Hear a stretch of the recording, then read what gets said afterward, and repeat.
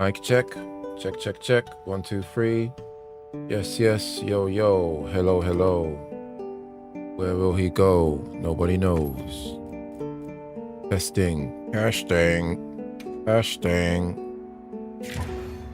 Testing. Yo, yo, yo, yo, yo.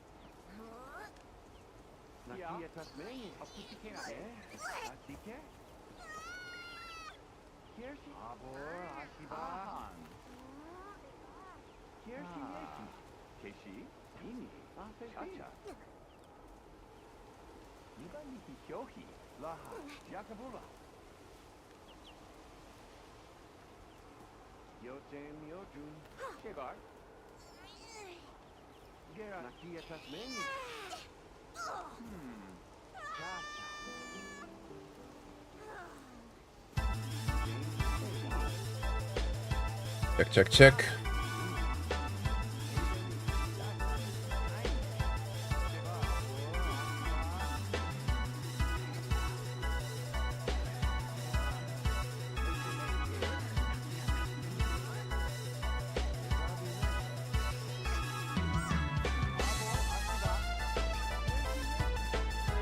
Hey, hey, yo, yo, check, check. Ooh, we are in the red.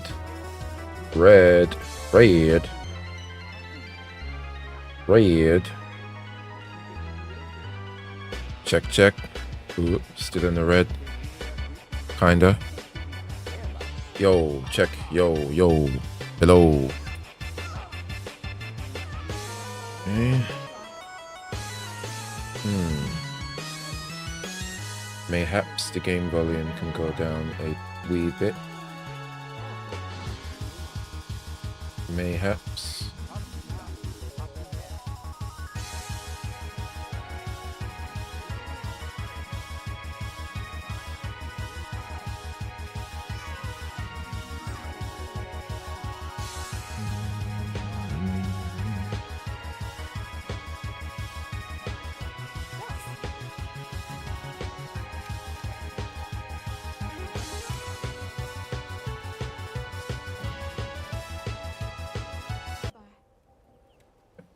Check, check, check.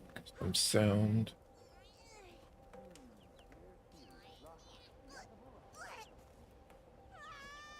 Ooh, ooh, ooh, ooh.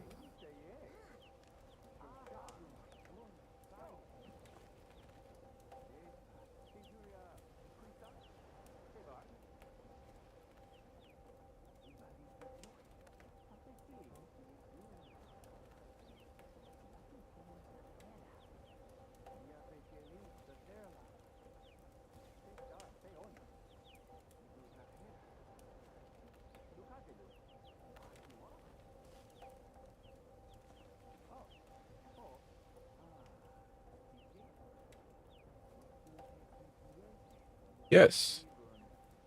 I need to start locking my audio settings. That's what I need to do.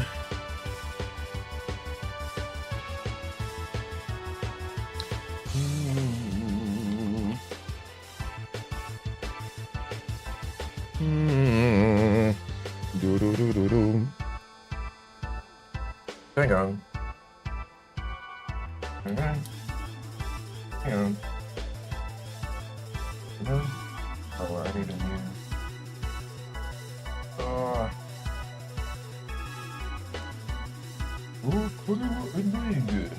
I need a new USB hub.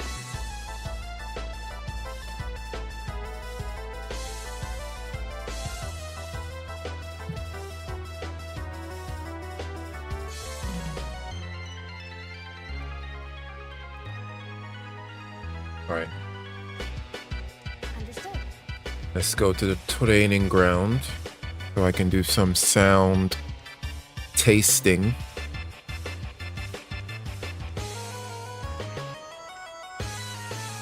I know I have my stream starting. Oh wow, wait, I realized I didn't even put my audio thingy-majig. Let's call it.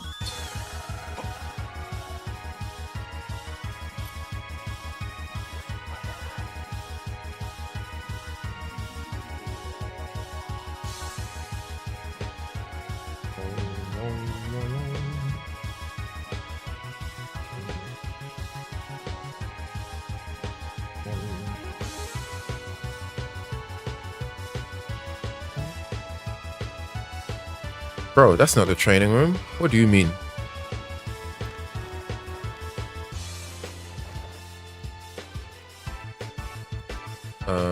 There you go.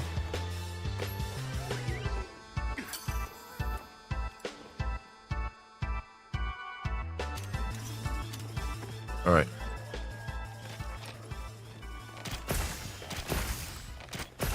Okay, game audio is probably a tiny bit load. Probably turn it down. But I'll keep shooting anyway, just for good measure. Just for good measure. Good measure. What you're buying. Alright. Shooting. I'm never gonna get tired of saying shooting while playing a bow. Alright. That should be good to check. Let me play that back. Play it back. Play it back. Play it back.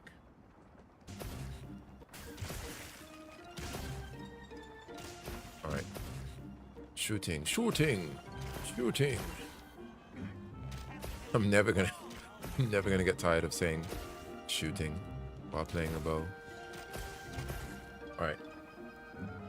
That should be the game volume can go down just a little. Just a little.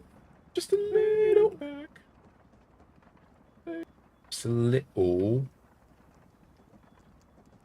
little. Bring it down to -8 dB. And then we lock it. Lock. You ain't changing. Alright. And then you know what else we're gonna lock? Back, we're gonna take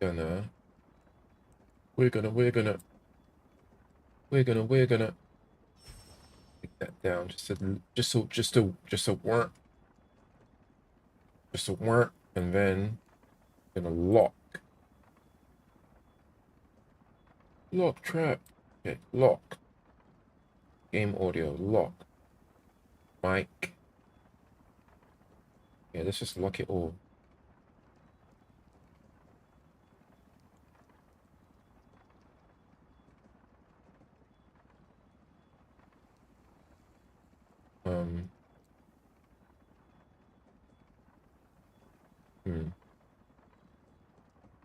Guess we can lock that as well. We know it's not active right now. Yeah.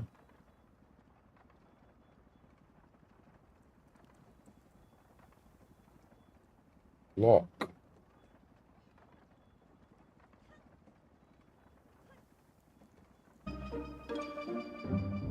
All right. I think we are good.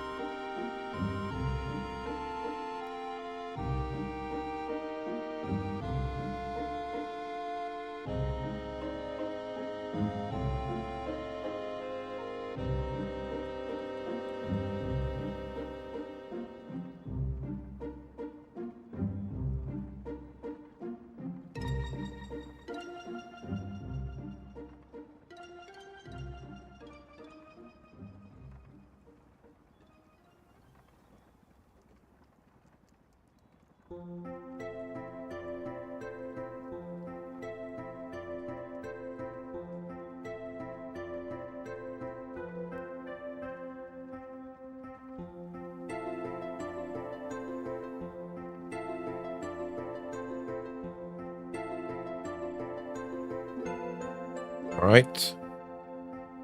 Good to go. What are we doing today then? We are just gonna jump in and start shooting stuff. Start shooting.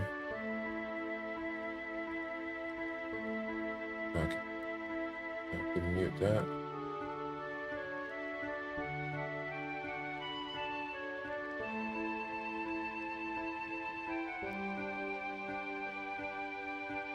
Okay.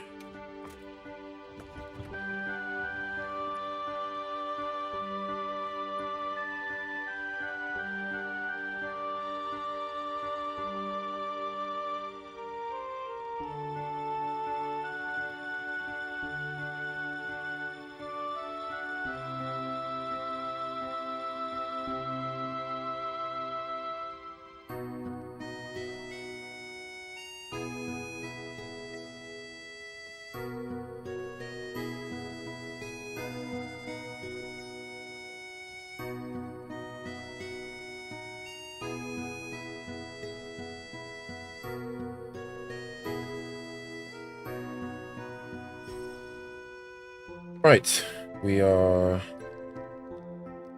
should be good to go.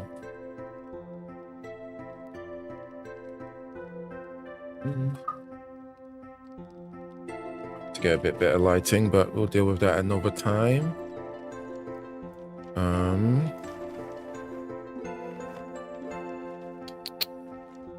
What are we doing? What quest do we even have?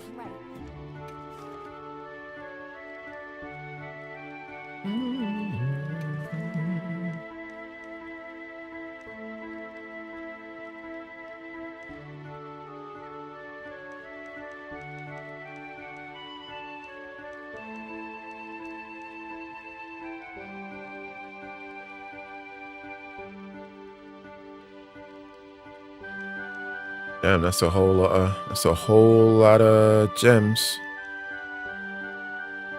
What weapon would I use for this again? Do I have a dragon bow set? Should do. I believe I do. Hey, C4. C4. It's a shame we can't hit me with the greetings. Greetings. So the greetings is in spirit. Spiritual greetings. How's it going? How you do? How you be?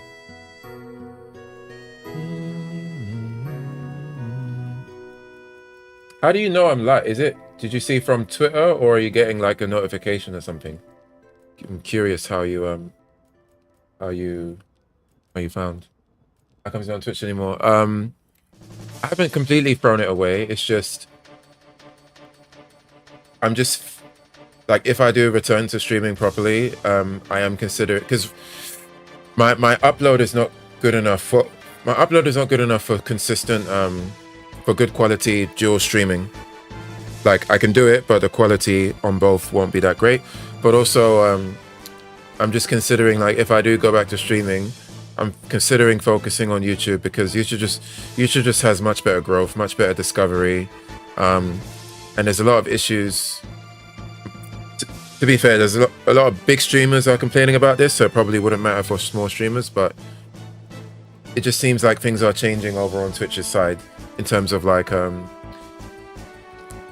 they're kind of dropping the ball with a lot of features and growth and the numbers. Like, a lot of big streamers are losing subscribers heavily, whereas YouTube's trajectory is just been consistently growing when it comes to the live streaming space. Oh, it came up on your feed. Oh, sick. Okay. Damn, that's cool. That's sick. So yeah, but again, I haven't completely thrown Twitch away. It's just, and my mic is going into the red a bit. I can't tell if I'm like peaking. It shouldn't be. Maybe I'll just move it back a tiny bit. I've added some filters, so I don't know why it's showing up as peaking sometimes. When I spoke for those last like 30 seconds, was I too loud at any point?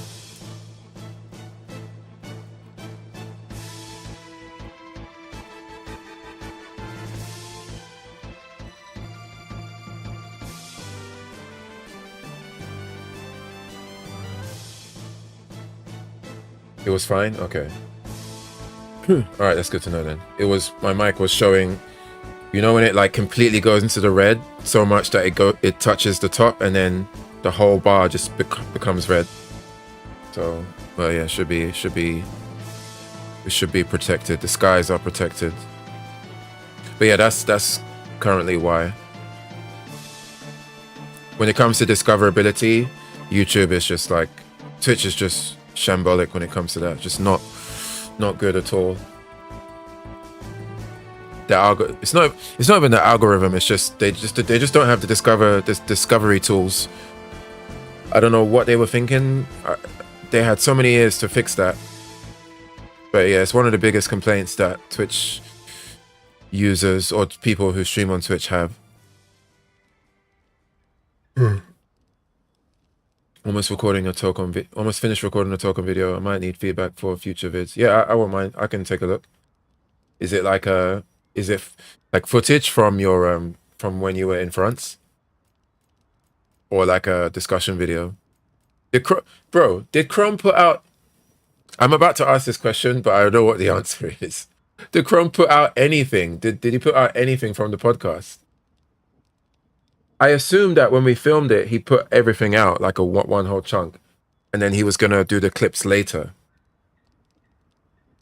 But why do I have the feeling that nothing is out?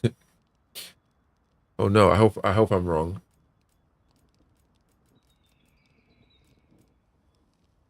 To my knowledge, no. Ouch. Oh no. Yeah. We might have to you know, the old school, you know, when you pull the kid by the ear, like you know, I told you to stop, put down the cookies. You know what I mean? Pull them by the ear, then they'll know. You know what I mean? Yeah, that's rough. Tumbleweed, yeah. I don't think it's like by the time it goes out, it's I mean, yeah, it should be out. By the time it goes out, it's gonna be irrelevant because probably the next major update or character reveal or big news point will be out, and then you'll release the podcast, and then it's like a bunch of people listening to us talk about things that, like, it's just gonna look like we're not talking about what's current because it was filmed like 2 months ago. Damn.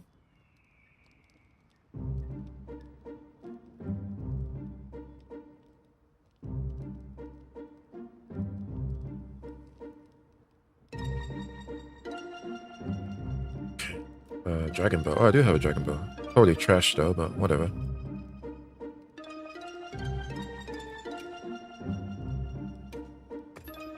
Fuck it. We don't care about being optimal right now. What skills do I have?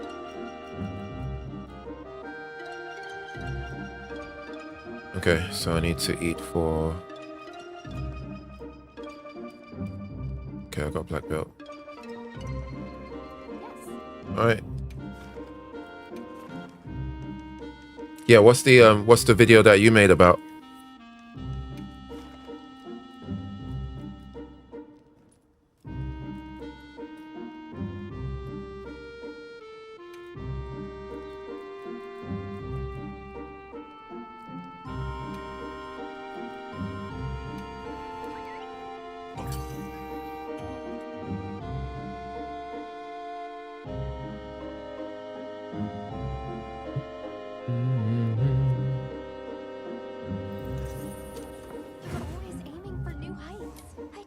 Oh my god, I just realized I'm...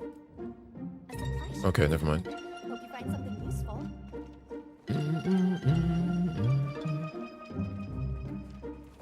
Alright, guess we'll make a start.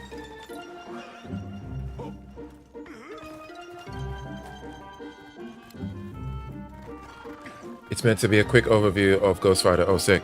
Is it like, are you talking about it alongside your footage that you took from Evo France? There! That's our target! Here we go! Ooh, we dodged through those rolls.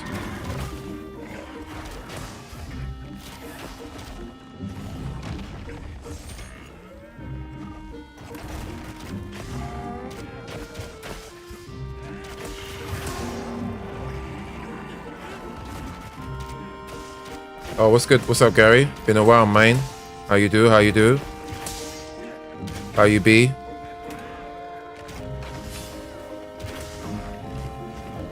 Good to hear from you. Good to see your name.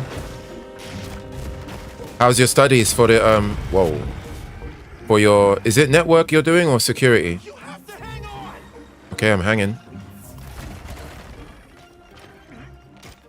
I forgot which one you're doing. I don't have any null berries. We are not fighting. We are not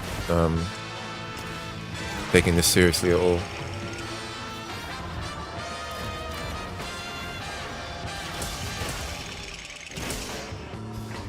Damage nerf and all sorts.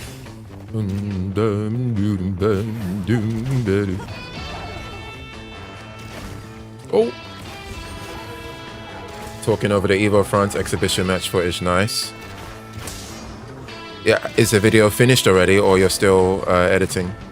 What's the length of it? How long are you? It's the duration, I mean. Bro, dodging Arc Veld is super satisfying with bow.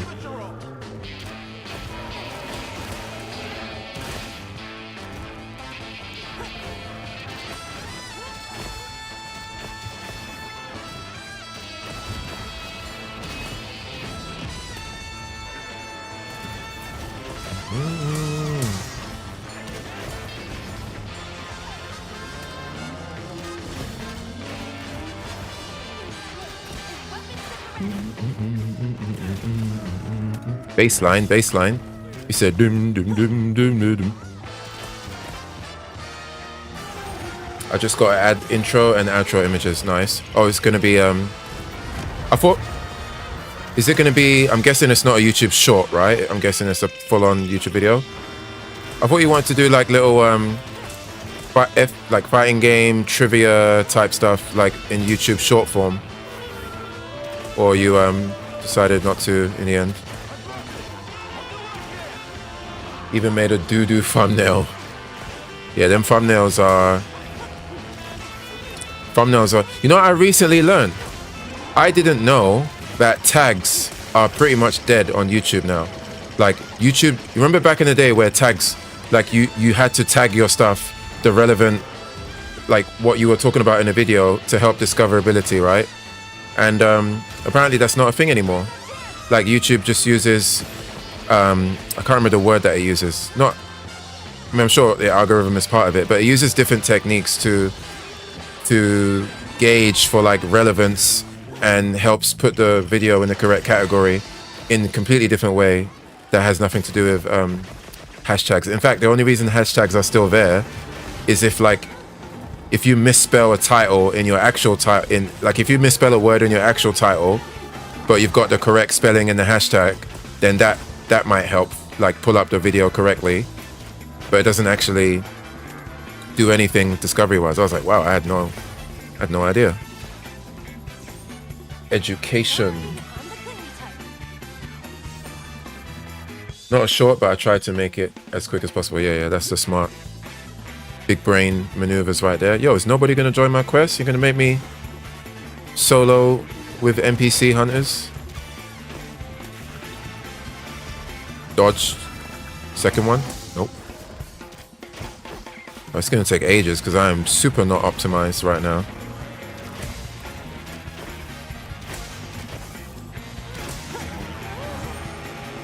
My life is all over the place at the moment. Got too many things in motion. The plan is to study hard in the new year. But which course was it again? Was it networking or cyber security? Network then security. Oh, so you're looking to pass network and then security first. Which one is considered to be harder? Do you know? I'm guessing it's cybersecurity, right? I don't know. Actually, maybe networking sounds like it could be hard as well. What's the one that people generally say is the harder one?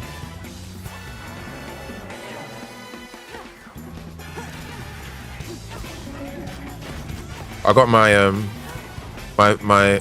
my Core 2 exam is on December 6th, so not far out now.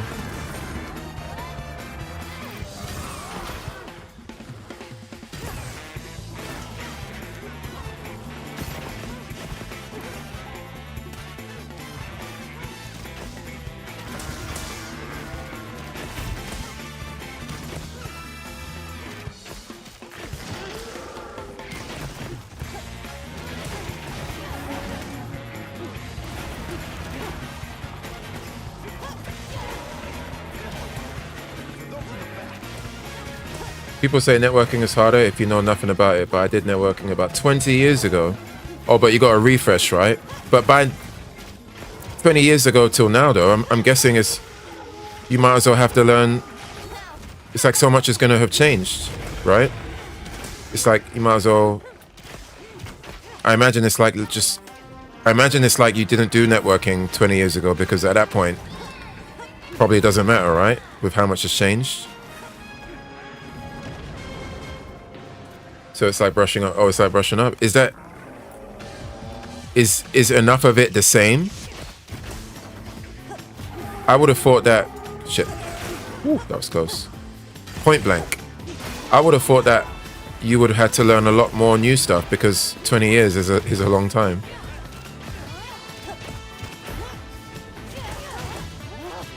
Can we get the wound?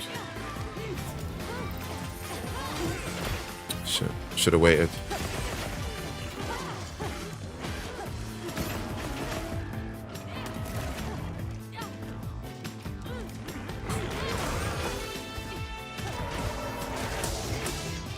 Bro, I'm getting punished for not having a null berry.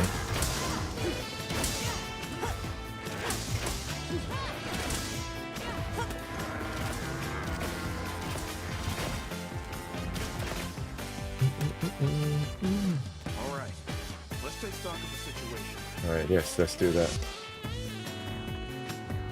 Bum, bum, bum, bum, bum, bum. Whoa! I thought he was running away further. Oh snap, hey man, you're streaming it just on just YouTube now. And what's up, Momo? Toying around with it. I was selling C4 earlier before I just got smacked in the head with that tail. That Twitch discoverability is just trash. There is no like even saying the phrase Twitch discoverability is a laughing stock, because it's not even these are not two terms that coexist together, because there is none. So I'm just toying around with YouTube, because it's just much better for it has much better tools for people to even find that you exist, you know. How are you doing though?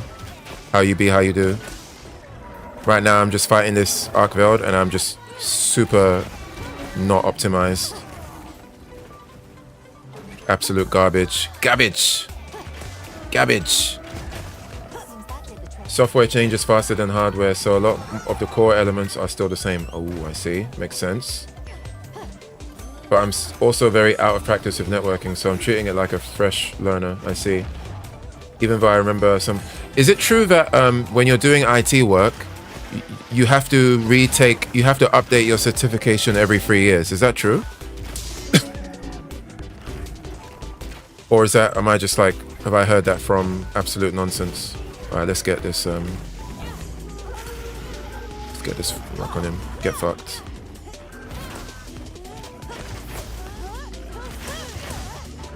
Bro, I need to optimize my damage much better than this. Slide. Ooh, I should have dodged that. Ooh, I'm dead.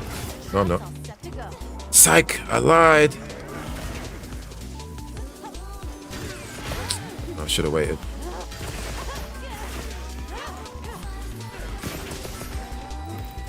Boom, boom, boom, boom. Oh, right in the forehead. It's all good. First hunt of the evening. You know what I mean? We're not gonna be. We ain't gonna have all the bells and whistles just yet. Tell you one thing though, not having a nullberry is quite embarrassing.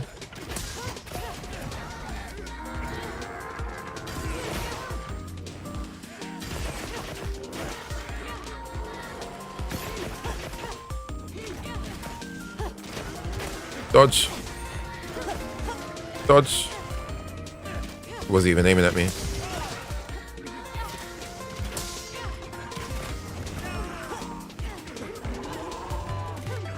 Oh, there's another rock thingy. Let's make use of that. Once he's back in range.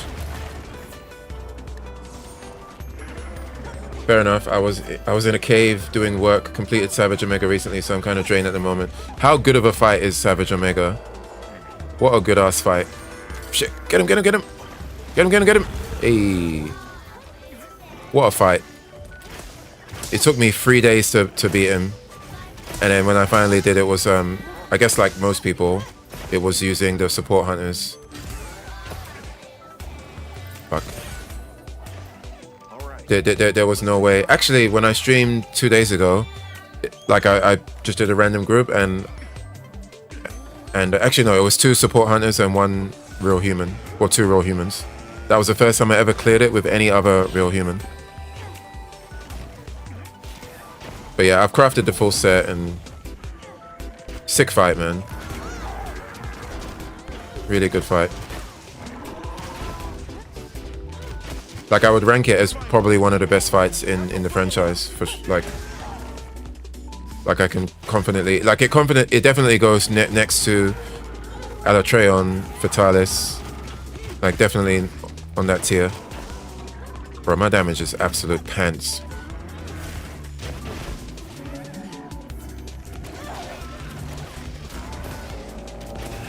Should not be getting hit by that. Loser. Bro, I'm saying nobody joined my quest. Do you know how many? I'm dead. I deserve to die there.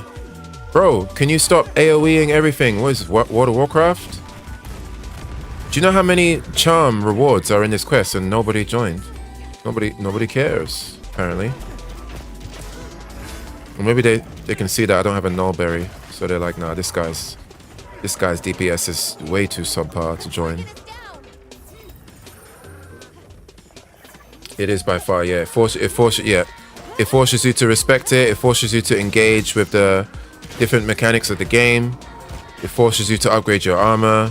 Forces you to bring 2 weapons. It forces so many things in a good way. Oh, you can get captured now. Flash him, flash him, flash him. What? No more flash. Yo, I need to restock materials. What weapon did you beat him with? And that's another thing I like about the fight.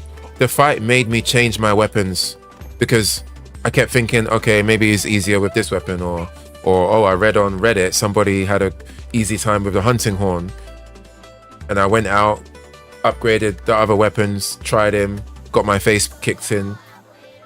Like I tried before beating him, I went through like 4 or 5 different weapons before I just settled on the bow. I just went back to the bow. I said, no, I can do it with the bow, and I. It's hard with the bow though, because, well, I mean, any range weapon, it's just way super unforgiving.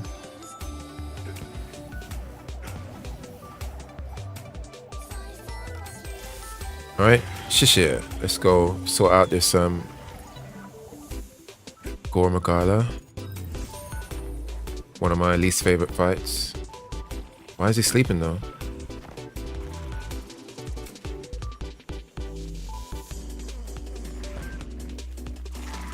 Bro, if you explode... Explosive 7, ready for Okay, detonation. thank you. Thank you, thank you. Do you feel you're ready for the exam? Your studying method seems good. I'll be using... Yeah, word world is sick. Yeah, I think I'm ready. But I'm still studying though. Like I study... Fuck, wrong button. I study a bit every day. Like at least like 30 minutes every day. 30 minutes to an hour every day. Half of that time is reviewing. Half of that... Well, not all of that time is reviewing because I've already gone through all the content. Now I just need to review everything. And I review with a mix of YouTube videos, ChatGPT, and practice exams. Honestly, practice exams is like the main bread and butter. That's the main bread and butter. I think you learn the most. I think doing practice exams... I think doing practice exams for these certificates is the one thing that... It's like it utilizes as many aspects of learning as possible, rather than like just listening to, you know, a study podcast or like looking at your notes. I think engaging with the practice exams, you know, you have to read the question, you have to understand the context of how, like, why the answer you're about to give applies to this question. Obviously, it forces you to know the content. I think doing practice exams is doing like 3 to 4 things at once, whereas just using like study notes and stuff is like doing 1 or 2 things. Bro, this is just trash damage. What am I doing?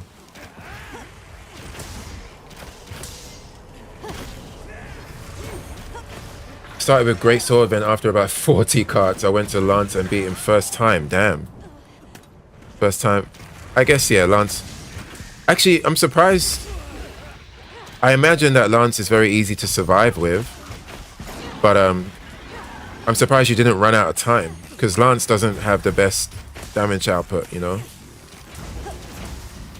There was a few times I fought him where, like, I'd straight up just ran out of time because I just wasn't doing enough damage. Like how I'm not doing enough damage to this Gorr Magala right now.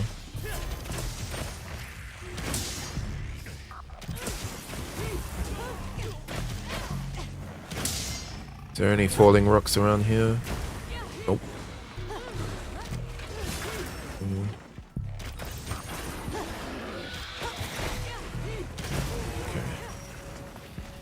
There, you're all set. Thank you. Am I stunned? He actually stunned me. Wow. You very rarely see this animation in this game. Did you play the 14 crossover? Absolutely not. I don't play 14 anymore. I heard it was okay though, but yeah, I had no interest in the... Oh wait, you're talking about are you talking about the 14 crossover in this game, Gary? If so, then yeah, that's what me and Momo were talking about. The Omega fight. The Omega fight in this game is one of the best. It's the best fight in the game. I thought you were saying, did I play the Monster Hunter content in 14? NPC hunters made up for my lack. I see. Actually, you say that, but you probably you were probably doing enough damage to, because the NPC hunters they actually don't do that much damage. Get after it. I've heard they do more if you do more, like they kind of reflect what you're doing, but I've also heard the contrary to that as well. Can we get the Mountie? No, we can't get the Mountie.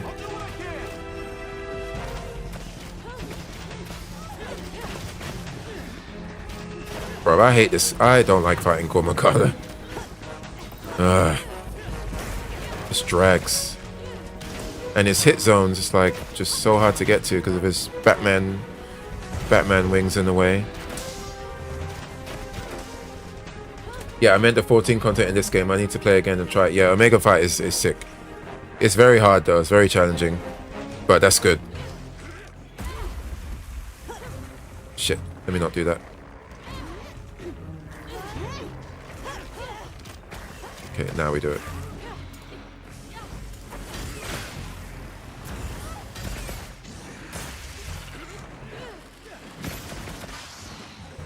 Falling rocks. This one. We must fall back. Did that? Okay, get that one.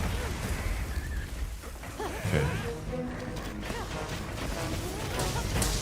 With the Batman wings, yeah, they just cover so much of the screen. Like, I'm Batman. Who are you? You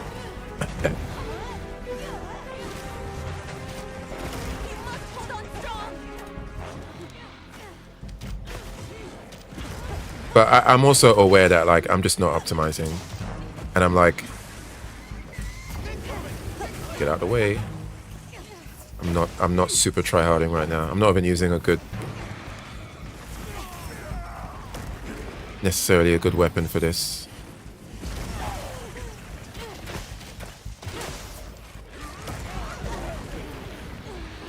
Okay, get the animation lock. Shoot him in the butthole. Shoot him again in the. Okay, fine. Superman dive. Okay, wasn't sure where he was aiming, so. The trap's all set to go. Max Potion. Tracer. Okay.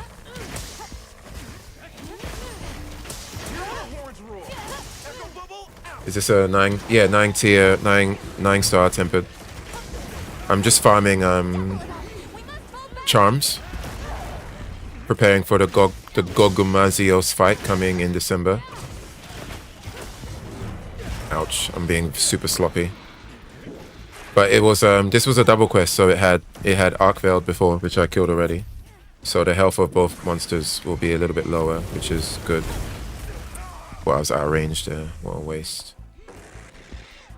What a waste. What a waste. Seriously, thank you. You're welcome. Let's get a mantle one. Put on the Rocksteady. The Rocksteady mantle. That's another thing I liked about Omega. Like, I had to use my different mantles. Like, using the Rocksteady mantle for the Nursilla part of the fight was super compulsory. Because like getting knocked away once or twice, that you would just not. Like every second counted in that DPS check. I thought that wasn't a thing anymore. Really? I don't. You might be right. I'm not sure. It does feel like fights. It does feel like individual fights. Like in a 2-monster hunt, I feel like the monsters die quicker, but that could be placebo.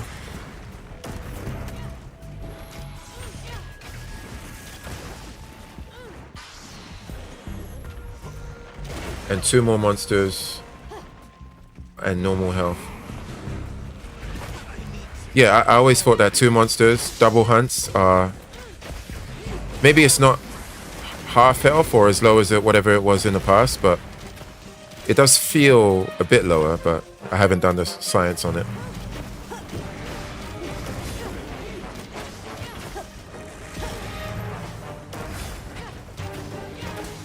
We dodge those. We don't get hit by claw attacks. It's like Gormagala, use tackle. Gormagala. Gore. Gormagala, slash attack. Gore. Hit me with the Gen 1 Pokemon attacks. Gormagala, use tail whip. Gore. How trash was Tail Whip in the Pokemon games? What? You know when you... I remember when I would watch the Pokemon anime, and the trainer's like, so-and-so, use Tail Whip. So-and-so. And then they hit the enemy with the big-ass Tail Whip. And then you play Pokemon Red, and you're like, oh yeah, I got Tail Whip on my Charmander. Charmander uses Tail Whip.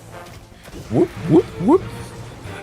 The enemy's defense... What was it? The enemy's defense is lowered. It's like, what? We went from, in the anime, actual like physical abuse to like a debuff. How does that even work? How do we go from that to that?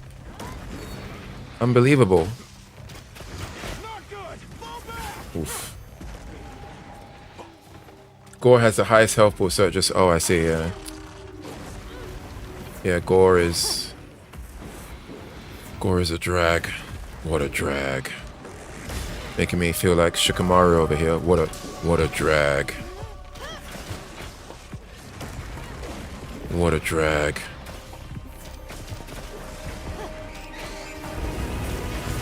Oh yeah. Wow, first death. What a drag. Okay, restock time. Song change. That's what it is. It's because I'm not. I don't have a hype track playing in my ears. That's why it's taken long. Let's fix that. Anyone excited for the Game Awards nominees? AKA, anyone excited to see Expedition take like 4 awards home? I missed the opportunity to say 33 awards. RIP. I've got to go back in time and fix that. Don't let that hit you. Are you serious? Why is somebody joining the quest now?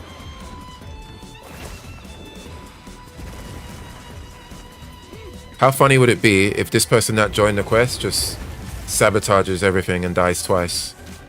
Like intentionally ruins the day. Are you serious? Okay, there it is.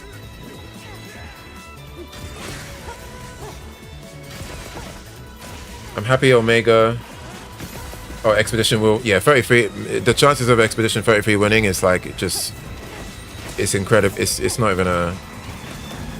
It's just most likely gonna win. Shit. I'm happy Omega and Arctemp and New Udra are designed how they are because the Elder Dragons are gonna make people crash out. Possibly. I'm a bit tired of the.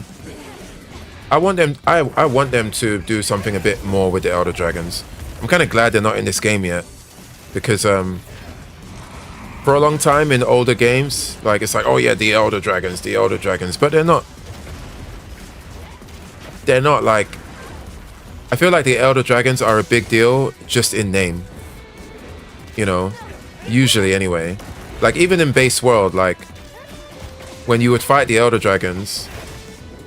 It's not up until Fatalis and Elatrion where it was like, okay, Elder Dragons, big deal, because these are actually hard fights.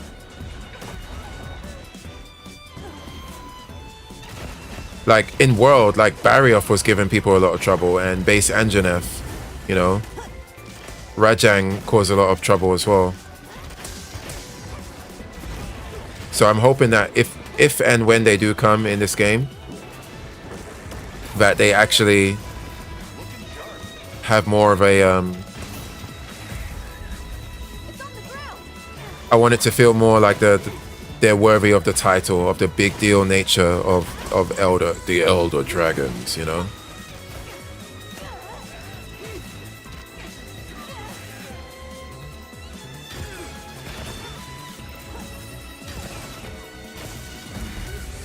The presence, yeah, something like that. The gravitas. Gravitas. Alright, are we almost dead yet? Nope, not yet. Is that a Limpy Fly? No, that's not a Limpy Fly. I would like I think Hades 2 is gonna win. Hades 2 has to win something. I think Hades 2 is gonna win Best Art Direction. That's my guess. I know Expedition, I think Expedition 33 is also nominated for Art Direction. I can't remember the other games. To be fair, I haven't played the other games on that menu for Art Direction, but if of all of the things that Hades 2 is nominated for, I think the chances of it winning any of them is going to be with Art Direction, I think. And I would be really happy if it wins that. Because then it would be another way to show that, like, you know, it's not all about ones and zeros and in terms of like polygons and like, fuck, I'm not paying attention. You know, it would say a lot in regards to the kinds of things that can win at that award show. Before they seem like normal monsters. Yeah, pretty much, the Elder Dragons. Fuck, we're gonna lose this quest, aren't we? She's stunned.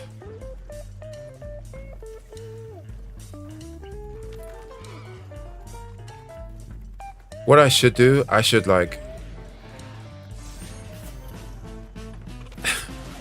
I should actually just kick this person, because if she dies, I'm gonna be so annoyed.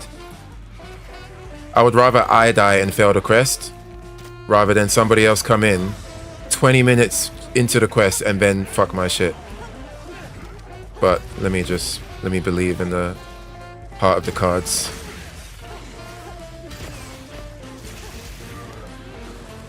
When is Game Awards? December something. It's always in December. Around quite close to Christmas time.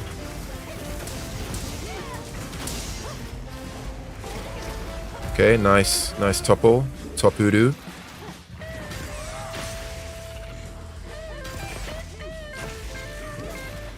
Was about to say Flash, and you remember he has no eyes. Yeah, he's blind. It's a blind bat.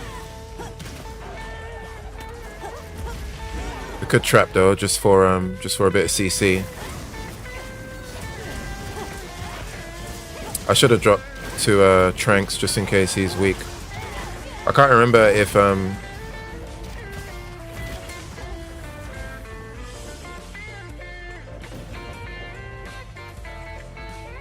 knew it. I should have kicked her. Look at that, 31 minutes. 31 minutes and nothing to show for it.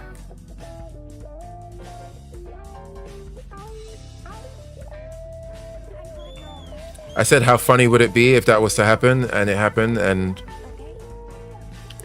turns out it's not funny at all. Unbelievable. I hope that person uninstalls their game. Like, the only like happiness I get from that is that that person feels like absolute trash right now. That they entered a quest. Like, when they hit the menu to come into the quest, they could see 20 minutes was already elapsed and one of the monsters was already dead. So they knew that the person in the quest currently is doing all the hard work. So they're coming in knowing that, and then they died and failed. They have to feel like trash. I hope they do. Unbelievable. Oh.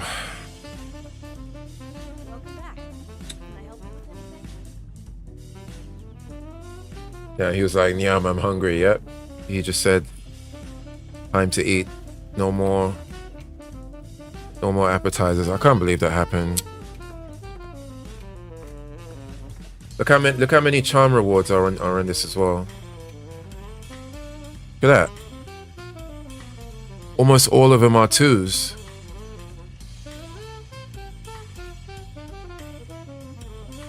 I'll be waiting here.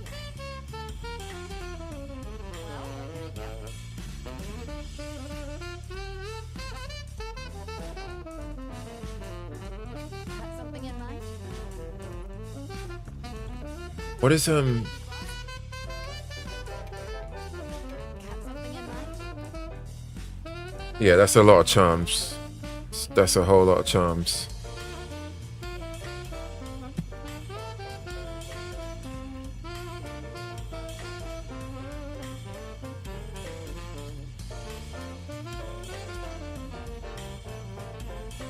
Can't believe that, man. What? How annoying.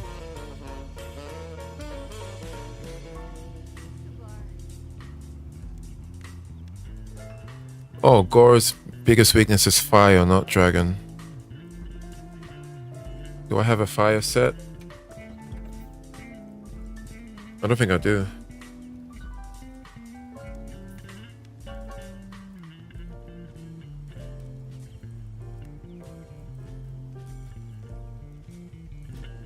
But then next is thunder, right? Anything catch your eye?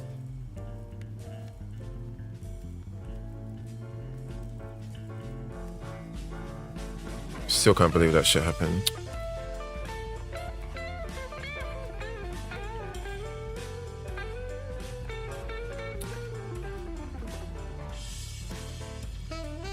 Oh yeah, next is thunder. Okay, I'm just gonna thunderbow him because that's my strongest set right now anyway. Ark's weakness is dragon. He's most weak against dragon. So I can Dragon Bow him, and then I'll just switch to my Thunder set, which is way more optimized than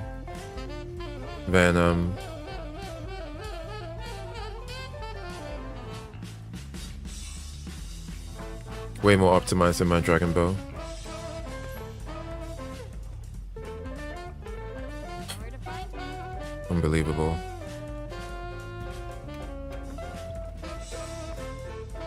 While I'm here, I need to get my null berries.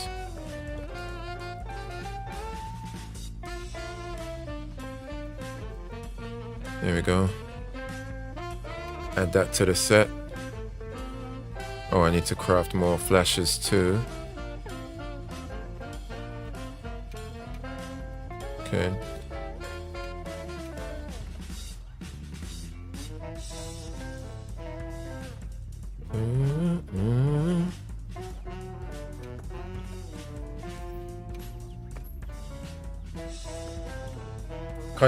Can't you use the same set for Thunder and change for jewels for Dragon? Oh, no, I'm talking about. Wait, change the same.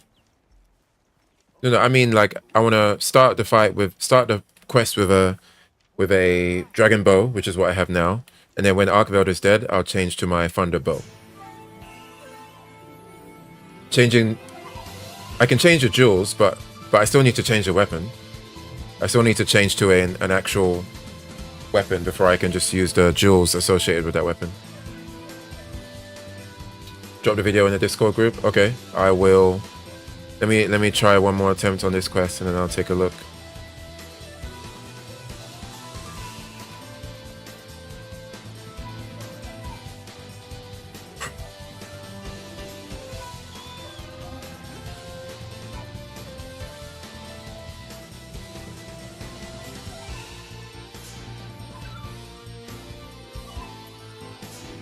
You're the only one who can manage to surpass I don't know why I got off my chocobo.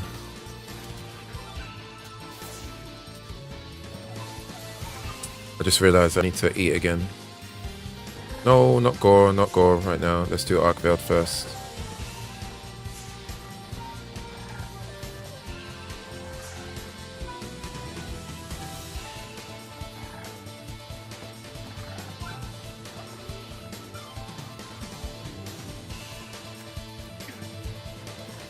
Hopefully we can do better this time around.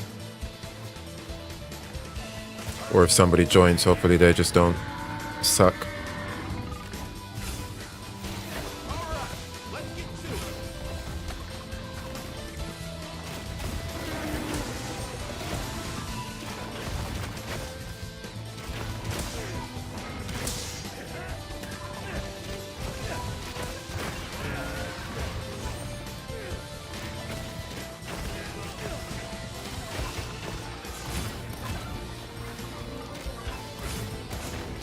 Locked in.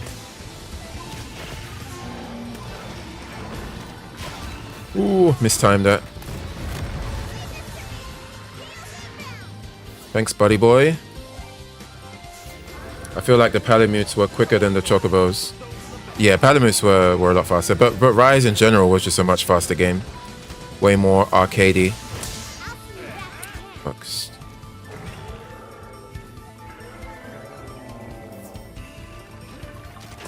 But yeah, Sacreds are pretty fast as well, though. You ready to roll?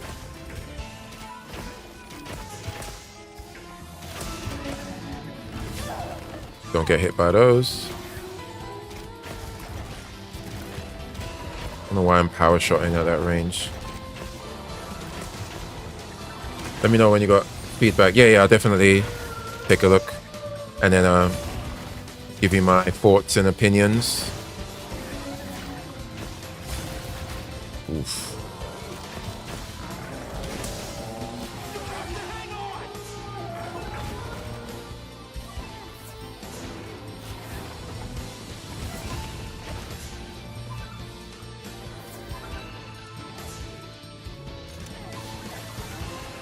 Come on, I thought I hit the flash.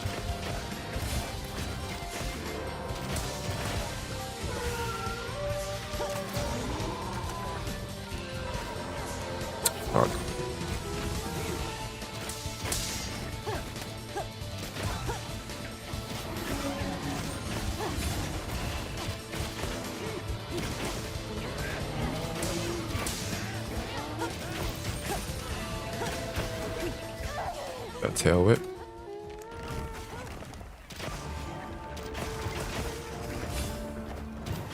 Did you ever play Shenmue 3, by the way? Shenmue 3. I played 1 and 2, finished both of them. By the time 3 came around, it's like, no, I mean, I was about to say nobody cares, but I guess I'll speak for myself. I didn't care anymore. Way too long. And like, you could tell that, okay, the real reason I didn't care for Shenmue 3 is because, to me, you could just tell that the production of Shenmue 3 was not the original vision. It was not the original intent. It was like some super indie games tier. And I just didn't want to... If playing Shenmue 3 felt like playing an alternate reality consolation prize of, you know, this is not what we originally planned for, but like, this is the best we can do. And I just said, nah, I'm good. I'm all right. No, thank you. Fuck, wasting time. We must find Lan Di, the Phoenix Mirror. Fuxan! Was that his name, the guy? Yo, I used to watch the Shenmue 1 intro on repeat so much. Me and my younger brother used to watch that. And we used to act it out. We used to act out the fight scene between Ryo's dad and Lan Di, and how Fuxan gets kick out the dojo. Fuxan! Even all the sound effects are, I can't recall them now in their detail, but I used to know, not only did I used to know all the dialogue in the intro, but I used to know the pitch and timbre and tone of the sound effects that they would make when they would get punched and kicked. That's how much I rinsed the Shenmue 1 intro. Bro, what? Same area? Actually, you know what? They can damage each other. Let them fight. Let them fight. I'll just chill over here. Yeah, the Shenmue was what a game. Fuxan! That's funny. I can't remember the old lady's name. Wasn't there like an old lady that lived with you? Like the caretaker, I can't remember her name. Memories, boy. And I remember like when you would do like the questing part of the game, when you're trying to find more information, the way Ryo would ask the questions. Tom, do you know a man? Do you know a barber? A barber? Like every piece of dialogue is, hey, do you know X? And X? Well, why don't you try going to the warehouse? They have a lot of X's. All right, this is the game. This is the game we're playing. Yeah, the voice acting was super monotone, super one note.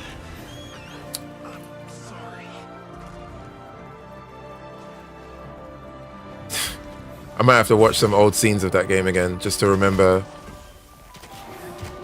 I do remember one scene though that I thought was genius even back then. Actually, especially back then. Because like people forget that Shenmue invented the QTE, right?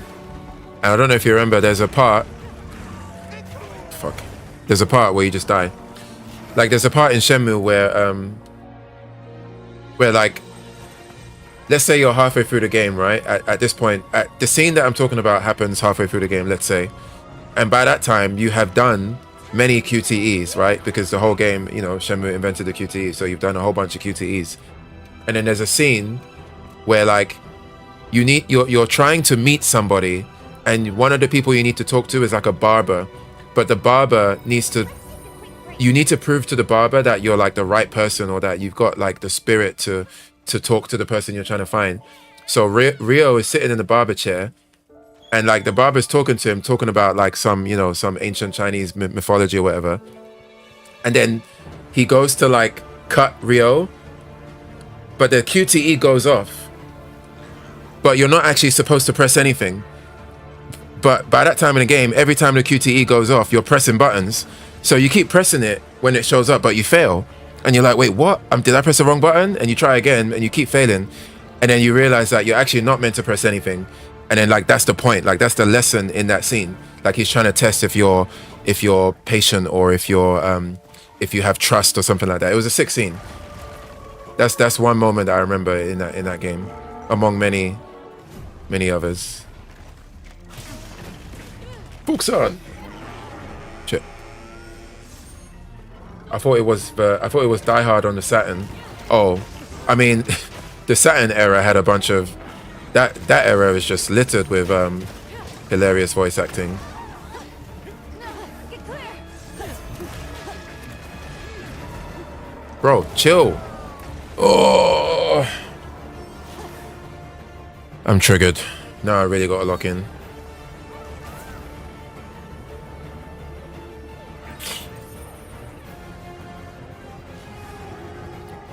Bum bum bum bum bum.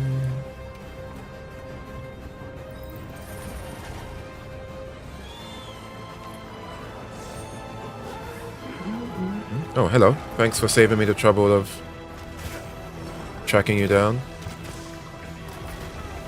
I didn't even see which way. I thought his tail was his front there.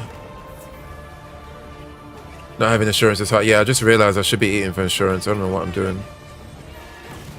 That's a mistake on my end. Nice timing on that flash. I shouldn't be Thousand Dragons. It's a waste of time.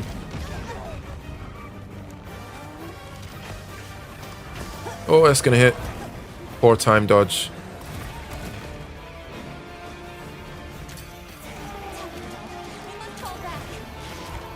Can we get the rocks, please? It's gonna miss. Oh, we got him.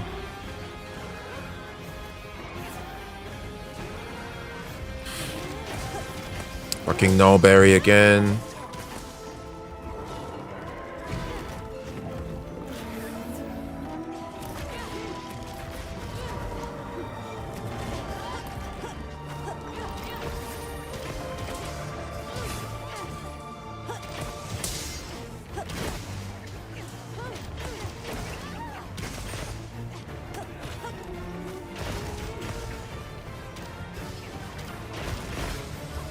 Mistimed. Forgive me. Libra has okay. Hopefully this person joined with insurance. Where is he at? Where you at? Okay. Let's get a topple. Bro, Nullberry again. Hello, Gore. Pleasure glad you could drop by. Let them fight. Let them fight. I say that and I'm like charging in like an absolute moron. How about I actually take my advice and let them fight? Is there rocks? Oh, more rocks. Can we aim it? No. No, don't. Is that a limpy fly? That does not look like a limpy fly.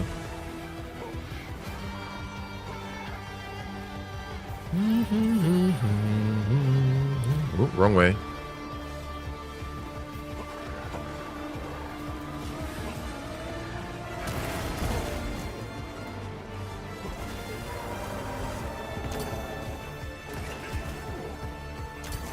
Get the rocks. Nice. You gotta be almost dead now. You have to be. You just have to be. What? Still no? Okay. Timing. Nice.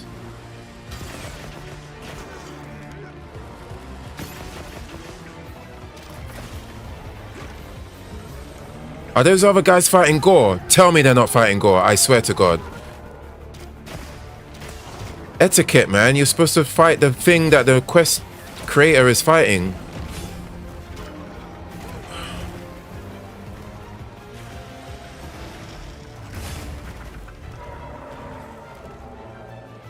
They're fighting Gore.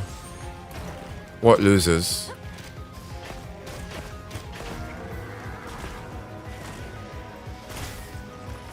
Yeah, I see them joining, but I think they're fighting Gore Magala. They're not. I don't.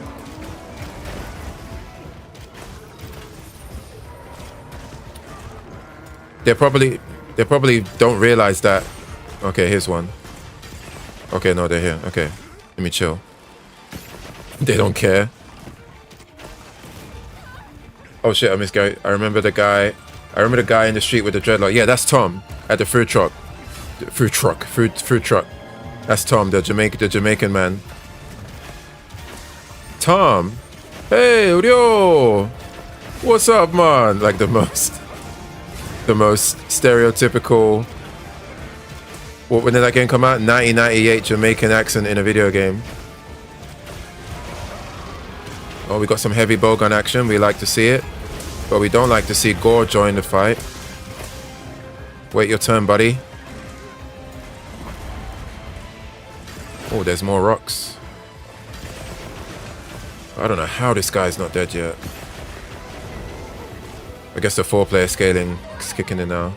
No, so we had insurance and it's gone already.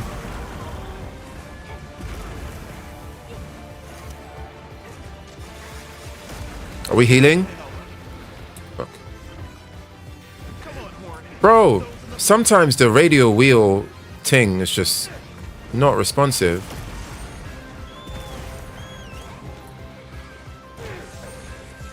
We're not gonna win this. He was about to go hood if they didn't come to assist. Yeah, I was actually triggered. Because it happens quite often. People don't realize that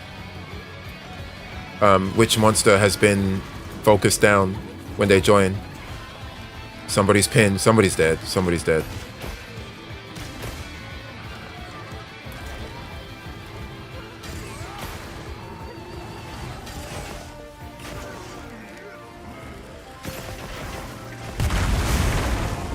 The fuck was that sound? Oh, somebody tried.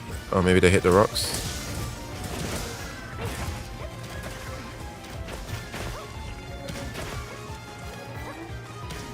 What a waste.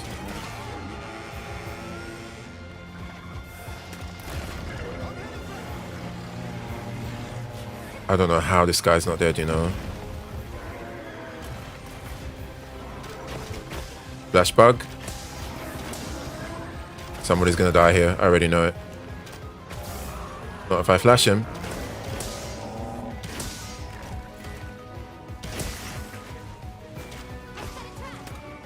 Set a trap. We like to see it. Into the trap, buddy. Nope. Well, at least he's limping. Limpy fly.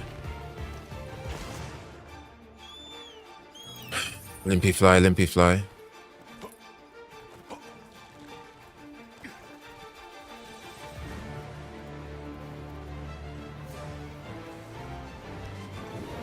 I should have just let him sleep. Oh, is that? Oh, fuck. That's not. That's Gore Magala. Sorry, not you. Not you. Traps. Traps.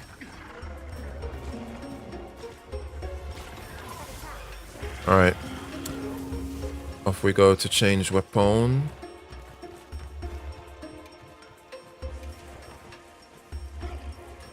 No mount. I think somebody mounted. I think we got the mount when it was just my NPC hunters.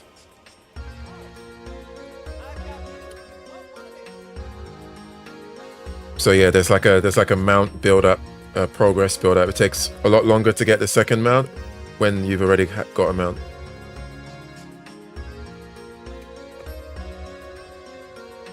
I'm on guard duty.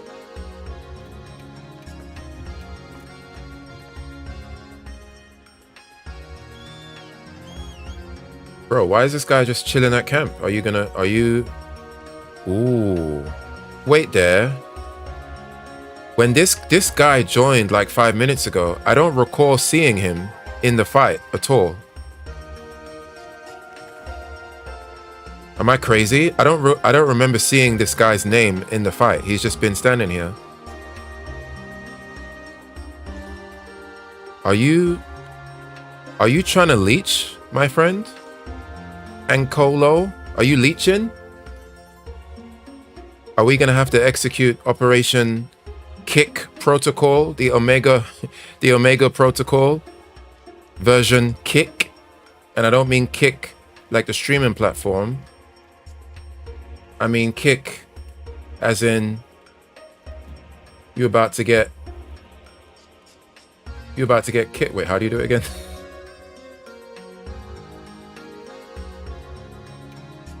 Fuck. UI. How do you do it? No, not that one. Oh no. Member list. No info. What do you mean? Oh, past interactions. And Colo. It's been a pleasure. But you don't get to leech my 20 charm investigation. Wait, where's the kick? Well, if you get blocked, you get kicked, so get that ass banned. Get that ass banned. Wait, is he still in my quest? Or does it just take a while to update?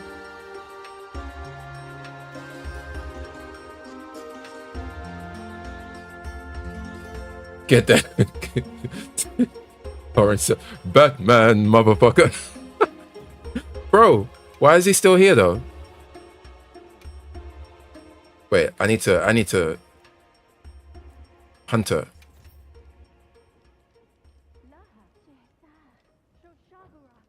Oh, I think I know why. It's because I didn't go into quest. Remove from quest members. See ya. Get kicked. Get kicked. How funny would it be if I'm running back after feeling proud after kicking the man, and then we just die. We just get wrecked.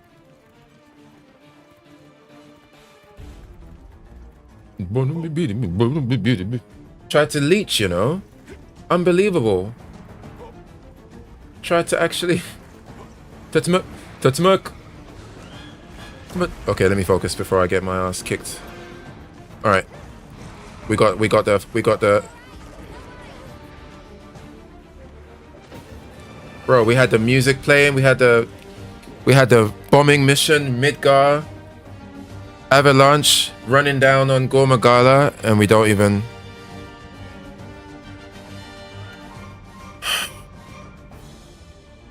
The irony.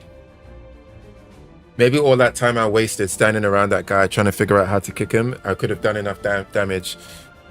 Or like, I could have changed the trajectory of the fight. Maybe Gormagala would have aimed at me and I would have dodged it, whereas the other person got hit instead. What a joke.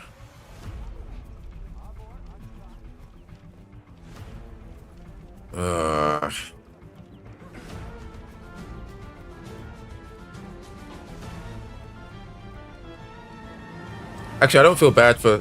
I think it was a good call to not only kick that guy, but to block that person too. Like, I don't want any person who would leech like that to ever join my game. So fuck that shit.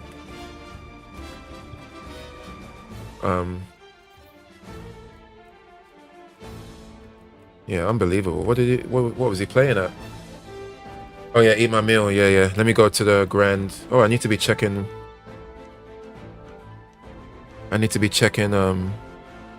For any more 9 stars. Nope.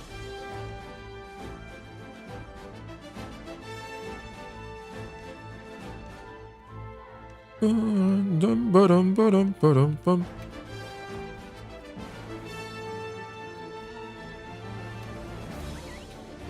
only got one more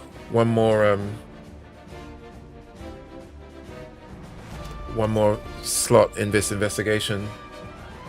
Try the double hunt. Yeah, this is a double hunt. Oh wait, oh you mean the double hunt on my map? Wait, the trouble is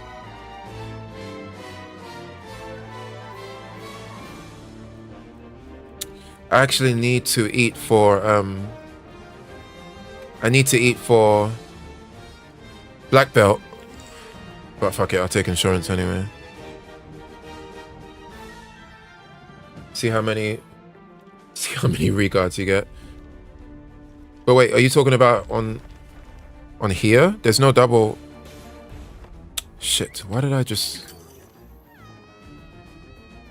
There's no 9 stars right now. I have to do the ones that I have in my investigation.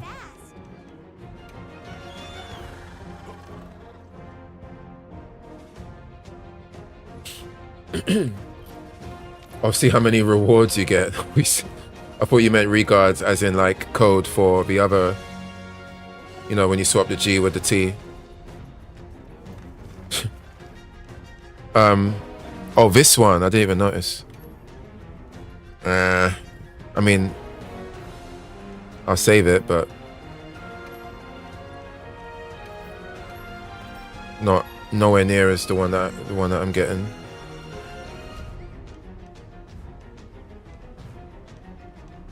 Okay, let's try the final version of the forest. That's the one I just got, right? Yeah, that's the one I just got. Okay.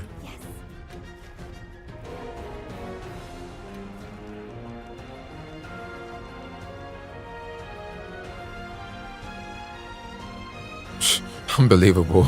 Can't believe I didn't get any clears on this. What a juicy amount of rewards, and we ain't got none.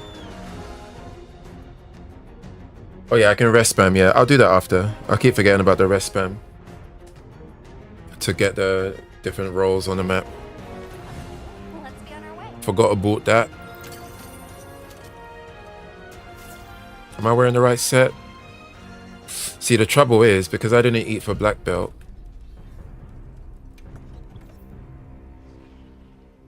I didn't eat for black belt. Oh wait, I have con 5 on this set. Never mind. Never mind.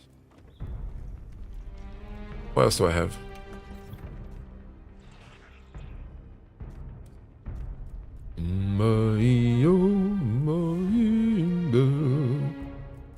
Black belt is black belt gives you... Black belt is like having constitution free. So with bow, constitution goes up to level 5, right? And constitution is very important with bow.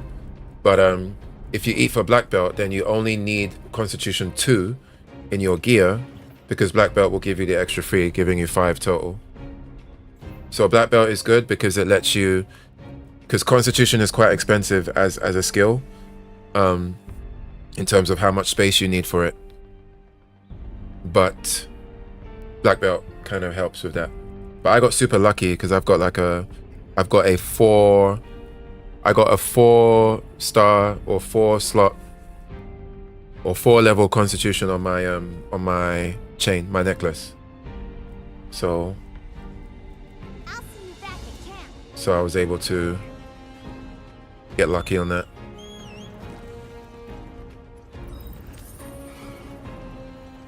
Let's get Arkveld first. Wow. Hey, buddy. Yeah, I got super lucky on that chain, but not lucky on that though. Okay. Hey, shake it off. Let's just start that again. I'm not paying attention at all. And I have no more... Am I stunned?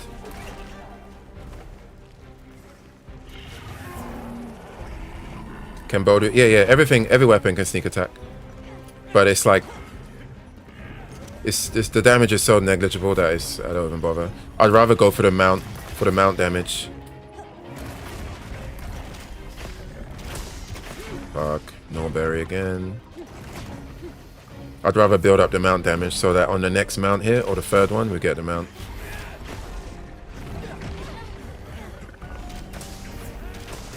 Oh, I'm still in range of that? But I was clear. You must hold on strong. Holding on. Okay, just shut you up a bit. fuck me. It's Dragon Blight. It might actually be worth... Actually, no.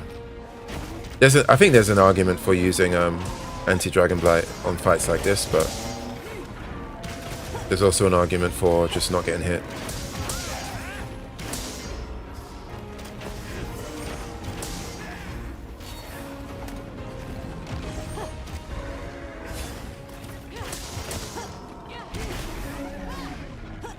Get out of the way. I keep forgetting I can do a focus strike on that, but I need to preempt it rather than react to it. You must hold on strong. Yeah, blight resistance, yeah, that one. No mount yet, probably the third one.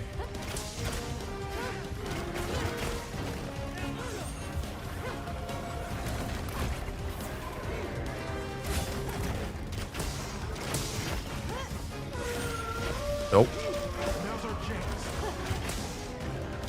Nice KO.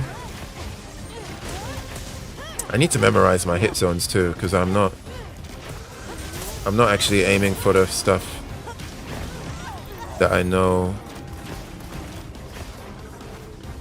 Like, I'm just assuming that what I'm hitting is the best hit zone. I guess I could just be looking at the numbers, but it would be better for me to actually memorize. I can't recall if it's the head or Arkveld's arms that are best for bow. Didn't even know he was in an attack animation.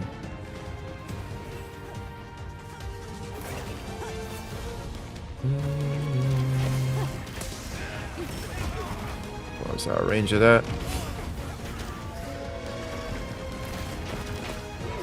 Dragon Blight again.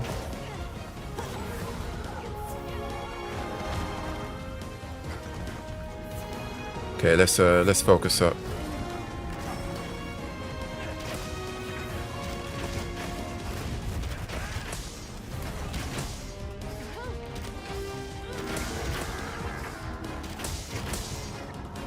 Should have flashed him.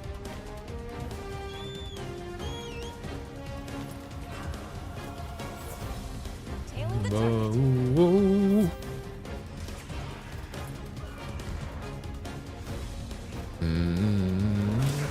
Still no mount.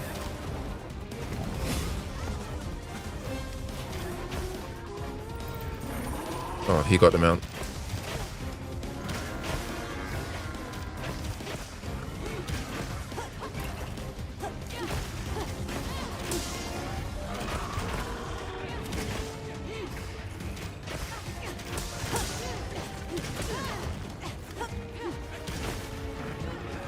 Okay, let's charge up.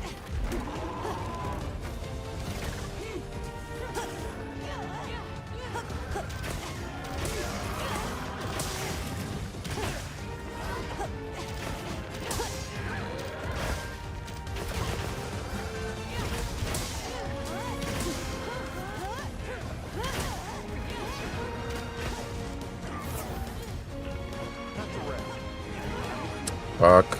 Should have just let go.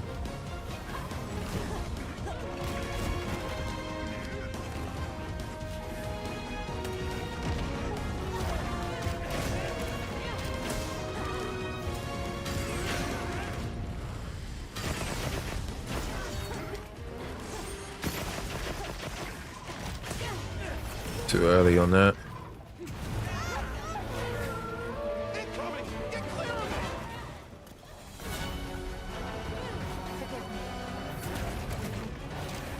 Artian bows, not good for your build. Artian bows are not. At least I think the Artian dragon bow is just not good. It's not the best dragon's weapon for bow, I think. But I just crafted it just so I have the dragon option. I can't remember what the best dragon bow is. Fucking.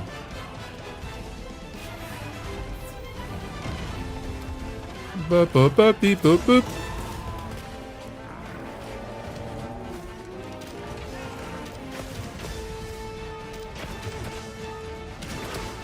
super out of range right now. But like, I know a lot of other elements for bow. Like right now, Lagiacrus is the best thunder bow for thunder weapon for bow, or the best thunder element for bow. Oh wow, another player joined. I didn't even realize. And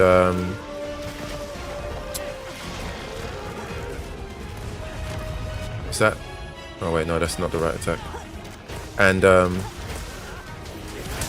I think there's one Artian weapon that's good for bow. The others come from monsters.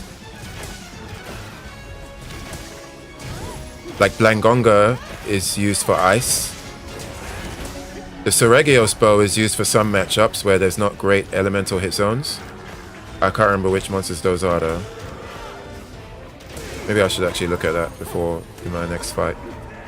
Actually start optimizing a little bit. Is that Gore behind us? Oh, he's somewhere. Oh, maybe not. Guess I'm hearing things. Flash him. You ain't going nowhere.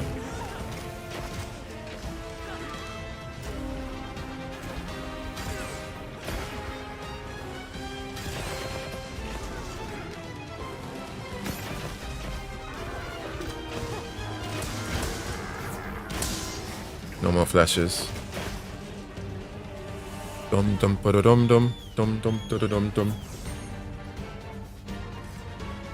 So after this, I'll change to my Lagiacrus bow. Sorry, my Ooh, did I just waste that? Okay, good thing he hit me out of it. That's our cue. Damn, that looked painful from that angle.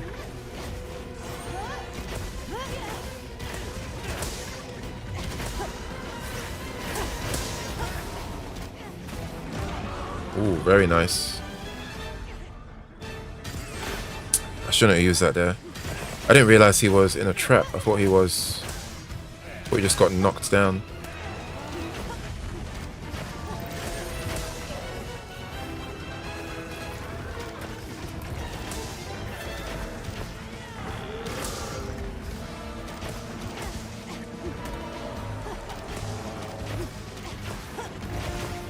Too early again. Whoa, whoa, whoa.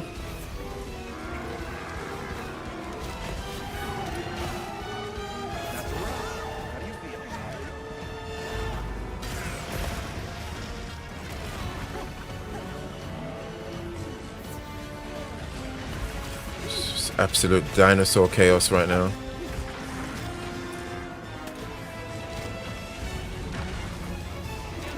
Can't see.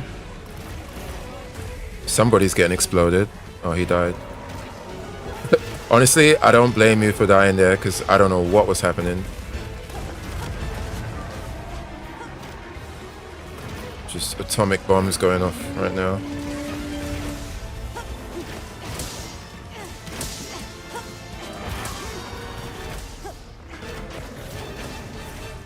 What you got? What you got, Aki? Aki boy.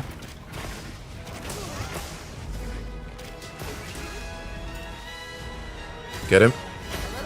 Alright. Nice lineup. Right between the eyes. Oh. Panic rolling right now. Dark Souls. Night Rain. Get him.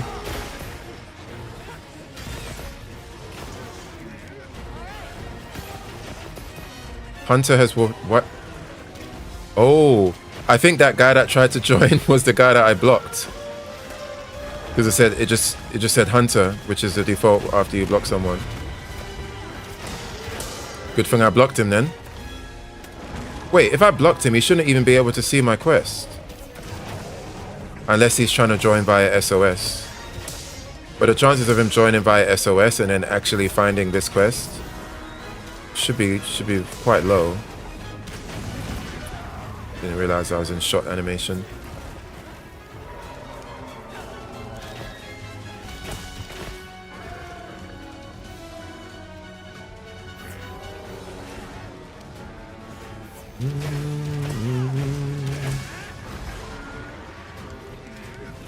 What a loser moment to try and do that.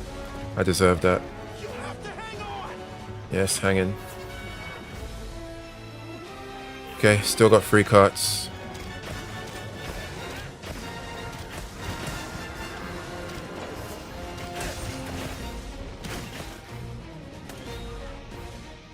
What's on Night Rain? I love it.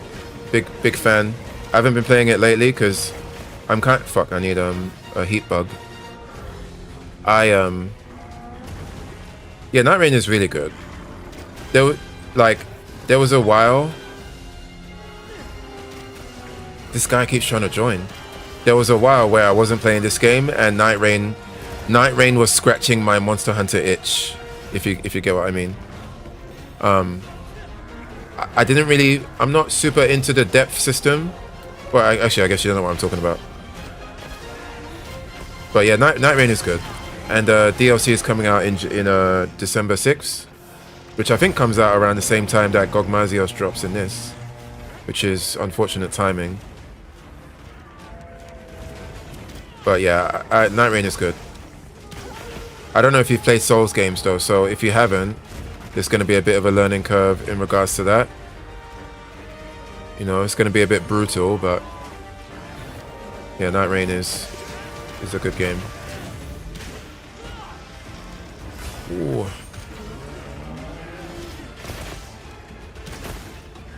Yeah, we should trap him actually. Would be nice if I had some flashes. Trappity trap. Where's my trank? Okay. Alright, change weapon.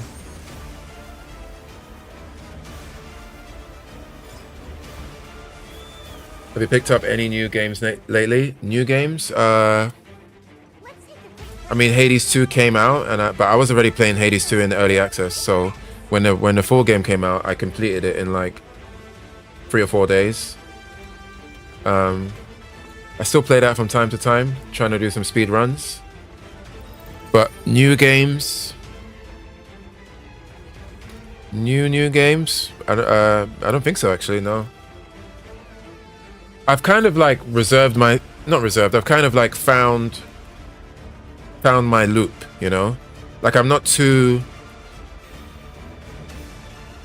There's certain new games coming that I'm interested in, but nothing new out. Like I have zero interest in Arc Raiders. I'm sure it's good. Everybody's playing it, but I just have zero interest. But there are games I'm interested in learning more about, like Naughty Dog's next game. I'm curious about that. I'm sure they'll show more at the Game Awards. Oh, I tried 2XKO, but like they don't have an official proper Taiwanese client, so I have to play that on a VPN, and I'm not really like, I tried it and I'm just like, I just, maybe 10 years ago when I had more patience for like learning, you know, meticulously learning fighting games, but I'm just like, nah, not to mention that I'm not really that fond of the game itself, which didn't help. You played Dark Souls 3, Sekiro, and Ghost of Tsushima. Okay, yeah, you're good then. I mean, you played Sekiro, which is one of the best games of all time in my opinion. So, and it's definitely my favorite Souls game. Sekiro, you know, like there's some experiences in life that are so good that like if there was like a magic pill that you could take to delete that experience from memory, right? Not even memory, but like from the memory of your mind and from the memory of your body, like you can completely remove that experience from your entire existence. Sekiro is one of those games where if that pill existed, I would take it for that game. Like I would love to just delete every prior experience, all of my history of that game, and play it again for the first time as if I've never played it before. That's how much I like Sekiro. Like I get jealous when I meet people who are into Souls and they haven't played it yet, and I'm like, boy, play that shit immediately, like right now. Like don't even play it now, play it yesterday, you know? Like somehow go back in time and play it yesterday. That's how good it is.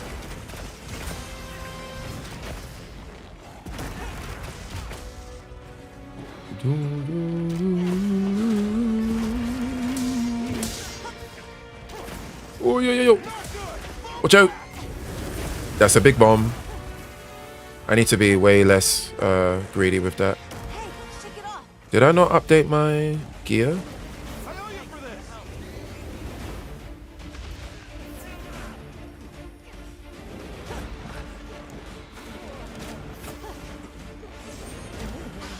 Are there any rocks here? No. Let me put my rock steady on. Where's he at?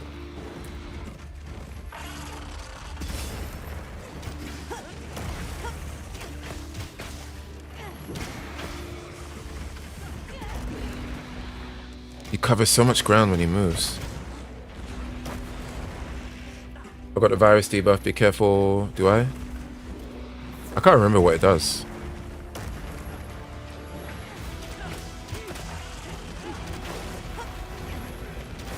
There's no berry. There's. I can't remember if no berry gets rid of that as well. Guess we'll find out. Nope. Or maybe it was gone already. Defense down. Oh, I see. We do not want to get hit by that. No, get clear. Fuck, I just realized I didn't drink my armor skin. And that reminds me, I need to farm for more Mega Demon drugs.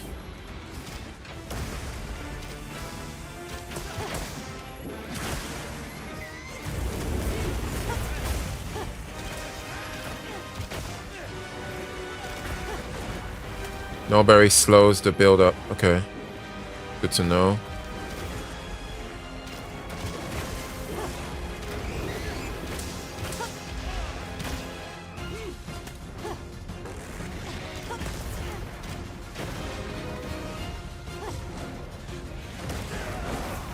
Terrible timing. Wrong item. Alright, we legitimately cannot lose the fight when this song kicks in. This is like the main character power up.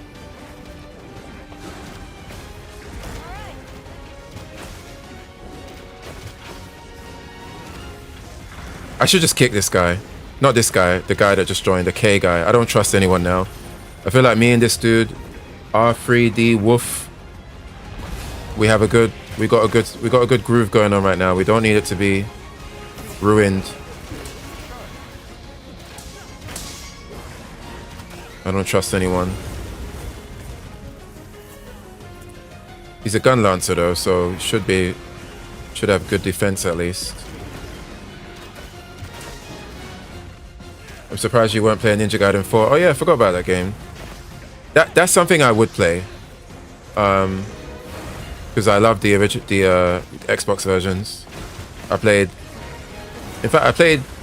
all of them. I just didn't play. I didn't play 3. Yeah, I played 1 and 2 and Ninja Gaiden Sigma or whatever it was. But yeah, I guess that is something that in normal circumstances, I would definitely play.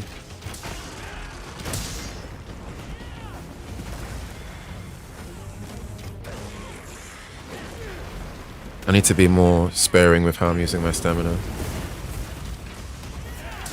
Did you play Ninja Gaiden 4? If so, what did you think? Stop him.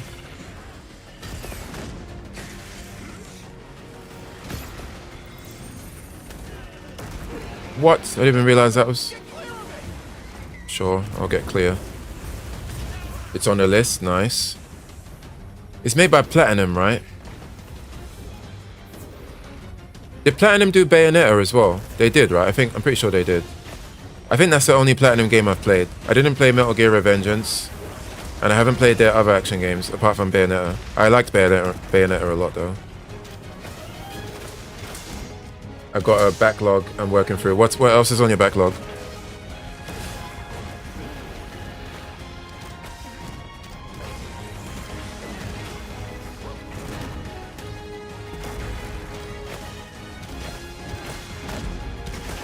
Damn, this gun lance guy is just nuking.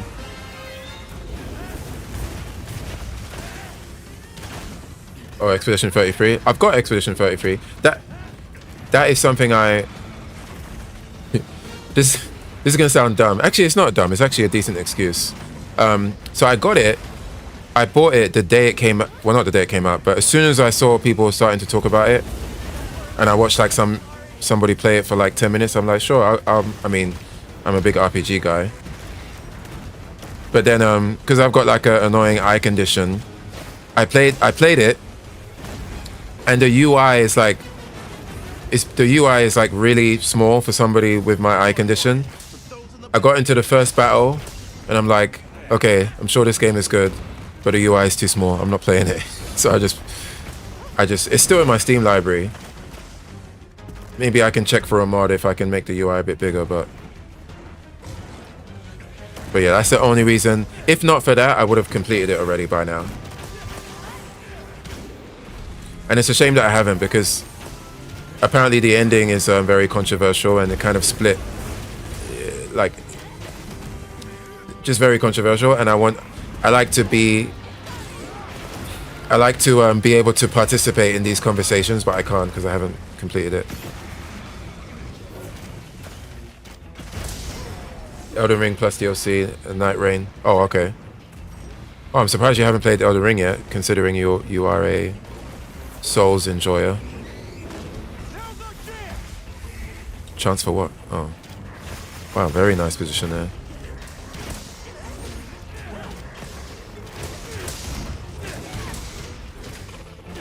Memoria, Phantom something, Persona 3. Oh, nice.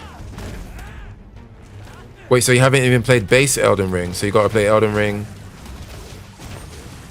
If you plan to play Night Rain, I think you should play Elden Ring first. Actually, even if you don't plan to play Night Rain, I think Elden Ring deserves a play, 1,000,000%. I mean, it will take quite a while, but... Okay, we need to rock this man. Oh. Got him. Nice. Oh, I thought I would knock him to the ground. Any heat bugs around here? Oh wait, I've got hot drinks. Leave me alone.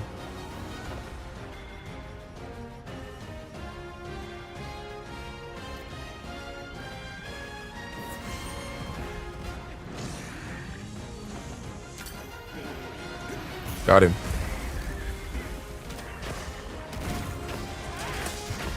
Ninja Gaiden 4, Ghost of Yotei.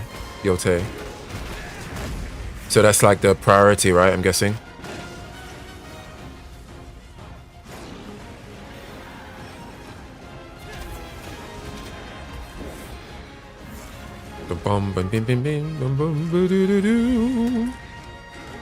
Alright, we need to focus strike this guy.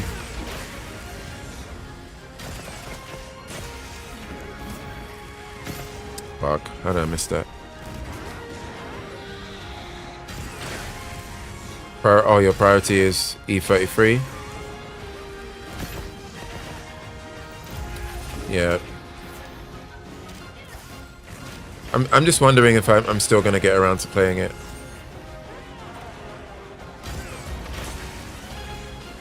It's a shame I haven't though. Like, normally games like that are definitely, especially Game of the Year type nominee stuff, something I normally would definitely play.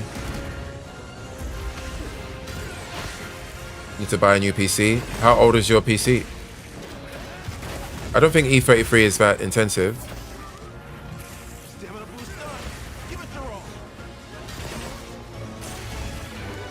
Unless you're running like proper potato mode.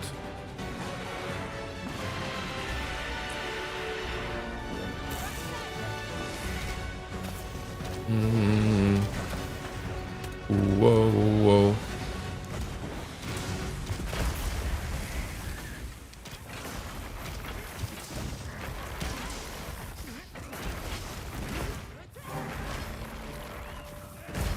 I don't know, it blew up. Your PC blew up. Oh no. That is... sounds quite disastrous. Damn, I haven't heard this song in ages. Watch out! Shout out Evade Extender free. Oof. Don't know what attack he was doing there.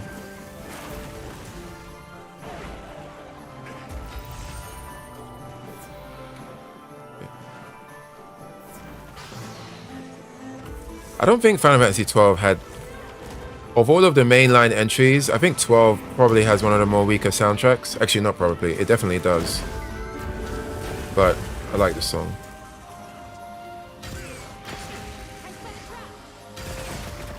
Oh, yay. Third time lucky. Get this man a Steam machine. Oh yeah, forgot about that. Thoughts on the Steam machine? Is it gonna shake up the industry? I think it has the potential to, but I also think that, I mean, Steam, this isn't Steam's first rodeo into trying to make like a set-top box, you know? Yeah, I just think it has a big potential chance to shake things up, but I actually don't think it will.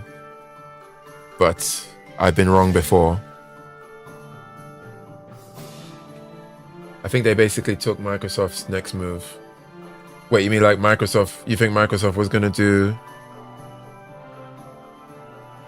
You think Microsoft was gonna do like an Xbox that's like PCified or something? I thought Microsoft was trying to focus more on their cloud, like streaming video game service thing. Oh, we got some oranges. That's a trash orange. That is also a not very good orange. Unlucky.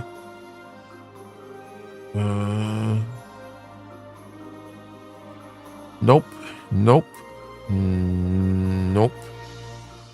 Nope. Nope. Nope.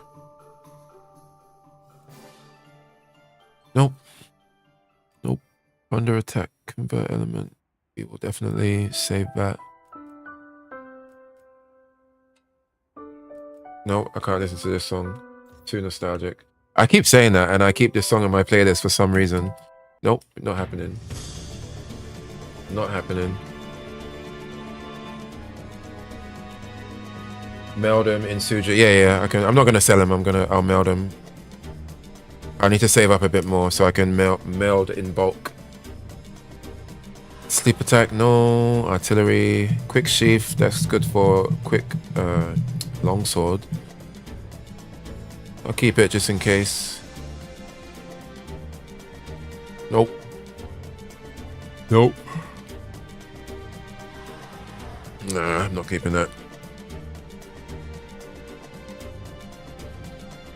Actually, I'll keep just in case in future crit status becomes important. Nope. Man, that was garbage. Garbage.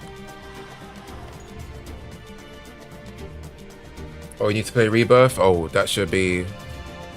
I mean, if you played Remake and you liked it, then Rebirth has to be... that 1,000,000% needs to be upgraded into your priority list.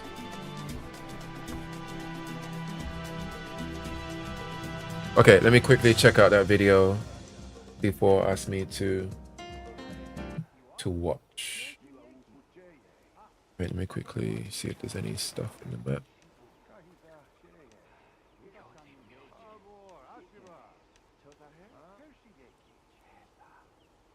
Okay. I thought Remake was okay, nothing special. Rebirth is gameplay wise much better. And obviously, I mean, it's a story game, right? So it's just a continuation of what's going on. But yeah, I would say Rebirth is quite good. Definitely weak parts about it. Definitely some weak parts about it in terms of some of design choices that they made with some of the side quest stuff and the optional stuff. But keyword there is that it's optional, so. I heard from the others. I heard from the others. Right, let me check the Discord.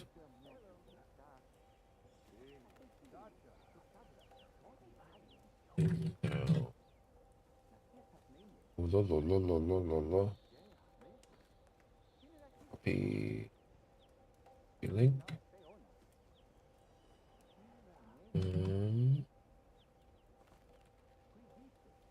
And what are we doing? Hello. We are going to open this. Oh fuck, I need to do a YouTube cap. Okay, put you over here. Open the video. And then yes. Yeah, YouTube.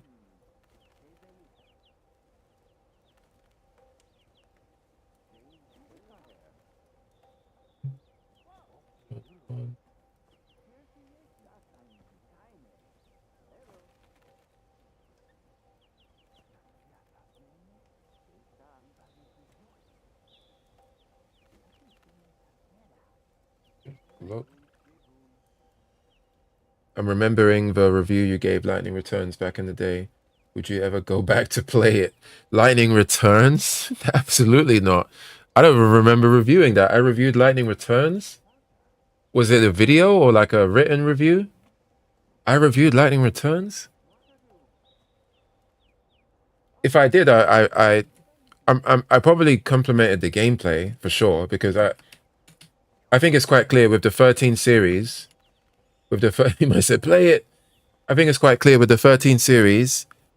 Each game in the 13 line, the gameplay got better with each one, but the story got more and more Kingdom Hearts convoluted, like just nigh unfollowable. Well, actually no, sorry. Let me take that back. That's an insult.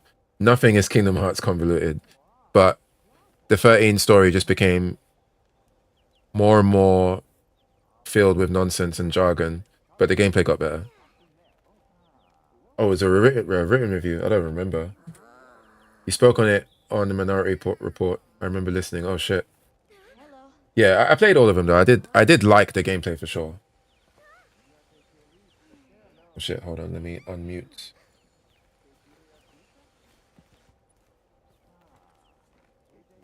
Fuck you here, trying to get this Marvel token content train on the go. Hold on. Ooh, glorious 1 point. What should we do? 1.5? Yeah, let's hit it with the 1 point. You know what? Let's go up to the 1.6. Because I just got ADHD brain. Let's hit him with the 1.6. I got to play Ghost Rider Evo Front. And Actually, no, that's a bit too much. That's not. 1 point. Let's do the 1.4. The 1.4. 1.4. and even though there's some footage from about a month But yeah, I wouldn't go back. I wouldn't go back to play Lightning Returns. I don't think I would go back to play. I mean, maybe if I became like a huge ass, like big ass streamer, you know, and I was blessed enough to have an audience of people that would just like to see me play anything or old games, then yeah, for sure I would do it. But if that until that day comes, then absolutely not. Yo, what's good, guys? C4Q here, trying to get this Marvel token content train on the go. I got to play Ghost Rider Evo Front, and even though there's some footage from about a month ago, I'm going to use some of that footage and some of the shaky hand cam stuff I caught with Chrome Alchemist at the venue, and basically go over some of the stuff that can't be identified through visuals. So let's go. Robbie, what you got? First of all, nothing to do with the specials, but that concerned me a lot. The throw into Spider-Man taking forward and it being not so advantageous for Robbie, but he makes it work. Okay, so this is his move, Judgment Cradle. Full circle back and attack, light medium heavy, and back in... Wait. Okay. So C4's asked me to watch this for just so I can craft my opinion on like the video and stuff like that. And I think I've already seen my first critique. Of all, nothing to do with the specials, but that concerned me a lot. The throw into Spider-Man taking forward and it being not so advantageous for Robbie, but he makes it work.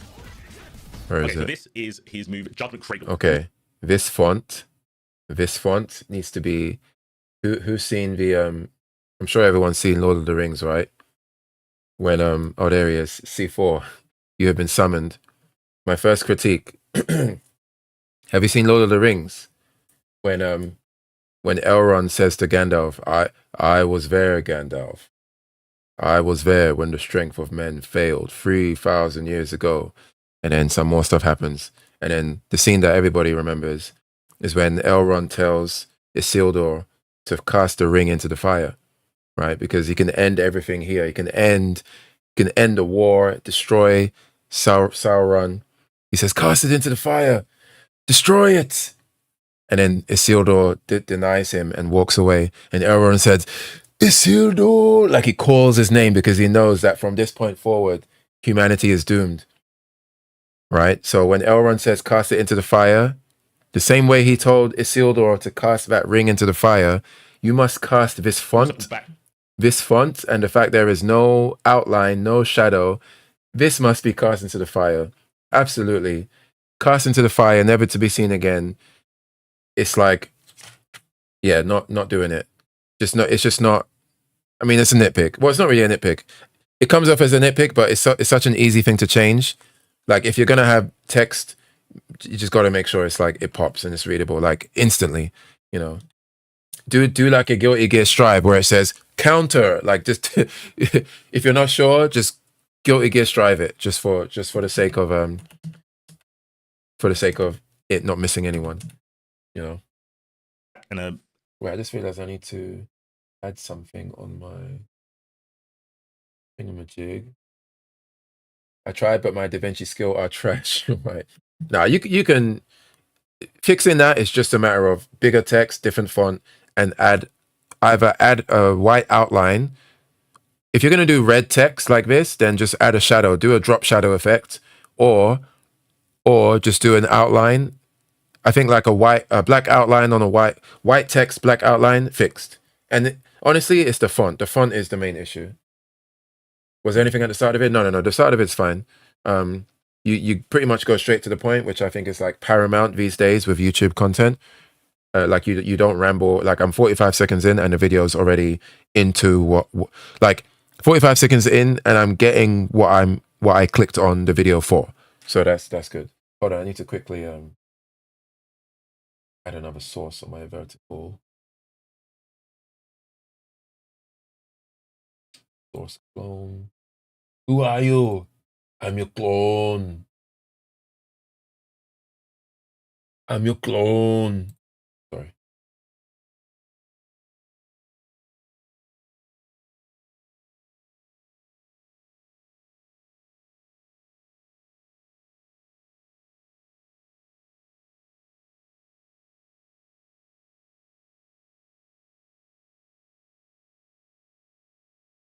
What do I? I'm your clone. Sorry. It's being stupid.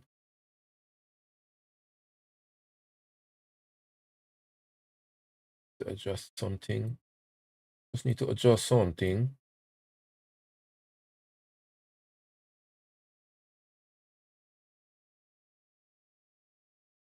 Hello.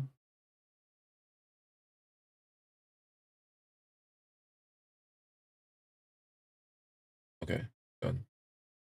Is the scrolling text okay? No. Also, that's just if you're gonna do what it should be is just Judgment Cradle, boom, center. Click the thing in the editing, make it center middle or center top. You could even have it on the bottom left or bottom top left. It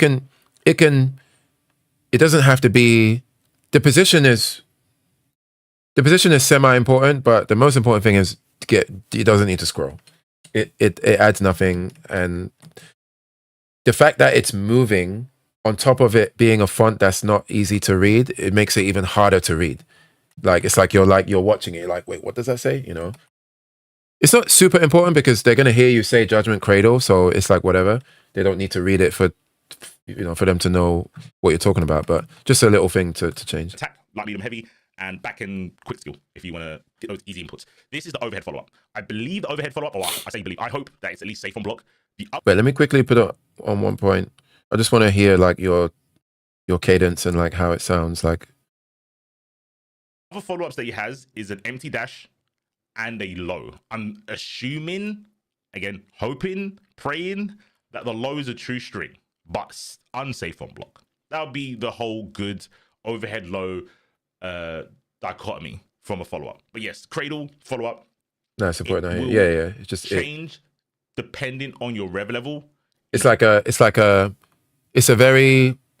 small fix that does a lot, or It's a small fix that doesn't hurt to put there. In terms of, I believe, range, amount of hits, for sure, I know that one. And also, not to focus on it too much, but like, think about the future, right? Like, as you do more videos like this, the text can be used to help push your identity, right? Like, it's not just going to be how you talk, the information you give, the music you use in the background, if you use any.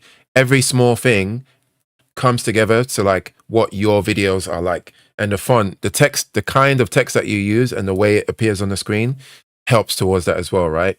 Like let's say the text comes in, and then every time the text comes in, there's like a little quirky sound effects, like nothing too overbearing, but something fighting game related, like a sound effect that people recognize. Like, just all of these small moving parts add towards your overall identity, which helps. So I think thinking of it in that regard is useful as well. Maybe damage as well. But the gap in between the Okay. follow-up, I think, is always the same. I did get some spacing with it at level 2. Okay, as we are on text, is the thumbnail good? The thumbnail. I need to maybe check Discord for the thumbnail. Oh. Yeah, the thumbnail is not good, if I'm going to be blunt. Let me screenshot it and just make it bigger because my eyes are shit. You won't see it, but I just need to see it for myself. Yeah, the screenshot is not good. I mean, the thumbnail is not good. I mean, I know what you're going for, you know, the comic page and stuff. It's too busy. It's way too busy. Beta 2, the words beta 2 preparation are not. If you're going to put that there, it needs to be more prolific. It needs to be more. It needs to stand out more. The Tokon logo, the Marvel Tokon Fighting Souls logo, it can be there. I don't think it needs to be there because it adds to the noise. We already know it's Tokon from A, the title, and B, the fact that you're going to use a picture of Ghost Rider. I think this thumbnail would be much more potent if it was just one of the cool poses from the actual gameplay of Ghost Rider, like maybe his win pose or his intro pose. Just get a screenshot, clean screenshot from the gameplay, and then you can put the Ghost Rider. You can just put Ghost Rider breakdown. I think it should just be more clear and obvious what is going to transpire in the video. And I even see here, what does it say? Robbie Reyes. I just realized it says Robbie Reyes Ghost Rider. It's just not necessary. And especially because it adds to the noise, the visual clutter. I think one instantaneous way to make this more effective, don't do the comic strip. Just take a screenshot from his win pose or his and when I say win pose, I don't mean the win pose with all the UI over it. I mean, like, you know, when they hold their pose just before the UI comes on to let you know whether you won or lost. Take that screenshot, put that there. That already fills the whole composition. Boom, we know it's Tokon, we know it's Ghost Rider, and then have your text Ghost Rider breakdown, and then you could put beta preparation Ghost Rider breakdown. I think that's a better title or better screenshot or better thumbnail. And the font as well. It just needs to be more poppy. It needs to pop more. I can't see the thumbnail, but one thing people always say is less.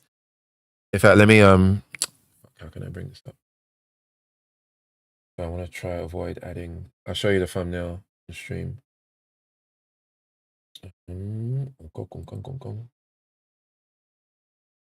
Thumbnail is window capture.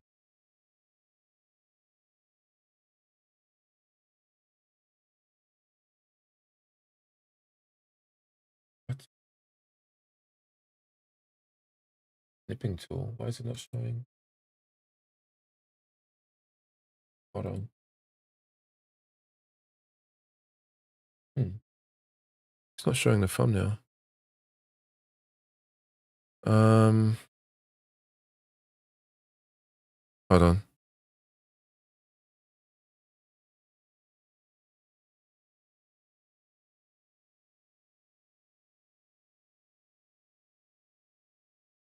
Why is it not showing in my window? Okay, let me just quickly save it as a screenshot. PNG. Okay, I open.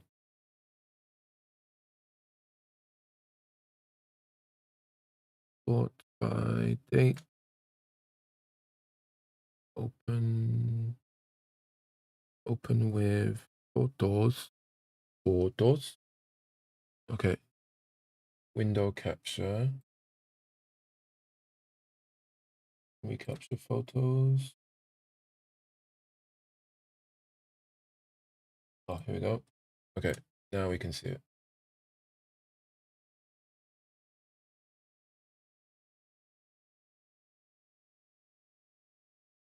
All right. Is it cool to? Okay, I guess. Wait, hold on. But don't you want me to watch more of it? Or I tried blurring the background. Could that make it less cluttered? If you blur the background, but then if you blur the background, it's I mean, it depends how much you're blurring it, I guess. But you want to see the background, right? You want to see the art. You want to see the Ghost Rider image. At that point, you'll be blurring the background so that the text is more obvious, but the text is not. It needs to be a marriage between the text and the image that is making the thumbnail good or not. But if you blur the background, then you're missing out, you know. But yeah, you can call. 1 sec. Let me quickly make sure my Discord. Oh, you want to get my ideas in real time? Okay, yeah. Okay, 1 sec. Let me make sure my Discord is.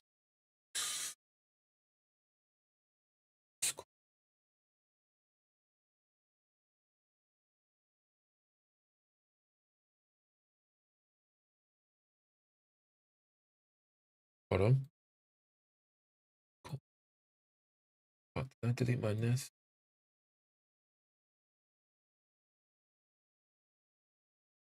Shit, I did. 1 moment.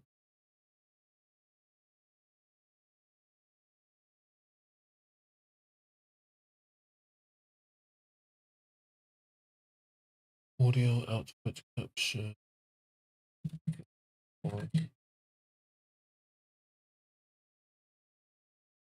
Discord. Yo. Bro, my caps lock key is just popping out every time.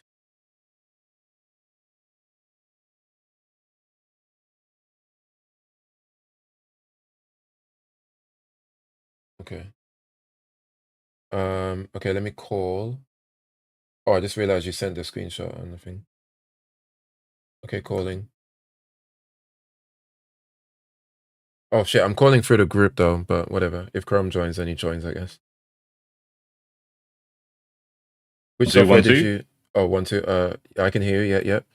Which software did you use to edit image? I use Photoshop, but there's like plenty of. Hello. Can you hear me? Oh fuck. 1 second. Hold on.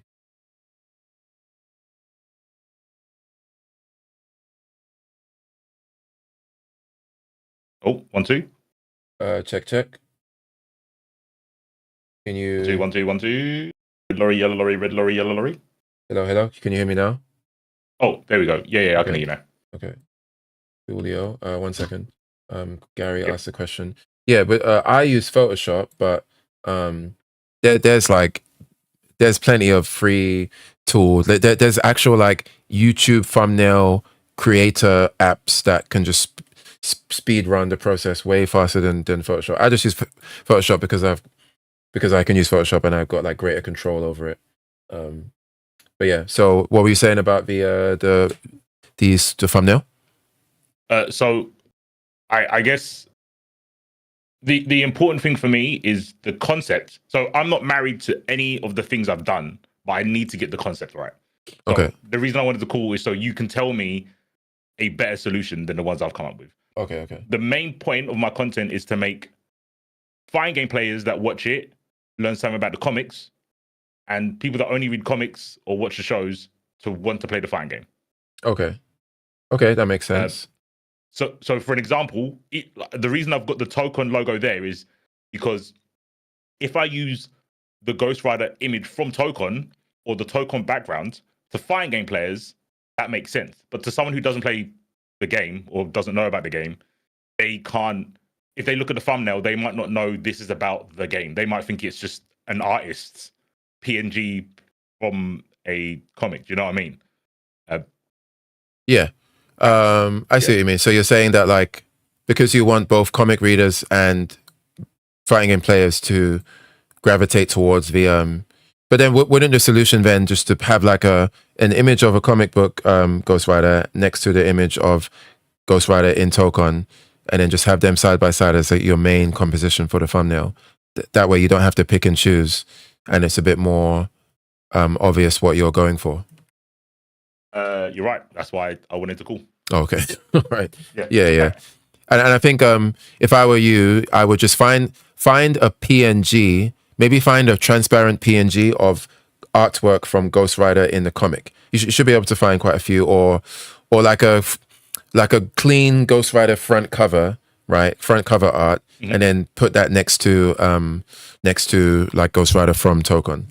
It will require a bit of an artistic eye to like kind of make it look good, but I definitely think you can come up. You can do that. If you was to do that, I think you could come up with a better composition than what you have here for sure. But then the second thing is that the font that you've gone with and the noisiness of the, like, having Beta 2 preparation plus Robbie Reyes plus Ghost Rider, and then you got the text of Tokon in the bottom left, plus you got like the speech bubbles in the background from the comic, is definitely doing too much. I think something like Beta Prep Ghost Rider, something like that would be way more succinct and work towards your advantage. Okay, yeah. I did have prep first, and then I changed it to preparation. My title game is weak. Flaccid. I have a flaccid title game. I will 100%. I will say the Robbie Reyes bit was meant to be sort of like an Easter eggy thing for the comic book readers. Okay. Fair enough. And I wanted to do that with all the characters. But you say I shouldn't do it. So I think this is the perfect example, because most people know Ghost Rider as Johnny Storm. Yeah, that's why I wanted to put Robbie Reyes for the fighting game players that don't know that there's another Ghost Rider. Yeah, I think and that's why I didn't make it obvious to see. It was more like, if you know, you know. That's why I made it like really small and like fucking like subtle. I guess it's not that subtle. But like not as prominent as the rest of the text. Right. That was the idea. Yeah, no, the idea makes sense. It's one of those things where like sometimes people will read too much. Sometimes people will miss the purpose of the thumbnail. Like the moment you describe the purpose of the thumbnail, if that description is like over 15, 20 seconds, then the entire intent of the thumbnail is likely to be lost, because people just see it and then they click or they don't click. They're not going to click after realizing, oh, wait, there's this subtle thing in the background that adds to the flavor. It's like by that time, it's been clicked or it hasn't been clicked, if you know what I mean. So, and on top of that, even though what your purpose for doing it makes sense, but it's not worth the trade-off of the Robbie Reyes adding to the visual noise. It's like you've got a concept, you've got a goal, but the goal comes with a sacrifice, and that sacrifice in my mind is not worth the visual noise that you get as a result. Would you think it would be acceptable if the background wasn't as noisy? Possibly, but I think that with the whole intent of teaching the non-fighting game, like if one of the goals is to teach people about the actual human, like the character, the person behind the moniker, right? Like the Robbie Reyes who is Ghost Rider. And if you want to do that with other videos too, I think you should just do that in the content of the video. I don't think like, even if it's just a small segment, like Robbie Reyes in comparison to the other person who was Ghost Rider is more of a hothead, and therefore maybe this move ties more into that, whatever, right? Like, I think just use your words in the video to lean into that. I don't think I don't think you need to lean into that in the thumbnail. The thumbnail should just be purely reserved for maximum clickability, I think. Okay. Yeah. Fair. Can I? Okay, I'll continue. And but you probably are you okay with just, because you won't, when I click play, you won't hear it, right? So I don't know. Yeah, that's fine. That's cool. Okay. Yeah. Oh, Gary says the subtlety should come out in the in the video itself. Your knowledge will shine inside the video. The thumbnail is just to attract someone to click. Yeah. Okay, clicking.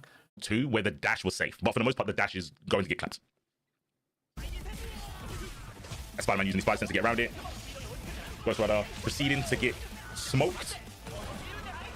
Keep those strings true, my guy. And so far, like I think overall, like even though we've just focused on the thumbnail stuff, everything else I would say is quite positive. Like perhaps because of your commentary background, like your cadence and like your like even you saying like Spider-Man's about to get smoked, right? Like just having that energy is quite good. Like not quite good, is really good and pretty important. And I think you've already got like from what I've seen so far, I would say that like you're already 70 to 80% there, I would say, just based on the more important part of the video, which is the listenability of it and the flow of it, right? So far so good, I would say. Gary says the idea is to be quick and dirty. That's all I want to do. I don't like. There's no script. I literally that was the second take. Yeah, I just did it. I didn't edit the. Yeah. Recorded. Went. That'll work. Yeah, that's the right move, I would say, and it's definitely working so far. Gary says, I really want to play this game, by the way. I might have to watch these videos because I suck at fighting games. Yeah, this is you're one of the people this would be aimed at. I 100%. So yeah, definitely check it out. I'll link it in the chat, or if you got the link to hand. Spider-Man using his 5 cents to get around it. It's unlisted. Yeah. Okay. When it's out, I'll come find you when the actual product, when it's been proofread by Charlie and it's good. Then you can get a link. Nice. To get smoked. Keep those strings true, my guy. All right. So let me run that back. Should have been prepped. This move, man is charging. That's aura farming. Key charging. This is Hell Throttle. This is a unique skill. Now, bro, the scrolling text. Okay, but yeah, we're already discussed. The unique skills.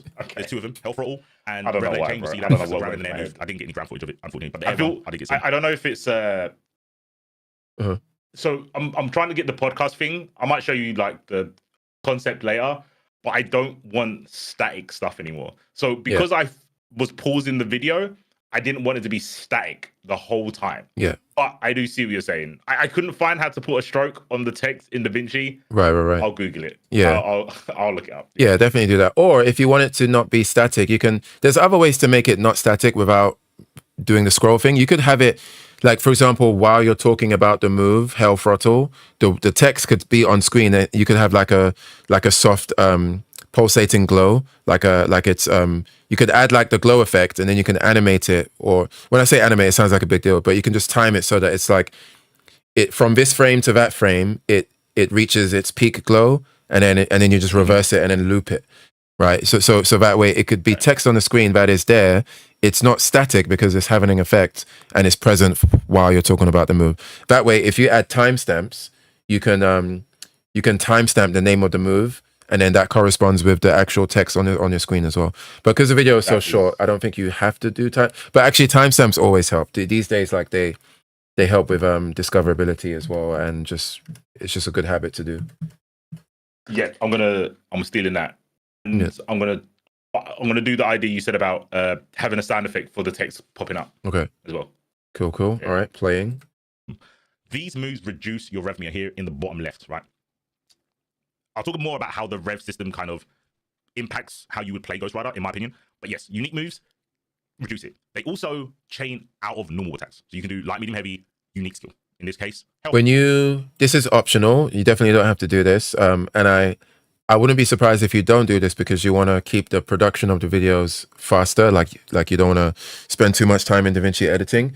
For times where you mention parts of the UI, especially considering that this might also be aimed at people interested in Tokon, like interested in picking it up, it might be worth doing when you talk about the rev meter, maybe zoom into that part of the screen so that people know exactly what part of the screen you're talking about. Or you can do like a quick highlight, like you can do like a circle effect where everything in the circle is in color and then everything else is like darkened. I'm sure there's an easy way to do that in DaVinci, just for the moment while you're talking about that part of the UI, especially considering that this is like a unique Ghost Rider element, right? So that might be handy. But I can it's not like super compulsory, but if there are other parts where you're talking about many parts of the UI, it might be quite useful to do that. No, you're right. I need to learn that as well. I've written it down. Okay. I'll learn how to either. I was thinking the easiest way for a noob like me is maybe just to have a massive arrow. Yeah, the arrow for entry level is fine as well. Yeah. Like Okay. that anything that brings the eyes, like looking at the thing that you're talking about. Okay. I think it's kind of like a reversal. It's kind of like a get off me in a way. I don't know if it had involved frames. It definitely had no armor, but it felt like it was a backup, like move off. Another thing, as well as being able to chain into it from normals, you can chain out of it with specials. I guess it would be a chain. You can cancel out of it with specials. All the specials, bar one, which I'll talk about later because I haven't got any footage of it, increase your rev. So this is why you're going to see the level 3 go to level 2, then back into level 3 with the next move, which is Hellfire. El Clasico. Hellfire. Now, on top of these specials, or skills I think they're called in the game, increasing your rev meter, they also change, like I was saying with Judgment Cradle. Now, Hellfire, I believe at level 2 and level 3, allows you to get a combo. I think maybe level 1 you might do like a jump light without having to call an assist sort of thing. But level 2 and level 3 lets you do this. Really super simple. This also affects his air Hellfire. Then you get footage of that. But it does like a ground bounty sort of thing. Judgment Cradle again into the overhead follow-up, which combos, I guess, because Spider-Man's airborne. Cool dude, and then going to the super skill, aka level 1. I guess. Okay, I think one other thing I'll say as well is this will probably add a little bit more to the editing time because it will require a bit more finesse, perhaps.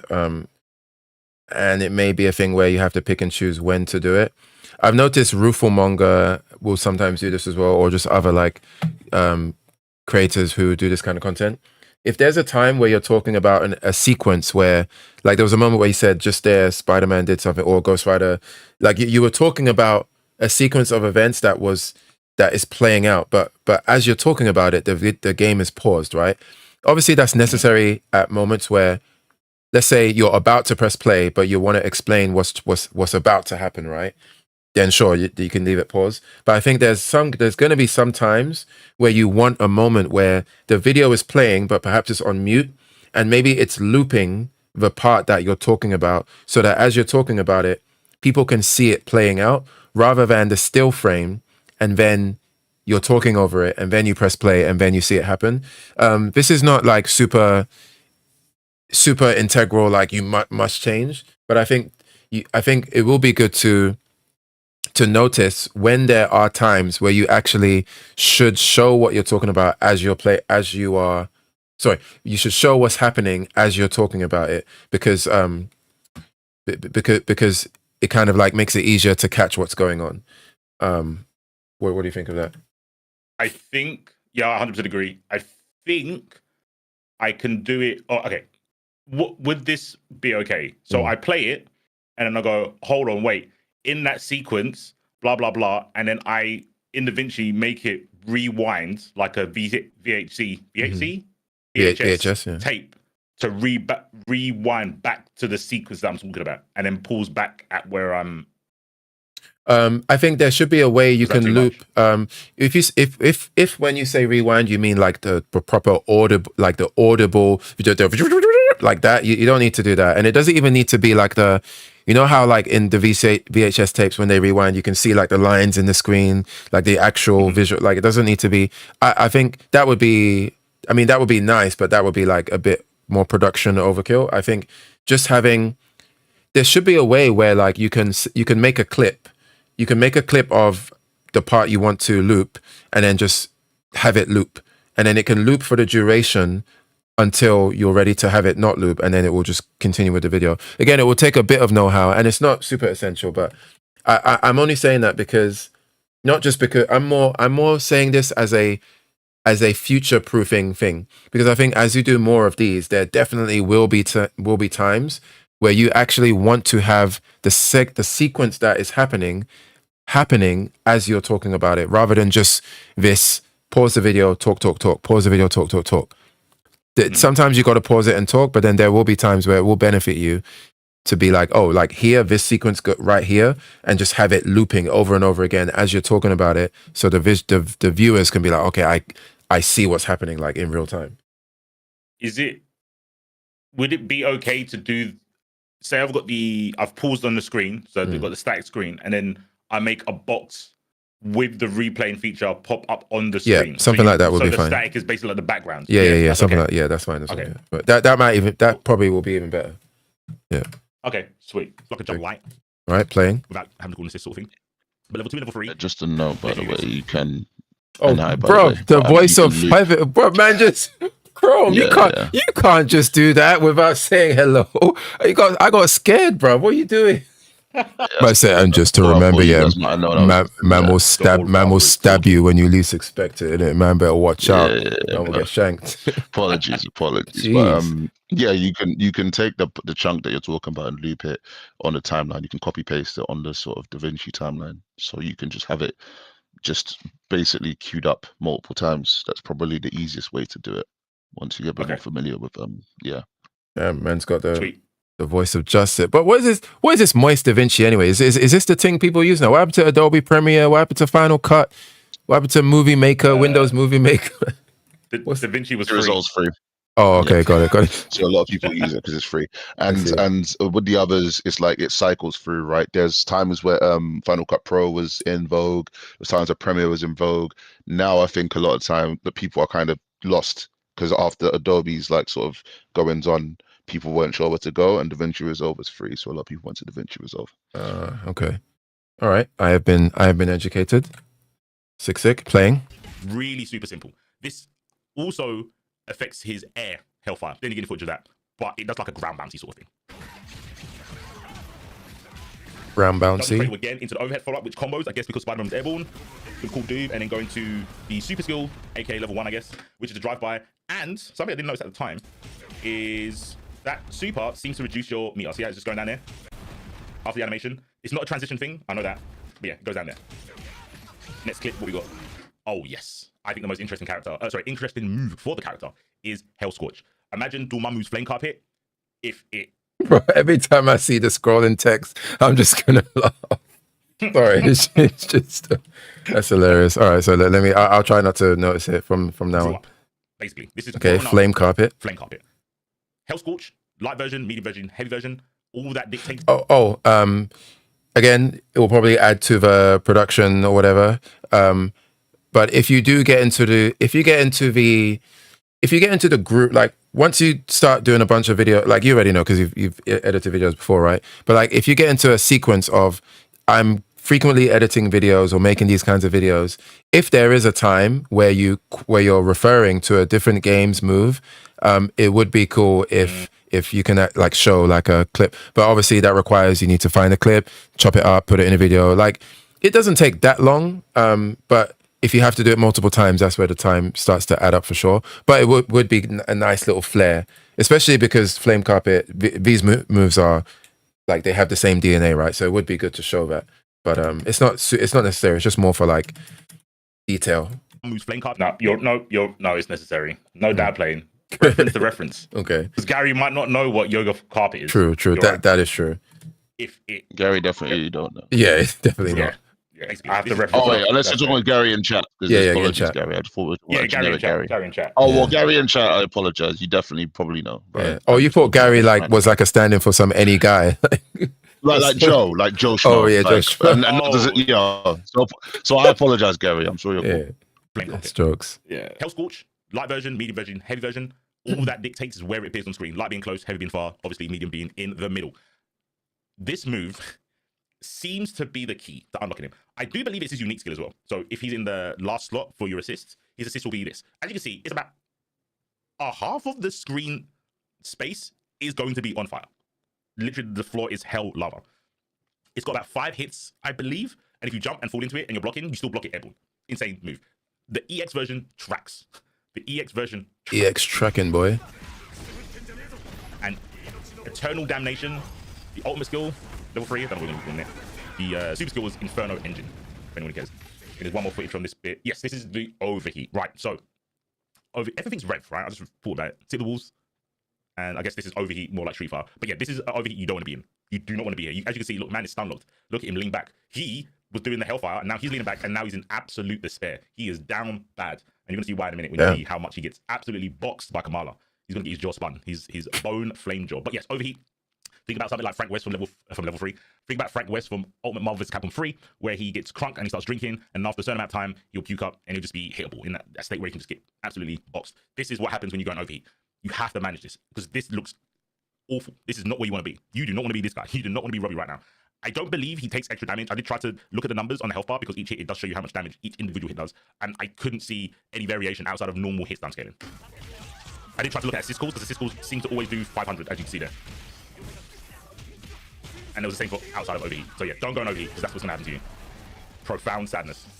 One more bit is this would be his second slot assist, which is his anti-air.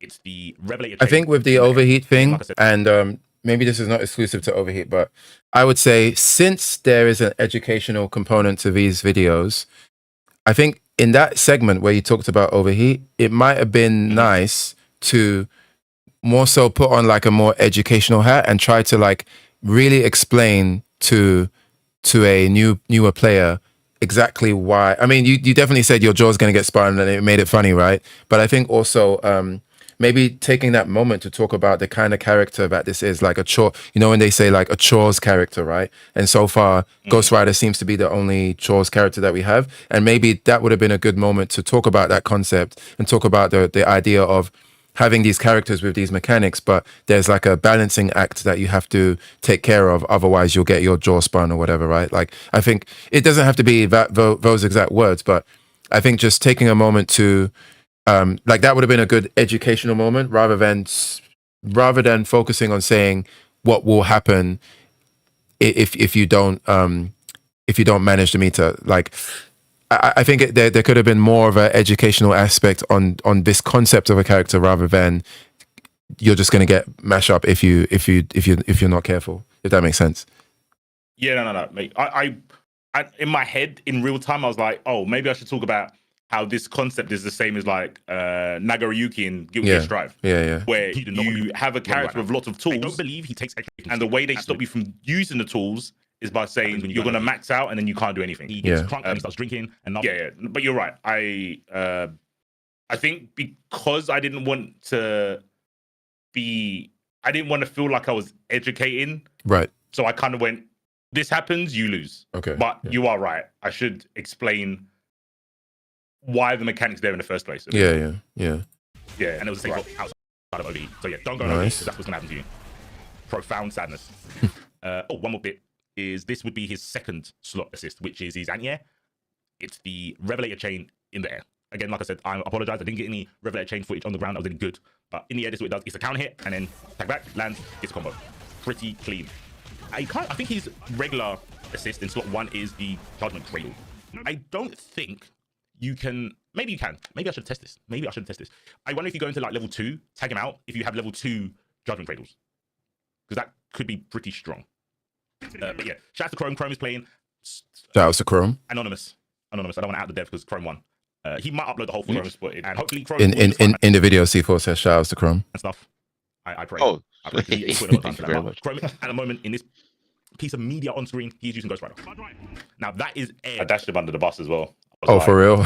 Hopefully, Chrome's going to do some Spider-Man footage breakdowns. Oh yeah, that was the best. That was the best, bro. Oh, you mean some Spider-Man footage in the future? Yeah. Well, yeah. I'm working. Kind of working on. No. Honestly, I was working on both. I mean, we could sort of. Yeah, I can just maybe push out the Spider-Man one before I do the Ghost Rider one. Give your one some, you know what I mean, space to breathe and whatnot. Super sick move. Sick. Gary says, is your intended audience fighting game newbies or people with intermediate fighting game knowledge who want to get better? So is it newbies or intermediates? This video is more for intermediate, but overall, when Charlie steps me on the right path, I want it to be a case that if you've only ever seen TV shows or the films or the comics and you want to play your favorite character, you could learn how to play fighting games through the video. Not just Tokon, but Tokon will be the reason you get into it. That's the goal as a whole, but this specific video is more for people intermediate fighting games. Okay, that makes sense. Tricky stuff. And I think with that in mind, like there's probably some advice that I've said that you could you could leave behind, like for example like the overheat stuff. Like if it's aimed at intermediate, then you're probably okay to not put on the education hat there, and it's probably fine to be like, yeah, if you go into overheat, you're gonna get mash up, and intermediates will know why, right? So there's probably some things that are like, okay, intermediate style video, some of this advice doesn't need to be focused on. But if it was more beginner, then I would say maybe consider it more. Yeah, that when the game drops, then I'm going to be doing like beginner stuff. I'll do beginner stuff that's going to take up more of my work, but for like advanced stuff, you can literally just put a clip up and say meaty and everyone understands it. Yeah. So it's easier to do. I think it's easier to do high level content than like beginner level content. So I'll be more focused on beginner level. Cool. Stuff like Revelator Chain, that's a unique move into this Judgment Cradle, and you get the little hop. So depending on the level, you might get small gap or a big gap. Again, I don't know if you can make this safe. Maybe it was just too high this time, but he does get a punish. But Air Judgment Cradle seems super obnoxious. There's Air Revelator Chain. You can see a little bit more of like the momentum kill that it has on it. So it's like a poor man's pizza card. So the only move I didn't get footage of, only on whiff, which is, I don't want to show it on whiff, that's no good, is Penance Driver. The only special attack that reduces your rev meter. It's a command grab. He calls the Mustang like a Pokemon, sent it to you, you get hit with a drive-by, and then yeah, that's it. Standard command grab. Lightning heavy version, change the startup, so how quick it is or how slow it is. And okay, so here, right, you know how you put on the thumbnail as your, I guess so you're doing a summary of everything. So multiple things you could do here.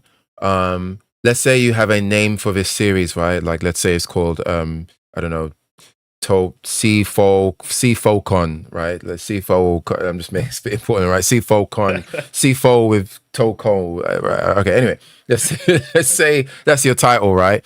Like, and I remember you were saying that you want to have like your stream UI or whatever you have, whatever you end up having. Here would be a good place to have that. And let's say while that's up on the screen, you can have like everything that you're talking about, like the name of the move can come up, so that it's popping onto the screen as you're talking about it.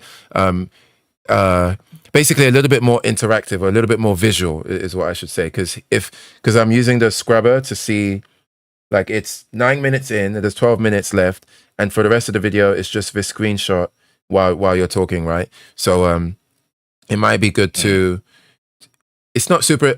Actually, I think the main reason why I'm saying this is simply because the thumbnail is so busy. What you could do as like a super easy fix is just to mute the video and have the footage playing in the background as you're talking, just so it's just a bit more visually appealing. Because yeah, the thumbnail is not doing anything really. At least gameplay on mute might accidentally, like you might accidentally talk about something like in your recap, and then that thing plays out in the video in the background by accident.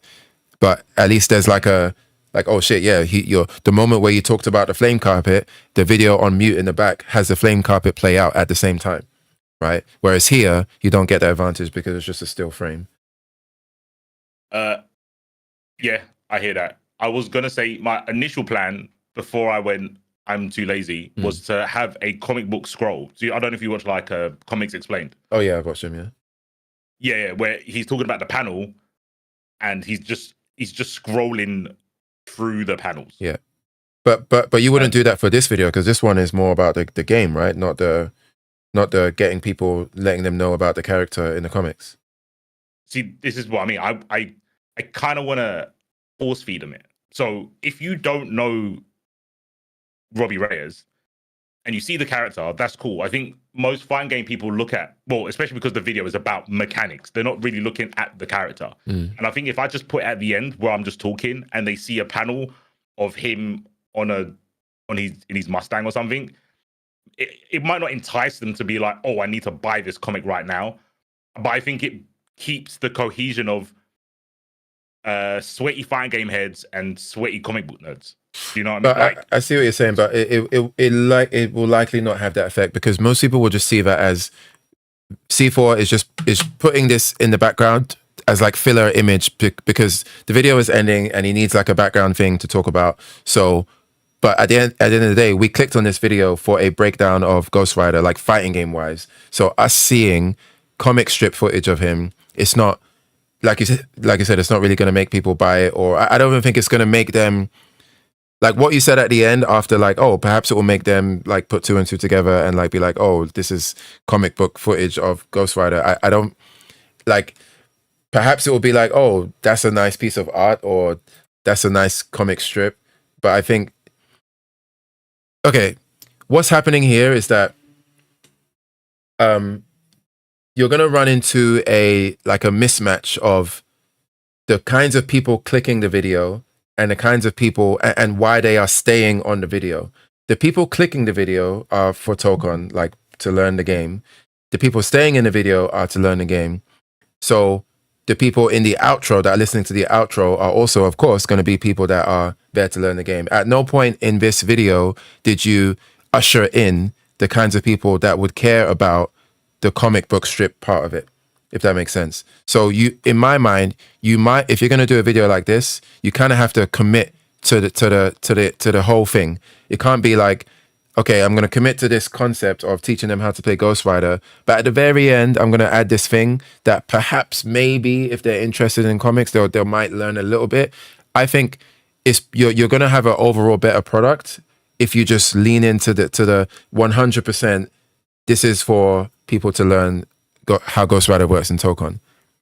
I don't think there should be like a 10 or a 15, even a 5% of, oh, and here's like the comic book thing. Because if you're going to do that, then I think more of the video has to be more intertwined with that. Or it should be a separate video where in this video, we look at the fighting game mechanics of Ghost Rider and we also compare that to like, oh, this move, this flame carpet move actually came from this comic, this run of Ghost Rider where he did a similar move, right? You know how like in Dragon Ball FighterZ, they got all the references from all the, like, you could do something like that. But if you're not doing that, I think you should just lean into just focus on the fighting game aspect of it, I think.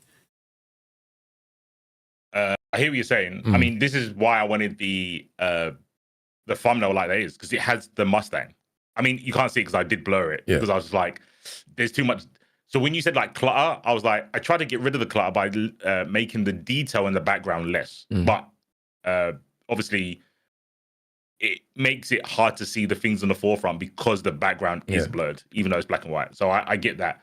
But the I don't know, inspiration is when I went to offlines and I would go there for like Cross Tekken. When I'm waiting for my match, I would watch, I don't know, not Fatal Fury, KOF.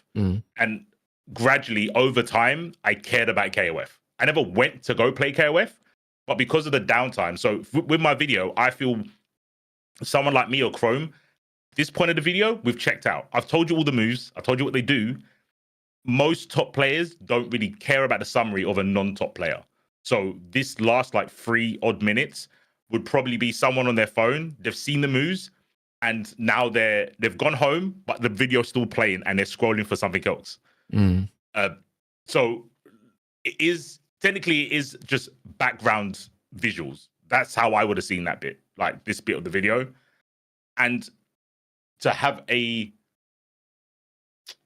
useful background, like visual, I think the comics would be that. So it doesn't enhance the video, it doesn't harm it. All it does is keeps the concept consistent, where what you're saying about with the footage on mute, it could by happenstance be good. With like, I've spoken about the rev and then I so happen to have him overheating, sorry, to prove my point with another visual. But yeah, I don't know.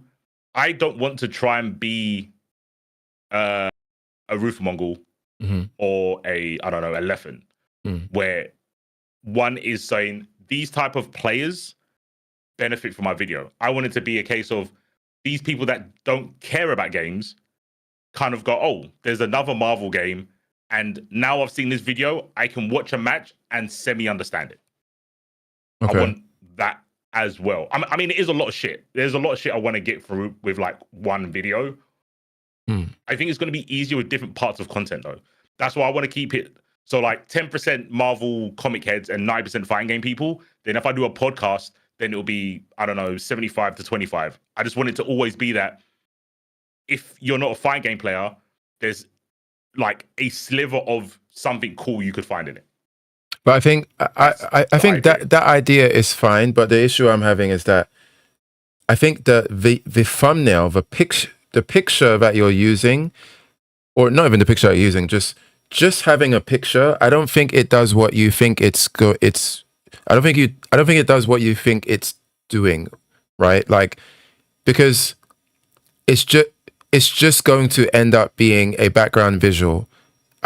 If your desire is for this visual to make maybe somebody ask a question of, oh, I wonder what comic that comes from, or oh wow, Robbie Reyes, or like whatever you think the picture is going to do, I think the chances of it doing that are quite low, because by this point in the video, everyone who stayed is staying for the fighting game aspect of it. I don't think does that make sense? Like I just don't think it's doing what you think it's going to do, even though it's not like a big deal or anything. I just think if we're going for perfection here and we're trying to like optimize results, I don't think the picture is helping. I agree. I just don't see the muted footage doing anything. Okay, wait, let me play the remaining bit. Maybe maybe what you say might help or help me say more. Heavier version has more range. So that's Ghost Rider in a nutshell. That's all the moves, specials, uniques, super skill, ultimate skill. The rev meter is paramount to making this character work. In the level 2, level 3 range, he is a beast. But you saw what happened when you don't manage that. That's why I believe even on whiff, block, hit, he will reduce the rev meter with the unique skills. That's the most important thing, because I think you can come up and customize combos where you whiff stuff like Hell Throttle, so you don't increase the hit stun, but you do decrease your rev meter, which I think could be pretty cool, because like I said, managing the rev is going to be difficult. Even though your opponent, from what I've seen, can't change your rev meter, so you can't have a character that increases your rev if they hit you with a certain thing. All that happens is, after a certain amount of time, it will start to reduce. Besides in level 3. I think when you're in level 3, rev... Yeah, I as I'm hearing you talk, I think there needs to be... I think you should just have gameplay playing. Like, if you're not... okay, I can understand you not wanting to just have miscellaneous Ghost Rider gameplay that's just like playing and it's not connecting to what you're saying. I think one alternative would be to... I guess the alternative would just be to, like, even in the summary, have stuff that you're talking about in the summary actually show up, but that's a lot more extra work, and it's just a summary, so we've already seen it in the footage. But as I'm hearing you talk, it's like I'm imagining footage, any footage. It doesn't even have to be the same footage you played. It could be like one of the developer high-level matches or whatever, just any footage that you can use. I'm imagining that footage over your speech, and I feel like it's a million times better than what we have here. It stays fit. I don't know. What do you think? Okay. I think I'm stuck in the spot of the visuals. The visuals do stuff for the cohesiveness, because obviously you had footage first, footage in the middle, have footage at the end. I get that. But I don't think there's any gain from that. Whereas if I have the comic book thing just scrolling across, and maybe, I don't know, I have the move names in a good font, not scrolling. So people kind of like this is what I spoke about. These are the move names. I mean, most fighting game players don't care about move names, to be fair. So I don't know, something as well as the scrolling part. I think even if there's like 1,000 people that watch it, one fighting game player might think, oh, this Robbie Reyes guy looks cool in comics. And to me, that's a win. Yeah. To them to acknowledge, one person to acknowledge that he's from a comic, which obviously I think is stupid, because I think most people are like, well, obviously it's Marvel. They've got comics. It's just I want to bridge it a little bit more, because I don't want to do what everyone else is doing. That's fair. I don't want to do what everyone else is doing. What you should do then is normally with this kind of stuff, just make the different versions. Make a version, like keep this version, make a version with the comic scroll, and then I think just make a version with the gameplay in the background, and then sleep on it, and then like kind of like watch it again with fresh eyes. Like this is like in animation or like artwork or anything like that. Usually when this kind of thing happens, they'll just say, just do all of the options, sleep on it, come back to it later, and then watch it with fresh eyes, and then that will help you really make your final choice. You might do that, and then you'll probably stick with the comic strip. But because you could be right. The comic strip could be a million times better, but you kind of just need to see it, like just see it with your own eyes, and then make a more informed choice that way. Yeah, that's fair. I Yeah, I can second that. Yeah. Just in terms of just from experience of when I used to be color grading videos when I was editing them. I spent like hours grading them, and then when I would go to bed and wake up, I would say this looks horrible in the morning. But going to bed, I was like, it looks great. And then waking up, it was like, it looks horrible. Yeah. It was like it was like when you're locked in to the idea and it makes perfect sense at that time, and then go to bed, tomorrow you might just have a completely different perspective. Sometimes you wake up and you're like, yeah, it looks great, like I thought it did. It did. Other times you're like something about that, like maybe one part I don't like or two parts I don't like. But there's been times where I thrown out the entire thing after working on it for hours. I don't necessarily even find it like a pointless endeavor to have done so. It's just like I approach it in one way, and then now it's like, okay, no, it actually should have maybe been this way. Yeah. But I still learned skills along the way. Do you know what I mean? Yeah. Yeah, 100%. That, like, even I did some artwork like a few weeks ago, and like I spent 2 days on it. The entire first day, I didn't realize I drew 6 fingers on the character until I woke up the next day, bro. Like, and the whole time, too much ChatGPT, bro. somebody else said that as people well. will smoke you for that as well. Yeah, because they'll be like, "Oh no, he's using AI. He's using that." Bro, it was unbelievable. Like, but obviously I changed it to 5 fingers. But yeah, but just to double down on Chrome's point, right? Sometimes you really, and mind you, part of the pose of the artwork, it was a character in a ninja pose, like doing the ninjutsu fingers, and that her ninja hand had 6 fingers. So I'm looking at the artwork the whole time, and I didn't realize she had 6 fingers until I woke up. And I'm like, unbelievable. I posted the before I went to bed, I posted the progress of the drawing on Instagram. Like, yeah, look at my ninja character, not knowing there's 6 fingers. Like an absolute moron. So yeah, fresh eyes. Fresh eyes is career ending. Yeah, actually, career. Expose myself as a AI fraud. But yeah, I would say make the alternate version and just watch it later. See what it looks like. But overall, this is a solid video. I think again, I think the most important parts is like your speaking cadence, even like, some people are blessed with like a radio voice, right? Like, I'm not saying you got a radio voice, but some people have better voices than others, like, unfortunately, for better or worse. So, and your voice is not like leaning in the trash tier garbaggio side, right? So you got the good cadence, like a good voice, humor is there. The video is not too long. You get straight to the point, like in 45 seconds, we're already into it. So most of it is like overwhelmingly positive, just more smaller things that can bring it together more.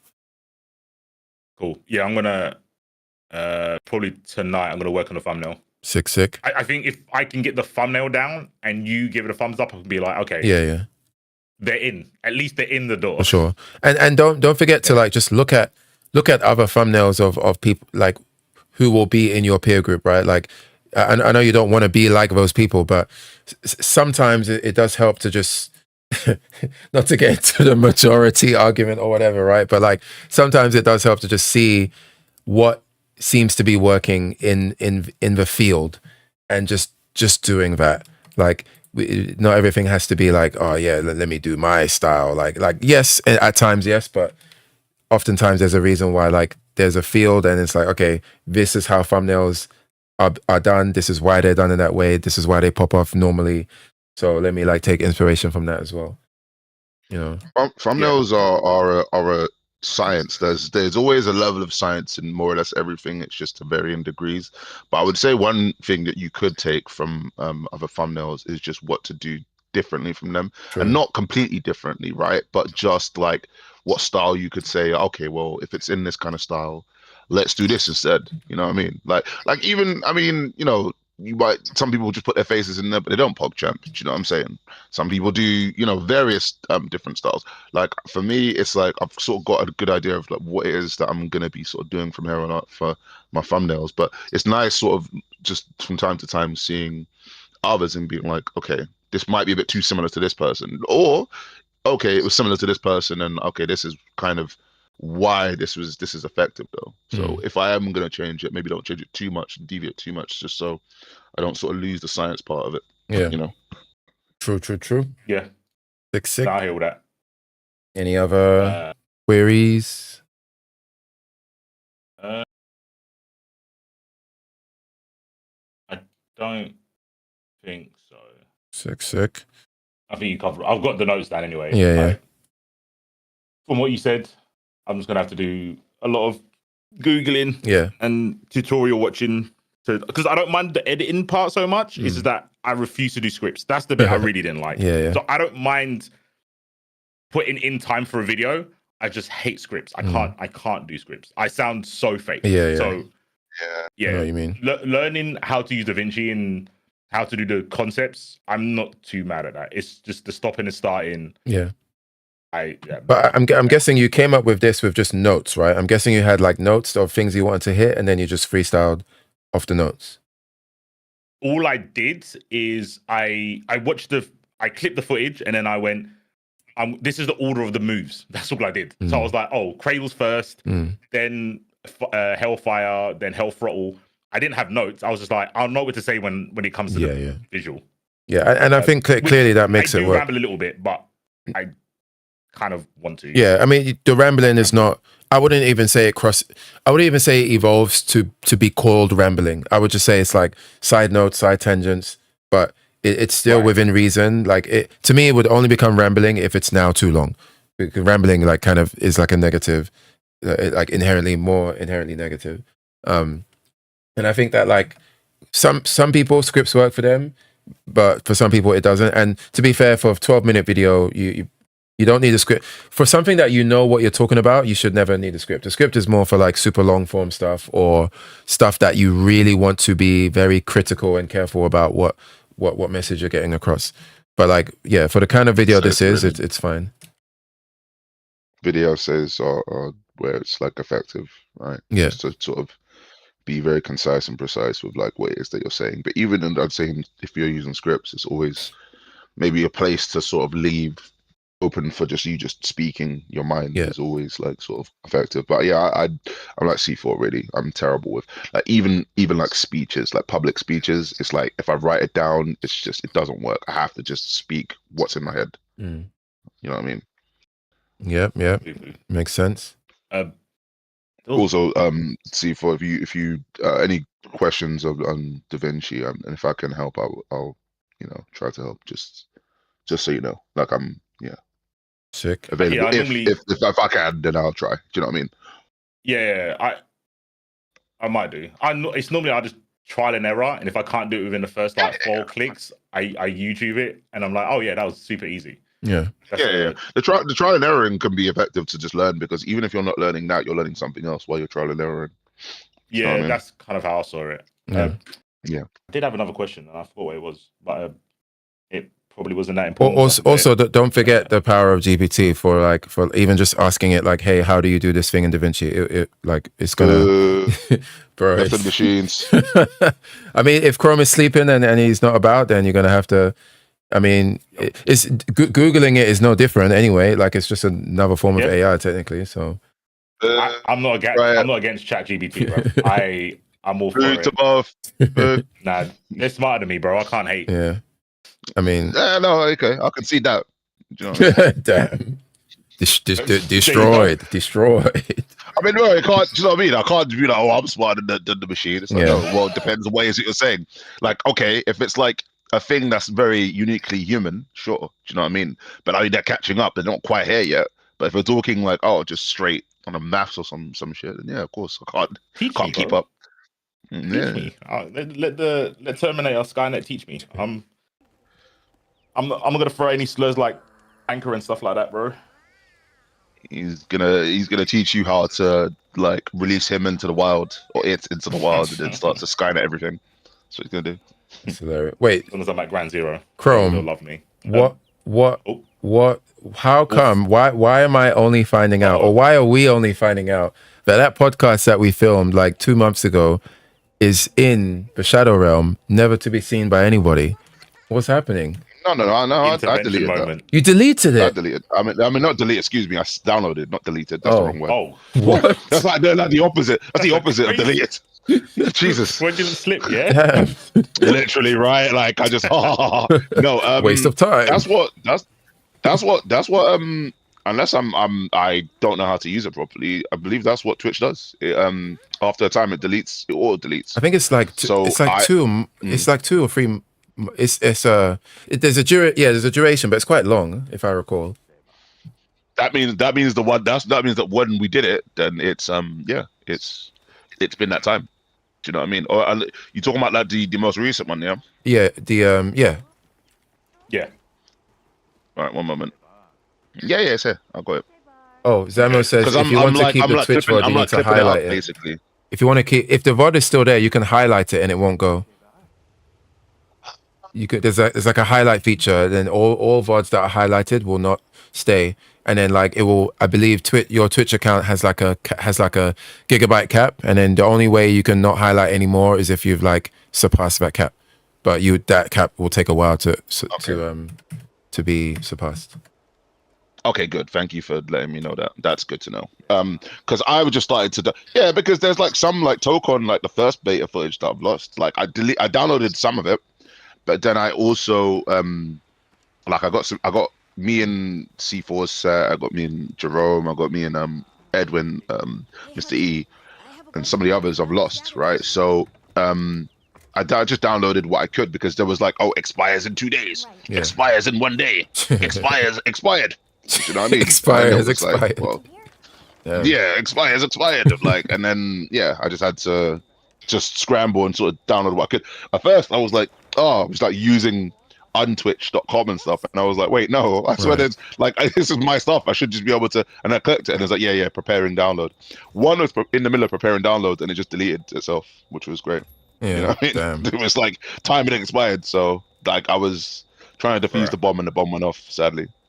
Yikes. You know, but I do have that though, and that's long form. It's going up on YouTube, and clips are also going up on YouTube and Twitch, and then etc. It's all been in sort of in the not in the ether, but in the runnings. But Yeah. So don't worry, that's here, right? It's alive and well. Okay, nice. Just making sure it's alive. Just double checking. Well, both of them are like even very first, even though it's like a bit more obsolete, the very first one we did is also there. I downloaded both of those, so I have access to that. Good stuff. But you'll see it soon. I'll just send you the link. Sick. Yeah, I'm looking forward to revisiting some of that conversation. Yeah. Both of them are really interesting conversations to listen to. Yeah. Especially like sort of relative to us playing it the second time and us talking about new footage and stuff like that. So yeah, definitely. Mm-hmm. Good stuff. Damn, sorry to wait. Did the Discord call wake you up, and then you joined, or No. I was up for a few hours actually. This is one of the rare times when I woke up and in the AM. So damn, it was great. Congrats, I woke man. up like 9 a.m. or something like that. Yeah. Welcome to normal humanity again, rather than these Dracula hours from before. Not for long, true. Hopefully not for long. Damn. Go back to like sleeping until like was it going to be at like what 6 a.m. or some nonsense? Yeah. Oh wait, did you complete Hades 2 by the way?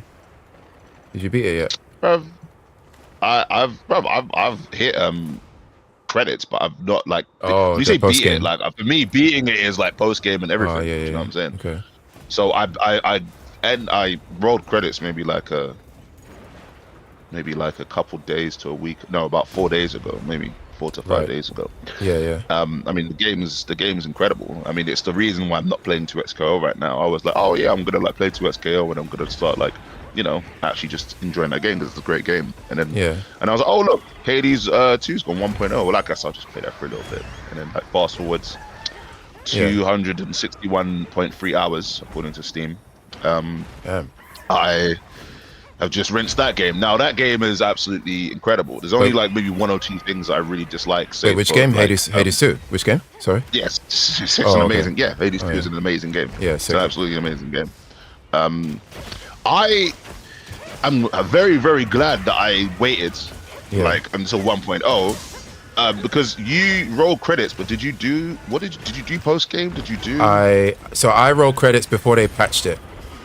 Unfortunately, so I'm one of the people that did not like the many aspects of the ending. well, not many aspects. I just didn't like the sudden. I didn't like the way that. I didn't like the end. I didn't like the whole end game portion where like the last final few runs before you roll credits. Was not a fan, but they patched that and they made it a bit better from what I've heard, to the point where a lot of complainers are now like, actually, they still didn't like the ending as a whole, but the pacing of the patch is better. But I haven't done post game, but I know what happens in post game. Like I know what the story is and all of the secrets or whatever. Because I still played after I beat it, but I just played to get faster times. Like I wasn't too concerned about the post game story, especially, bro. Did you do the Hypno stuff? I haven't finished it. Okay. Basically, there's some stuff that just disappointed me. And I haven't finished Hypnos. I haven't the Fates stuff. I haven't resolved that. There's for me, I'm getting the secret aspects is one thing. Oh, nice. Oh, you haven't unlocked all the aspects yet? No, I've done enough. Well, not 3 of 6. Like so. Oh shit. Okay. The Sister Blades, the staff, and what was the other one? Sister Blades, staff, and then the Umbral Flames and aspects of supply. That's been fantastic. Sick. But what I was gonna say to you, Rob, is correct me if I'm wrong, but I swear, did you only just get the surface like in the last patch? No. The Surface came out a long time ago. Surface came out, good. way long ago. Wait, Surface was. If I recall, Surface was there from. I'm pretty sure Surface was there from early access launch, or it might have been like the first major patch. I believe you. Whatever you told me, I believe you, because I don't know. All I know is that I couldn't envision playing this game without like the content in its entirety, because I'm not that type of player. If I would rinse the game, put it down, and if they add more stuff, I would be like, I'll go back to it. I'm just not gonna do it. Yeah. Right. So that's why I'm sort of just so tunnel vision, like rinsing the game, because I'm like, once I've done everything that I'm satisfied with that, I'm gonna put the game down, and that's the game just down. Like I didn't go back to Hades 1, and it took friend Chuck to say, oh, did you see the true ending? I was like, what true ending? He was like, yeah, you need to like max bond and do, but he was like, you got to do some real esoteric shit to like actually find to resolve certain plot lines and whatnot. But he said, he got that. But the thing is that he played he played the game just before. I think he basically finished playing that game just before Hades 2 went 1.0. Okay. I was like, maybe give it some space to breathe, but he just went straight into that. Yeah. No, he's just sort of rinsing it as well. It seems to be the case No, go on. Sorry. No, he rolled credits. He finished the main story. He hasn't finished the post game. I think he's just trying to do it on like 40, 50. I see. Well, not heat, but fear. Oh, the fear thing. Yeah. 40, 50. Damn, rough. That's gonna be rough. I got up to about 30, 35 so far. About 30, 37. Oh, nice. Yeah. On surface or under bottom? Both. Both. Shit. Okay. What do you find harder? Yeah. I feel like surface is harder. Yeah, surface is harder. Surface is harder in the spot. It is harder. Yeah.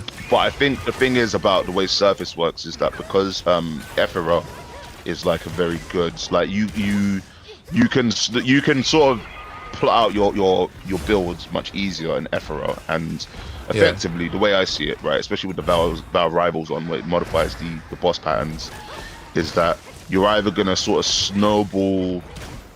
It depends, like how you deal with what's his name, the Cyclops is basically gonna be Polyphemus is how you're gonna sort of deal with the rest of it. Like he's weirdly like this sort of run killer very early on in the game. Right. Like I think he's like really frustratingly designed compared to the rest of them. Like I think the others are fun, and it might, and also some of that might be factored into the weapon. No, my heat, my fear, because I don't play the game on like sort of with frenzy off anymore. It's just frenzy's maxed out now. So all the enemies are faster by default. Yeah. They're like, I think, was it 40 to 60% faster? Yeah. So the way, like, and before this, I would probably say maybe what I'm gonna say about some of these things probably isn't gonna be as true at all, right? But Polyphemus, I think, with the Valve Rivals and the speed on is just like Yeah. he can destroy my run before it's even began. I find And I think the Valve other two Rivals. I things- think what's her name? The Sirens. Got a name. Skiller. Yeah, I find Skiller, her to be. yeah, Skiller and To be Siren. honest, I actually haven't done Valve Rivals all the way up to Kronos and Typhon. I actually haven't, and I haven't finished them all. I've got it up to Prometheus. I haven't even done that fight either. I just know who the fight is, but I haven't even done that. I haven't attempted it. Like, not that it's too hard or anything, but I haven't even but like no, it's I think with those modifiers on, some things become a bit cheesy and almost like sort of they almost feel badly designed. It's even though I wouldn't say that they are badly designed. The only thing I would say is questionable design. Is in Ephora the little small rooms once you finish the room, and it's like a tiny room and it's got like a bloody dozen enemies in there, right? Like, so with Frenzy on, it's like and in fact not even with that, it's Frenzy on, whether you go into a small room or a big room, the speed at which certain enemies will immediately attack you is just like it's just not fun. Basically, harpies and birds specifically, because they attack so much faster than everything else. It feels like unfun compared to the rest of the game, where it's like it's fun, it's challenging, like, which is like sort of well, partially the point of the game, right? I mean, the large part of the game is like mostly challenge and progression of the story, right? But and the fact that you dying over and over again is like factored into the story, etc., right? Especially Hades 1. But like that one is like, it feels like sort of quite unfun and unfair, right? But other than that, I would say the rest of the game is like, damn near flawless. I was gonna say, like, from what I've seen, most people who played 1 and 2, like, it seems that the general sentiment is that 2 is just an upgrade. Like, maybe there's certain things about 1. I think generally I hear that people prefer the story in 1 overall in terms of like the humor and the characterization. But like I think 1 is better. Yeah. Right. But gameplay wise, like, it just seems to be a straight upgrade. I mean, the thing is, it depends on how you played in the first game, but it's like there's certain things that I think they just acknowledge that they're not gonna allow you to do again because of the way that like the game played and the game flowed and etc. Like Athena Dash in first the game was it was basically a non-negotiable. You can't really play the game, like, not that you can't play the game without it, but I think most chose not to play the game without it. Do you know what I'm saying? Like, so it was always gonna be non-negotiable to the point where like you pick Athena Dash when you see Athena in this game. Yeah, exactly. And she says, your brother's your brother favorite. like that one. Yeah, exactly, your brother's favorite. And I was like, that's clearly like a nod to the fact that everyone just used it. I didn't even really check anything what anyone else was doing, but my assumption is if I'm doing it like that, I can only imagine like that, my take isn't going to be the most unique and special take there is, right? If I can see it's this strong, I'm sure others can see it's this strong, right? Not always, but I think it's likely. The likelihood was quite high. You know what I mean? So yeah, regardless, like, I think it's great. I think the hidden aspects are pretty amazing actually, in terms of like how they're designed compared to the others. Like, it's like really they're like a big departure from how the weapon sort of initially works. Like, like you say you've seen them all. I've not actually seen them all. I've just seen the ones which I've actually used. But like Anubis, aspect of Anubis is like it plays completely different to the way that like the standard Saf works. Right. Yeah. Like, the secret ones are the most radically different between each base aspect. Like, they just straight up have a complete new moveset. Literally, because it's like, the Anubis, you're putting down a damage field instead of like the sort of standard just regular attack. So it's like damage field, and then now your special pulls people in. So it's like you can just sort of create this sort of damage wave area where you're trying to just do this positioning thing, lure them into the damage field, or just drag them in yourself, right? Aspects of the Morrigan having that sort of that blood triad system, where it's like you need to utilize all of your moves in the sequence or in your sort of arsenal. And what's the third one I had? I said, Umbral Flames, the aspect of supply. I mean, that's basically Vampire Survivors mode. Yeah. You know what I'm saying? Have you messed around with the skull? the regular skull. Yeah, Yeah, yeah. what's the? I think it's Medea, the red skull. Aspect of Medea when you just charge it, you basically Bro, you just have plinking it as a everywhere. grenade. Yeah, You have it as a grenade, and then when you dash into somebody, it detonates it. Yeah. Or it detonates over time. that's like all of the speed runs right now, surface Yeah. and it's like it's to the point. I mean, apparently they've said they're not going to do any major patches, but if they were to do any balance changes, like that weapon is probably going to get the nerf back for sure, because it's just so. It's actually ridiculous. Like you're just plinking, like with the way I don't know. I'm guessing you play controller, right? Yeah. Like when you play in controller, you can just like you know when back in Street Fighter 4 days when the way you would plink to like link like normals and stuff. Like you're just doing that. You're just moving the analog and you're just plinking, like rubbing your thumb across the two buttons to get the normal into the special dash. It's quite addictive, but it's very very very very strong. Hey, so I only really know that because a friend of mine, Chuck, he like the way. So it's quite interesting, right? Me and Chuck have played fighting games together for like over a decade, but it's actually Hades 2 that has sort of exposed like our styles and approaches Right. into games the most.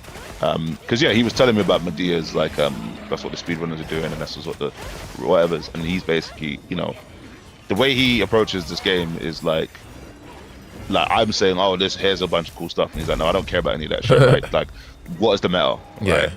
And I'm like, why are you asking me the meta in a single player game, bro? It's not competitive. Yeah, like, true. I don't care. Like, Yeah. I said, who cares? And then he'd be like, all right, now, because basically, I think he played it a certain way in the first game, and I assumed that he would have taken the same approach, right? Which Right. is to see what's powerful, and then just gone for that. And I was like, he said, okay, no, I found it again. Basically, he said, I just want to 2-tap. I just want to 2 to 3-tap bosses and enemies. That's what I want. I want to 1-tap enemies, and I want to 2-tap bosses. And I was like, cool. I mean, and then he found his like his way to play it, with Hephaestus and whatever he was going for as well. I think he's actually switched it over now to something else. But Okay. before he was like, yeah, this is basically what I care about doing, which is like that. So every time I'd mention, oh yeah, there's like, I think I'm thinking of a cool build. He's like, yeah, who cares, bro? Like, you know, like it's not. He said it's not It's not optimal. Medea. Oh right, yeah. He doesn't funny. like he uses. So funny enough, he actually uses the skull, but he doesn't even use Medea. He uses I think he just uses aspects of Melanoe on everything. Like Yeah. not on everything, 'cause he doesn't use anything else, but he just uses aspects of Melanoe with the skull. Have And he you gets wide grin, Yeah. and he just like sort of just goes in with that. Have you seen the Oh wait. Speaking of nerfs, actually, shit.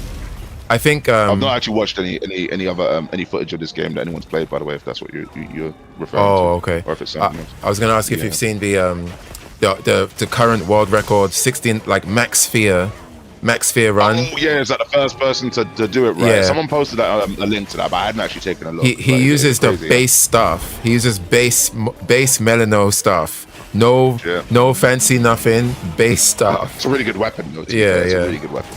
But Yeah, I was think- gonna I think say out of all the base weapons, I would Yeah. argue that's probably one of the best ones. definitely quite strong. Yeah. Have you seen the What do you think of? Because you got all the keepsakes, right? No. Yeah. I'm Which missing- ones do you not have? The ones. Oh, you're missing post-game 3? ones, basically. Yeah, yeah. Oh, okay. So you're missing the free. Okay. We should have Yeah, them yeah, already, yeah. So I don't- considering that you're now doing post game, because you get. Should I? No, I mean, Because you know what? Like you say that right, and you're probably right. But you know what's funny? I was basically playing the game on like sort of 32 Fear, and like I was watching me play, and he was like, and he was sort of seeing like Chronos saying what he was like, why is Chronos still showing up in it? He goes, wait, have you finished this game? And I was like, no. And he goes, why haven't you finished this game when you're playing on 32 Fear? And I was Yeah. like, I don't know, like challenge, innit? And he's like, this is idiotic, right? And I'm like, he's like, why not just like finish the game and then do 32 Fear? And I said, Yeah. well, why not just finish the game on 32 Fear? And he's like, well, why the hell would you do that? I was like, because it's like a challenge, and Right. it will make it feel rewarding when I do that. So, and he was like, bro, just like turn the fear off and just play it, right? And I was like, I was turning the fear off, like, and I was sort of playing it, and I was like, oh, this is boring now, man. Yeah, yeah. This is so boring. You were in now. the time So I had chamber, to, like, turn it basically. back on. Yeah, literally, it's like 10 times gravity, and you're just walking around like Earth now, and you're just like, well, Yeah. but I can just float. Like it was very weird. So I was like, nah, I'm just gonna go back to 32 Fear. So I Right. finished the game on 32 Fear basically for the first time when I rolled credits, which was like, I mean, it doesn't mean anything in terms of like like epiness or anything like that, Right. but it felt rewarding when I did it, you know. Oh, also the sorry, before you, because I think you was asking me something else, but in terms of balance as well, I think the other thing which I said I consider to just be pretty broken is the two curses Arcana that just does Oh, like yeah, 50% damage. Not only that, bosses. I think strength that's as basically well. non-negotiable. I think strength is non-negotiable at this point as well. The one that It's funny you said that. I don't have strength on, but I hear that. He was telling me. wait, you're he still was using looking at Death my cards once. Defiance? Yeah. Damn. Yeah. To be fair, they nerfed basically strength. whatever I turned on. Oh, did they nerf it? Like when it first came out, it was the percentage was even higher. But even post nerf, it's still like I do know some people still take Death Defiance, but I think flat raw like paper on paper, I think strength is blatantly like. But I don't know, maybe for higher fear run. But even all of the max, like even all the speed runs I've seen, like nobody's using Death Defiance. I think if the developers are trying to balance the two, I think if they want people to choose between the two, it feels like strength is more the. I don't think they did a good job balancing it if they want people to decide between the two, considering that like strength is just seemingly the choice to make, you know. Like I'm genuinely surprised that you're using DD. I mean, I never really changed it. Like what I initially did in the first build, like I just didn't really modify it. Right. Like I didn't even bother optimizing it at all. Like literally, like as I unlocked things, I was like, that sounds cool. Yeah. I'll turn that on. That sounds cool. I'll turn that on. Now I've got like 30, then I got 30 sort of grasp. I was like, well, that sounds cool. I'll turn it on, and then that was basically everything. Have you got all the pets? Yeah. Yeah, all the pets as well. Funny enough, the bird was the last one I got. Yeah. Because I was like, where the hell is this bird?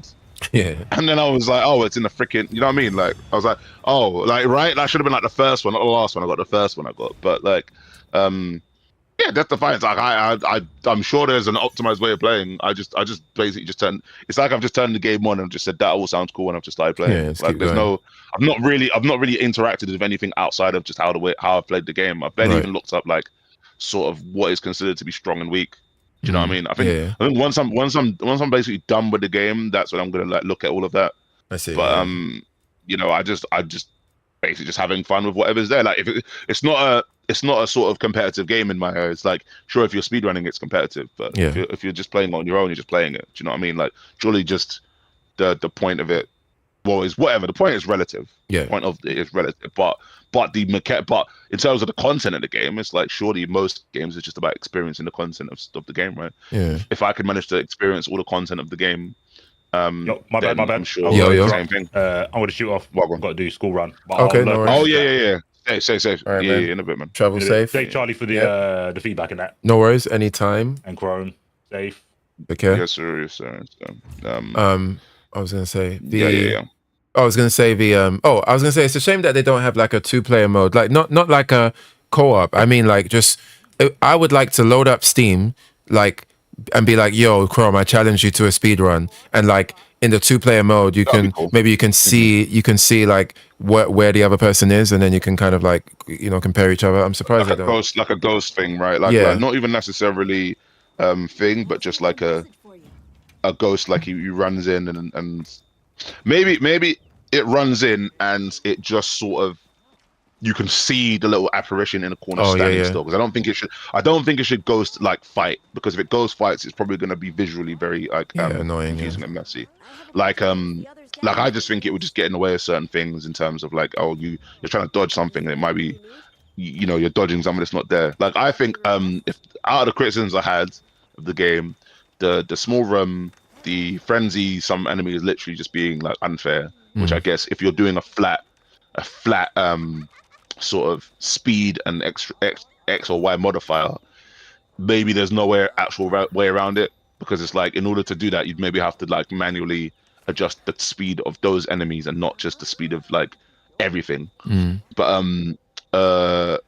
yeah, as well as that, I think basically the one where you raise the last you raise the last thing that you killed as an ally.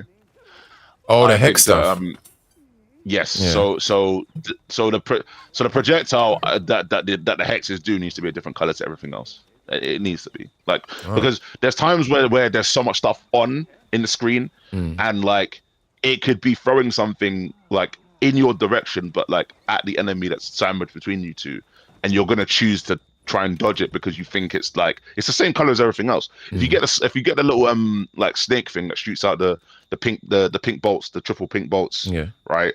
When loads of those are on the screen, you're not going to know Oh, what yeah, is yeah. what. You're just going to have to dodge everything for the sake of dodging it. Yeah. So, like, if it just makes them blue or makes them green or something and stuff, like that's very uniquely not anything else in the game, I think that would be perfect. Then you can just know what's like, you know what I mean, what's ally and what's enemy. Mm. I think that would be perfect. Yeah, that's true. I think that's a bit of an oversight, but you know, it is what it is. You know what I mean? If that was like, if they asked me, have a suggestion box and they said, hey, what do you like? That would be that'd probably be the biggest thing I'd ask, right? I think Yeah. everything else, I'm sort of acknowledging that, like, while it's annoying, do I think that they can or will specifically go for those lengths to change it? No, they either can't or won't. Mm. So, but that one, I think they can and should. Do you think it's going to win any Game of the Year of its nominee? Because I know it got nominated for. It's not winning Game of the Year. That's probably going I mean, to Expedition, E33. Yeah. Expedition, yeah, like Clair Obscure is going to win that. But So, I think it has a not chance gonna at win. winning Art Direction. I think because Hades 2 is nominated for Best Art Direction. Yeah, I don't yeah, I don't yeah, I don't see E33 winning that. I think E33 suffers from the Unreal Engine 5. the skeleton of Unreal 5 is just too present within E33. So I would be shocked if it wins that. But I hear that. I don't know what other categories it's in besides art direction and game of the year. Is there anything else? maybe indie this- game, if you want to call it an indie game. Right. Yeah, I can't remember what else it's in either, but I would hope it. I would be happy if it wins. Especially for a game like that, you know, like 2D isometric. You know, it's not trying to put on all the bells and whistles. It's just got a nice, you know, very distinct design. I think it would mean a lot. Not a lot for the industry, but I think it would be nice. It would be healthy if it won a game like that won art direction. Art direction, sure, yeah. I mean, I think sometimes when it comes to award shows, this is something the Oscars is notorious for, is that when you know you're not going to win the main prize, they'll let you Right. win something else as a consolation. Yeah. So maybe it will win art direction because they know it's not going to win. Like if a film wins best editing or best screenplay, it's probably not going to win like the movie, right? So that is something I think they'll probably consider. Or maybe things will just sweep, but nothing I don't think can sweep. I don't, like Clair Obscure will just win Game of the Year. I don't think it'll win anything else. Maybe voice acting, but I don't. Even then, I think like if we're talking voice acting, I think the voice acting in this is pretty fantastic. Maybe. I didn't even realize Asa Butterfield was in this game as Icarus until after the fact. Actually, that was pretty cool. He plays he's a Smash player, like a UK Smash player. Oh, He shit. used to like sort of attend. Yeah, he used to attend like locals and shit. Oh damn. And he's an actor. Yeah. Big But sick. like other than that, I think if we're talking, I don't know. I can't actually remember the categories off the top of my head. But yeah, like if there's one for voice acting, I think it should win that. I think it should Yeah, win that. I think it is in I voice think acting. Yeah. what's the name? Okay, good. Because I think what's her name? I forget her name, but she's basically my favorite voice actress right now. She was in Baldur's Gate 3 as the narrator, Right. which I only played like a couple, like an hour or two of that game. But she's also in Divinity Original Sin 2 as like one of the major characters, and she's like fantastic. She's very sensual voiced. Yeah. Sounds Great. good. It's great. And she's Hecate. Sorry, she's Hecate in Hades. Just for reference. Yeah, she's Hecate. Yeah. Big sick. Yeah, man. No, Hades 2, sick game. Glad I picked it up. Spent a lot of time onto it. Curious to see what they'll make next. It's interesting. Like the whole, you know, Greek god pantheon can extend quite further, but I don't think they're gonna do a Hades 3. I think when I saw some interviews of the main developer guy, it sounded like they're more ready to like see what else they can do. They should. You know, yeah. That's what they're known. That's what they're known for.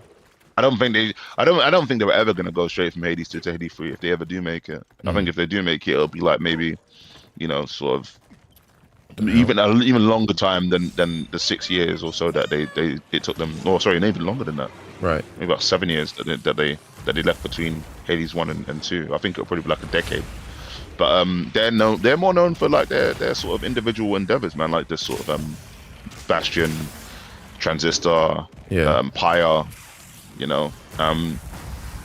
My friend of mine was a bit annoyed that they even made this sequel, but I'm like, to be honest, I was like, well, A, it makes sense based on how popular it is. Yeah, B, it's like the only sequel they've made, so I don't think that's fair to really even brag on them for making a sequel. And C, he didn't like the first game, so I was like, I think that a lot of that is just filtered. I think a lot of that is just filtered through the fact that maybe you don't like like if they made like his favorite is Transistor. If they made Transistor 2, he'd be over the moon. Right. You know what I mean? So yeah, I think they'll make something else. Like, and it probably maybe two things that factored into them making the sequel is A, how popular it was. If I just look at it separately to what he was saying, what I was saying to him, A, how popular the game was, and B, I can only imagine that Pyre didn't do well. Right. Pyre's a good game, but it's like the weakest out of all of their games by far. Did that come after Transistor? Pyre? No, I haven't played any of it. I've only played the only game I played is Hades 2 from them. Really? Oh, Hades 1 and 2, you mean? Well, not only 2. I didn't play 1. I only watched 1. What? Yeah. Oh my god! I remember I told you this before, and you had the same reaction. Goods. I'm glad I had that reaction. Nothing changed. I'm having it again. Damn. What the hell? All right, whatever. Man. It's done. What's done is done. Yeah. But if you go back, like Bastion was like a great game at the time, and that the voice acting was like really revered. Same thing with Transistor. Transistor's a fantastic game too. Yeah. I will really go back and try and play Transistor. I think still holds up. Yeah. You know what I mean? Maybe the only thing is like, the combat might feel a bit weird to you, but it's like it's more it's probably more sort of XCOM, Mega Man Battle Network-y, like stop-start. Okay. Do you know what I mean? Like you can do the moves, but you can also like pause and probably like I think sort of cue them up and stuff, you know. So, right. Sounds good. But the story was what it's known. The story and aesthetics what it's known for. Yeah. Wait, super random topic change. Did you know about the Gets thing? Yeah, look, he's one of my favorite MCs of all time, but he's human garbage. It is what it is. But like, That's but has he? I mean, yeah, the situation is like really quick. But when you say human garbage, like, has he done other stuff before this that has like controversial and stuff? I thought it seemed like he was on his trajectory was super like on the rise because he's doing like acting stuff, and I think his last album was pretty well revered. And then he just gets into this situation, and now his career is most likely Dunzo, like Omega Dunzo. Like he's going to jail. Yeah, he's going to jail. But even like, I can almost guarantee he's going to probably get maybe like 7 years.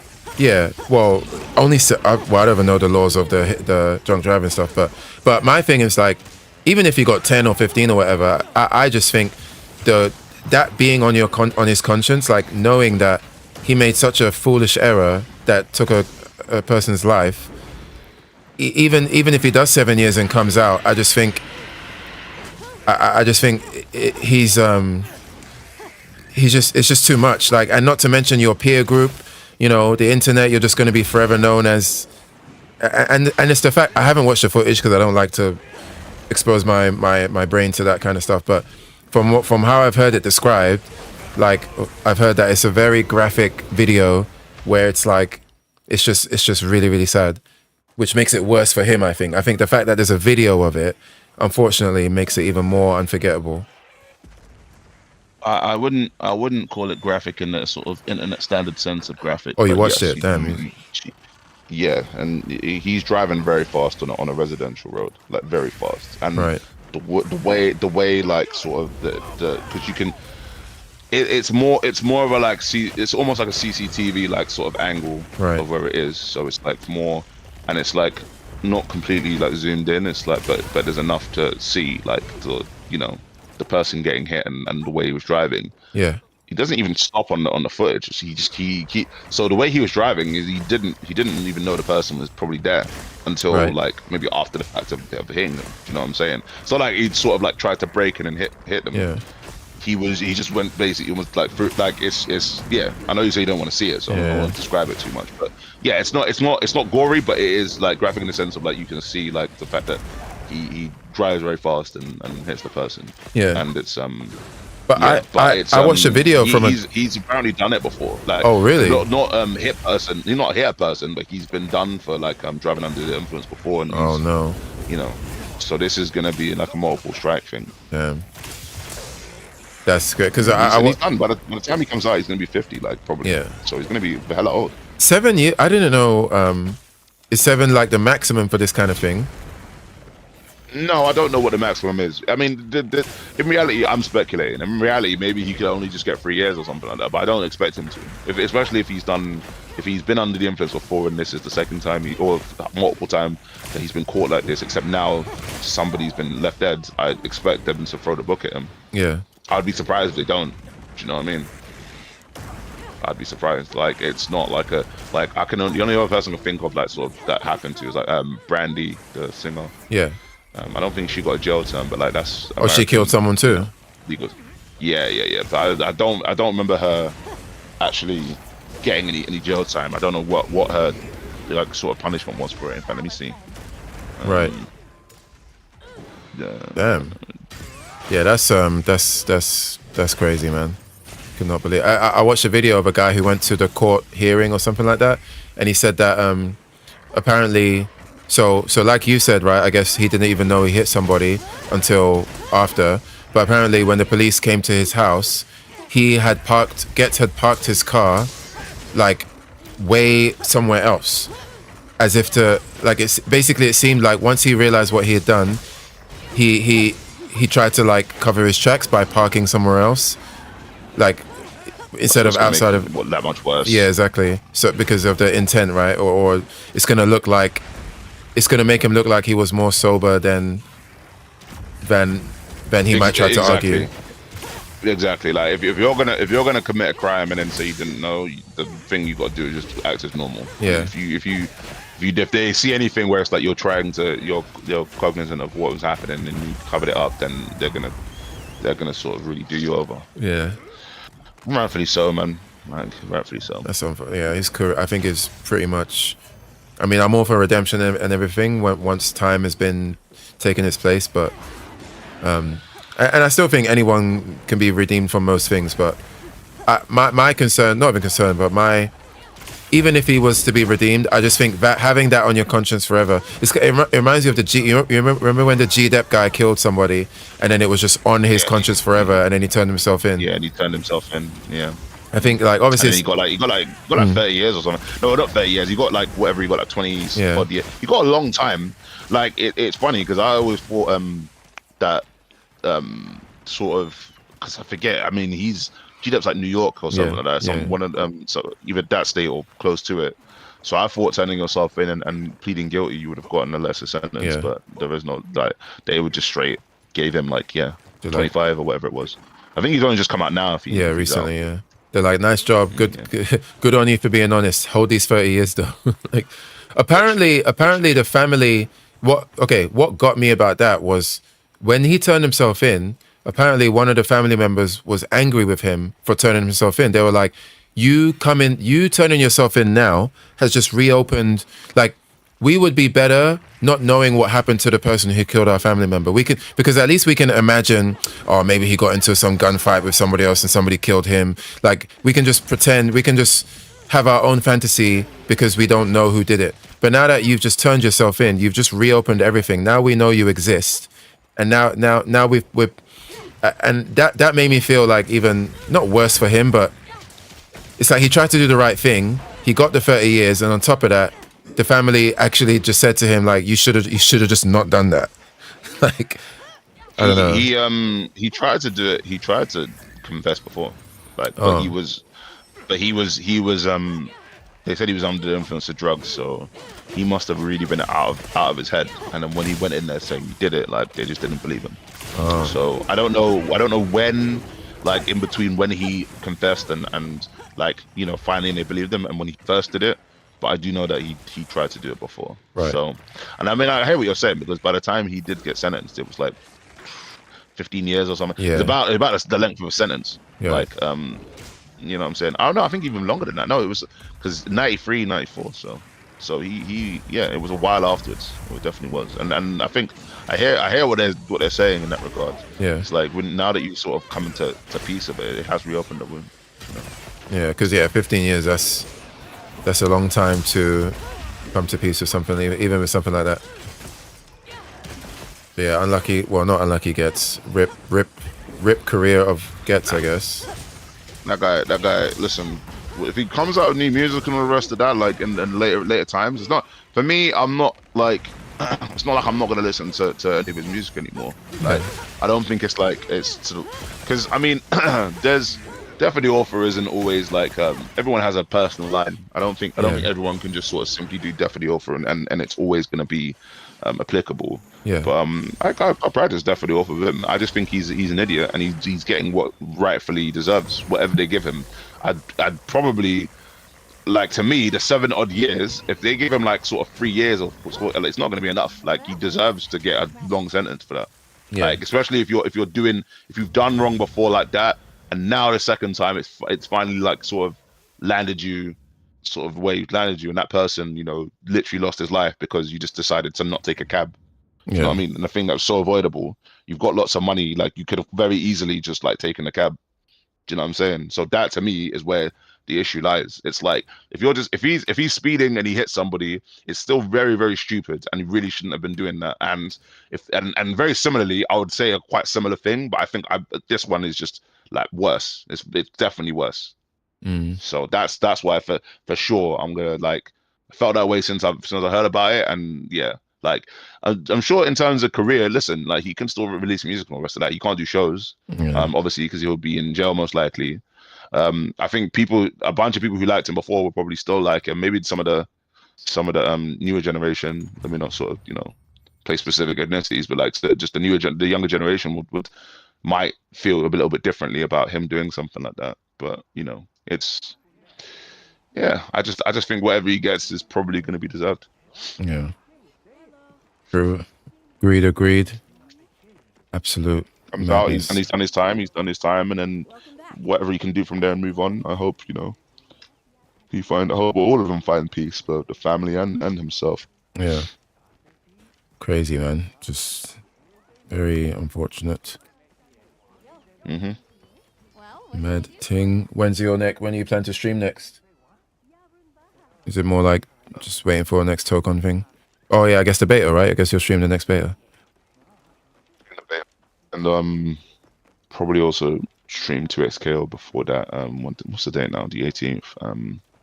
Probably stream 2xKO before that, but in between that, but probably we'll just be doing some editing and just releasing the videos. Nice. Sort of behind our schedule for that anyway. So yeah, the clips from the podcasts, the actual podcast up in their entirety on YouTube. Some of the old footage, Tokon footage, just to sort of throw up because there's no sense it just sitting on my hard drive now, especially when it's going to be, not obsolete per se, but just like less relevant.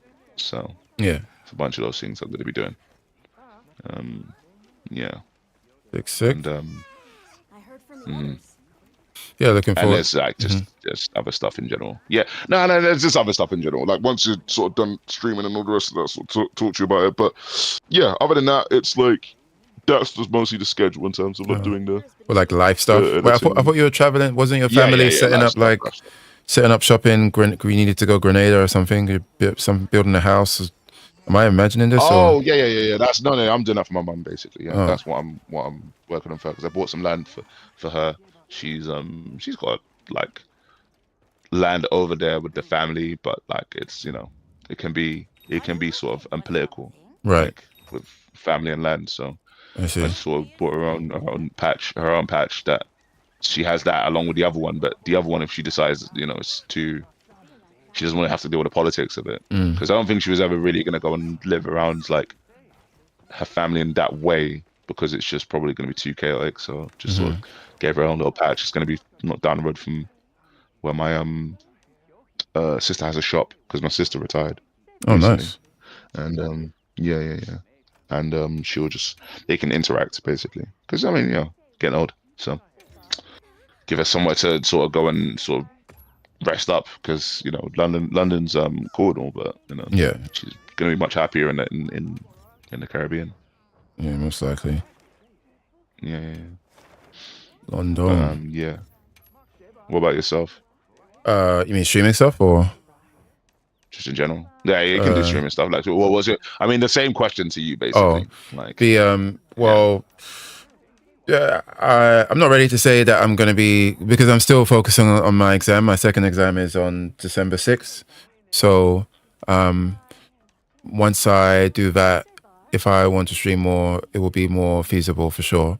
Because that's like a that's like basically the exam is like the big goal. You know, I just need to get that certificate, and then I can start, you know, switching over to doing completely different kind of work. Because of the whole, you know, journey to escape, escape Taiwan, like escape from Tarkov, but escape from Taiwan, like whatever. So, yeah, to escape him in Taiwan, yeah? yeah, well, I mean, that's the long term or short term plan. I'm thinking like within the next year and a half, to put my smoke bomb down and be disappeared by the time the smoke clears. So What's your desire to do? Why what brought that on? Is it just, I mean, next year is 10 political years. stuff or just Partly next year is 10 years me being here. 10 years is a long time in any one place, and then yeah, the political stuff as well, and all of. I mean, it's not like there's crazy rumblings right now, but every time you look into it or research it or just look at the trajectory of just what's going on in other parts of the world, like even a lot of Taiwanese parents that I speak to more people that are nervous about it more and more, and yeah, the consensus seems to be like within the next 2 or 3. Some people more comfortably say within the next 2 years, something will probably happen. So obviously you don't want to be anywhere near that if that does happen. But even if that wasn't the case, again, the 10-year thing is just mostly it, and like not being present for so many family things is rough, especially after so much time. So yeah, but it's more so. you're actually looking to move. So you're looking to move back to London. That's definitely. I mean, yeah, it's either I come back to London or I go somewhere else, but it's most likely coming back to London. Like I can't really. The chances of me staying here for 10 years and then leaving and then going to another country is quite unlikely, because like even if that does happen, I'll probably come back to London first for some short period. Like that would be the more clever thing to do. Like 10 years somewhere else and then 5 years somewhere else. Like I don't know, but it's more so. I should also mention it's more so like the IT stuff is just more concrete. It's the kind of work that because you can do it remotely, like it gives me the flexibility to then think about where to be next. Whereas like focusing too much on the teaching stuff, it's more limited. You know, I can't do it everywhere, or there's not as much money involved. Like teaching English, right? Like, okay, wow, come back to London. Wow, you're an English teacher. Okay, okay, loser who is trying to teach English in an English-speaking country. Like, not to say that there's no opportunities, but there's just not as many. So You can, yeah, but I understand what you're saying. They're definitely going to be as many opportunities. Like people do ESOL, like classes and teach people. Yeah. Like friends of mine, they sort of they teach, and one of them pivoted to coding. yeah, But yeah, like they would be the Brazilians and mostly Brazilians, right. like South Americans, etc. yeah, But they're like teaching them English and whatnot, and yeah, they were doing that. yeah. One of them was saying like, yeah, it needs to sort of move away from that and move to both of like one had pivoted already, and the other one's trying to pivot. So Right. yeah, I hear it. Yeah, it's more so just securing, and even though what you said is true about the ESOL stuff, but like I imagine the salaries are not that high as well, especially for a place like London. Like, No, you know, definitely want to kind of future proof yourself if the goal is to live in a place like that. So, yeah, more so just security and, yeah, security and the flexibility to be somewhere else if I need to emergency like smoke bomb somewhere else. understood. Oh. Fair enough. Yeah. No, it's like you say, man. There's flexibility, there's portability, there's all types of things that are associated with that field. Yeah. Obviously, like you're running into the AI era, Yeah. right? Where it's like there's going to be a lot of places that are probably, you know, opting to just go for AI generated spaghetti code, and then they'll get somebody to just fix it afterwards Exactly. instead. Yeah. And it's like the sort of like, because I mean, this conversation came up like a couple of days ago, and it was like sitting down with people, and it's like, yeah, they took their jobs, AI is taking our jobs, and it's like, you know, because someone again, like I did the boo AI, and they were like, oh, why do you hate AI? And I'm like, well, it's like, well, and one of the other people, I mean, he was more photography, but I mean, both of us are in a sort of media field previously, and I was like, well, it invalidates like sort of or obsoletes like our part like a good portion of our skill set. Not that I think people should necessarily be complete enemies of change anyway, right? Yeah. Sometimes it's more that's more of a sort of, you know, way to make yourself feel better, but like that is the reason why it's like well, that's just not even just me, that's the reason why it's just generally despised, is that it's like there's a bunch of things that are sort of just like obsoletes and invalidates. I don't think the general population is going to necessarily feel the same way. I think once it starts to benefit and convenience them more, then they'll just care less. Like it's like people hated AI, generative AI, and said it's slop, and then Arc Raiders has it, and then they're like, oh, but the game's good though. Do you know what I mean? So I've heard about that. So how is Arc Raiders using it? Like what are they doing with the AI? I think it's because basically because you fight against like machines and whatnot, right? As well as people. Like the machine part of it, I think they're just like, well, the machines are AI, so generative AI probably canonically makes sense that it would be something like that. So I think I believe, I don't know if that's the extent of it. I've only heard it in passing, but I know that there's at least like generative AI in the game, and I think it's like it at least starts with dialogue. If that's the extent of it, then that's the extent of it. But I believe that's you know, part of it. Okay. So I see. yeah. So there's that.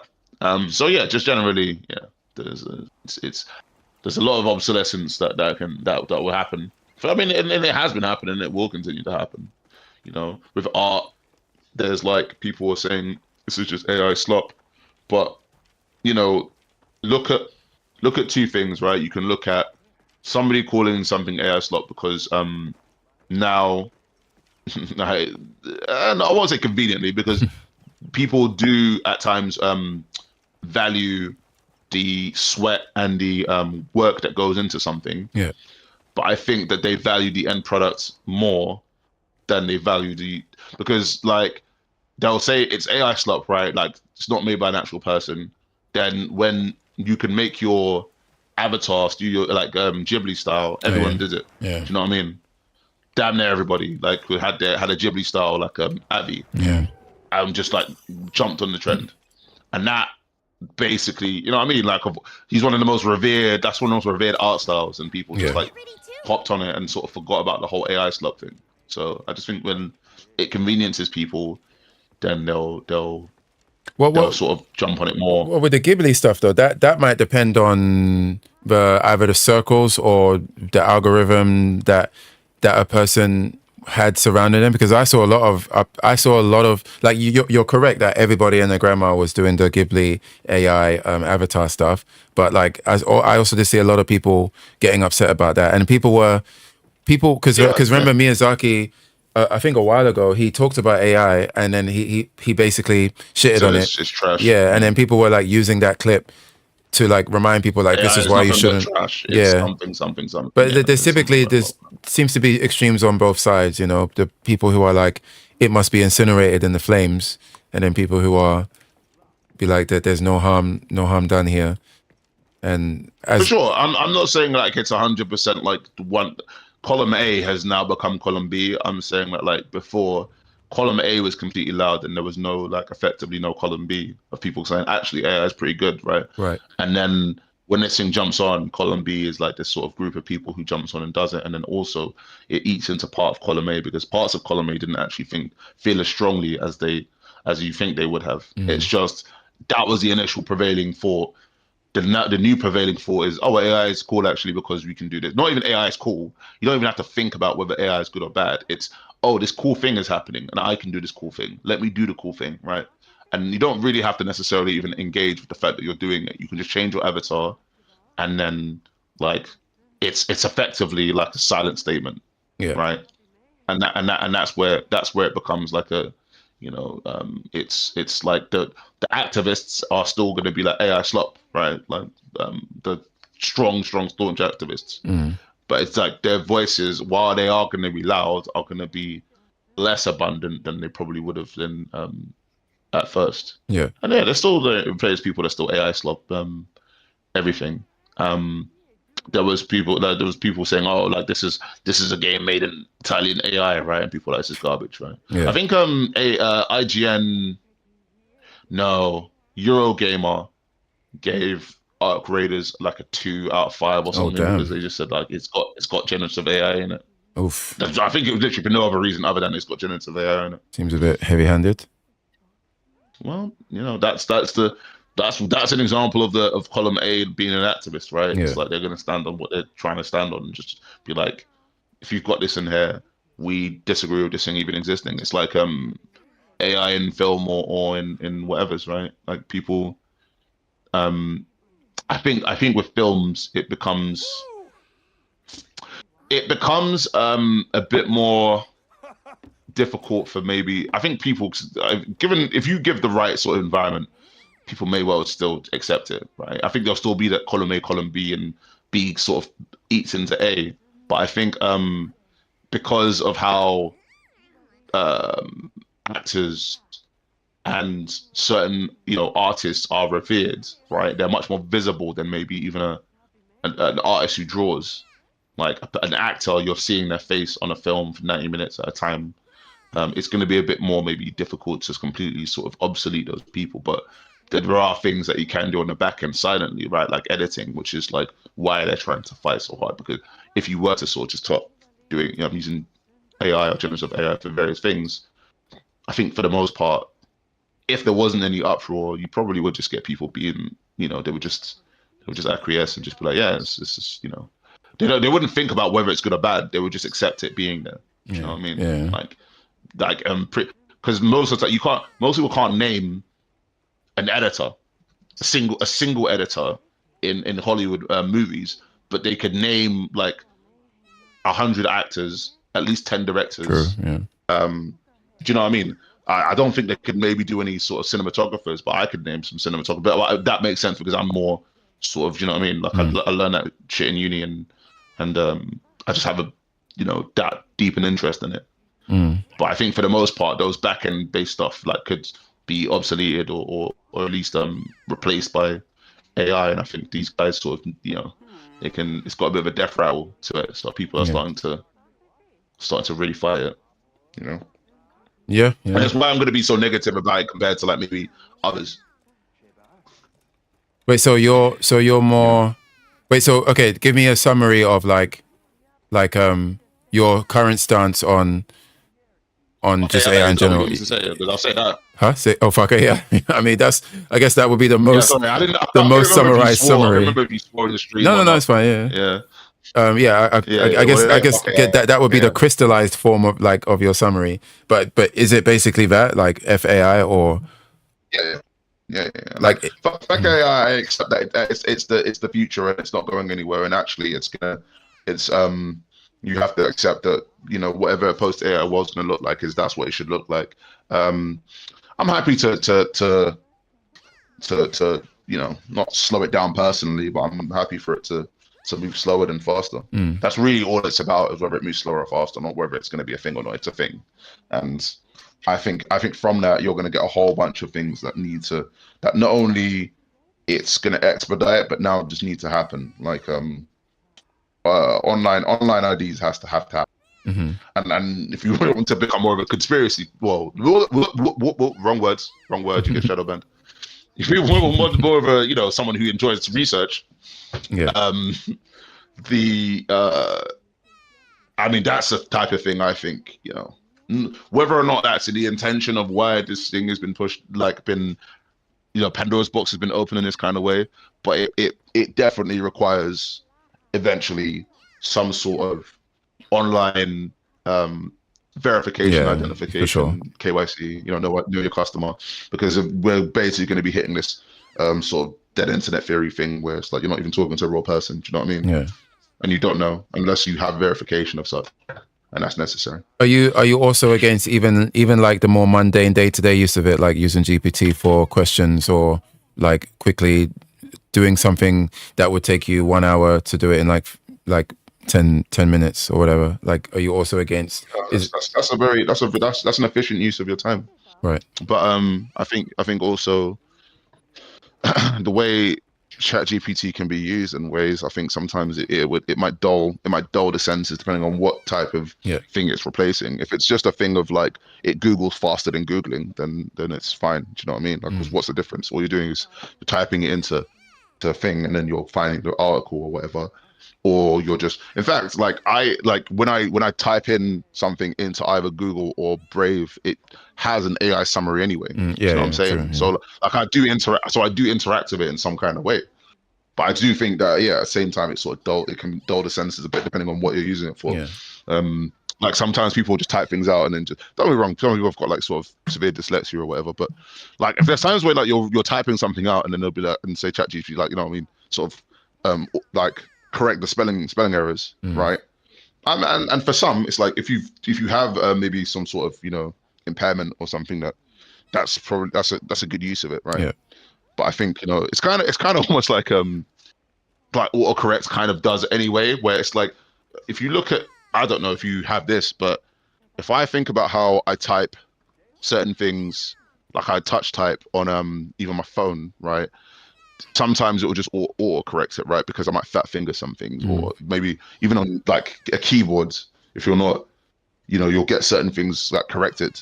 And then if you just turn it all off and you start typing, it's like you've got a bunch of like sort of mistypes or errors or whatever, right? And it's just sort of because you just never really had to bother dealing with that, because the thing will just help you. Like it's kind of like sort of maybe the equivalent to that. So yeah, I think there's value. I think there's value in AI for sure. You know, I think that there's also a bunch of negatives too. You know? Yeah, I think I think I've argued about this with C4 before as well, but like my similar to you, or maybe not, I'm not sure. It sounds a bit. I think what I'm about to say, you probably will have the same worry in regards to AI, but my biggest worry is that like constant use of it, which is going to happen because it's you know, spreading and growing fast. That the constant use of it is like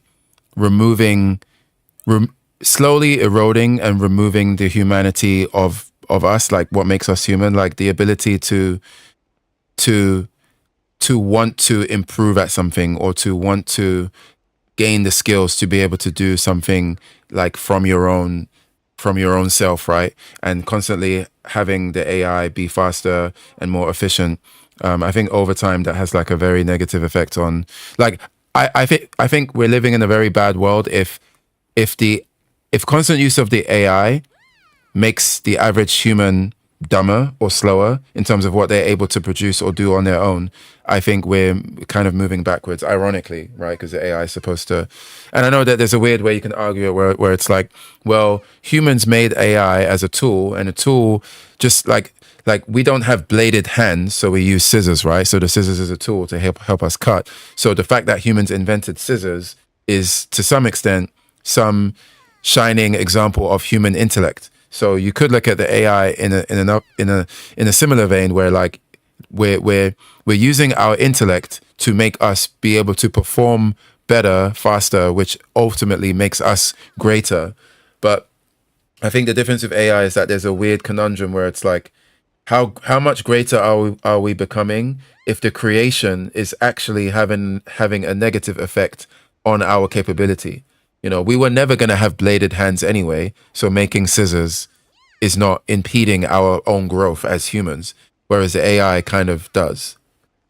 So no, and that's, I mean, yeah, it's a more eloquent way of what I was saying when I was kind of saying it was dulling the senses, right? In the sense of, I think I can agree. I mean, this is an example. You could argue that when you didn't cut, you tore, right? And tearing and cutting, while it sounds like it's two different things, in reality, it's like division, right? You're dividing something, but it's more sort of precisely dividing something to the point where now it's like a sharp cut, right? As opposed to like a rough tear.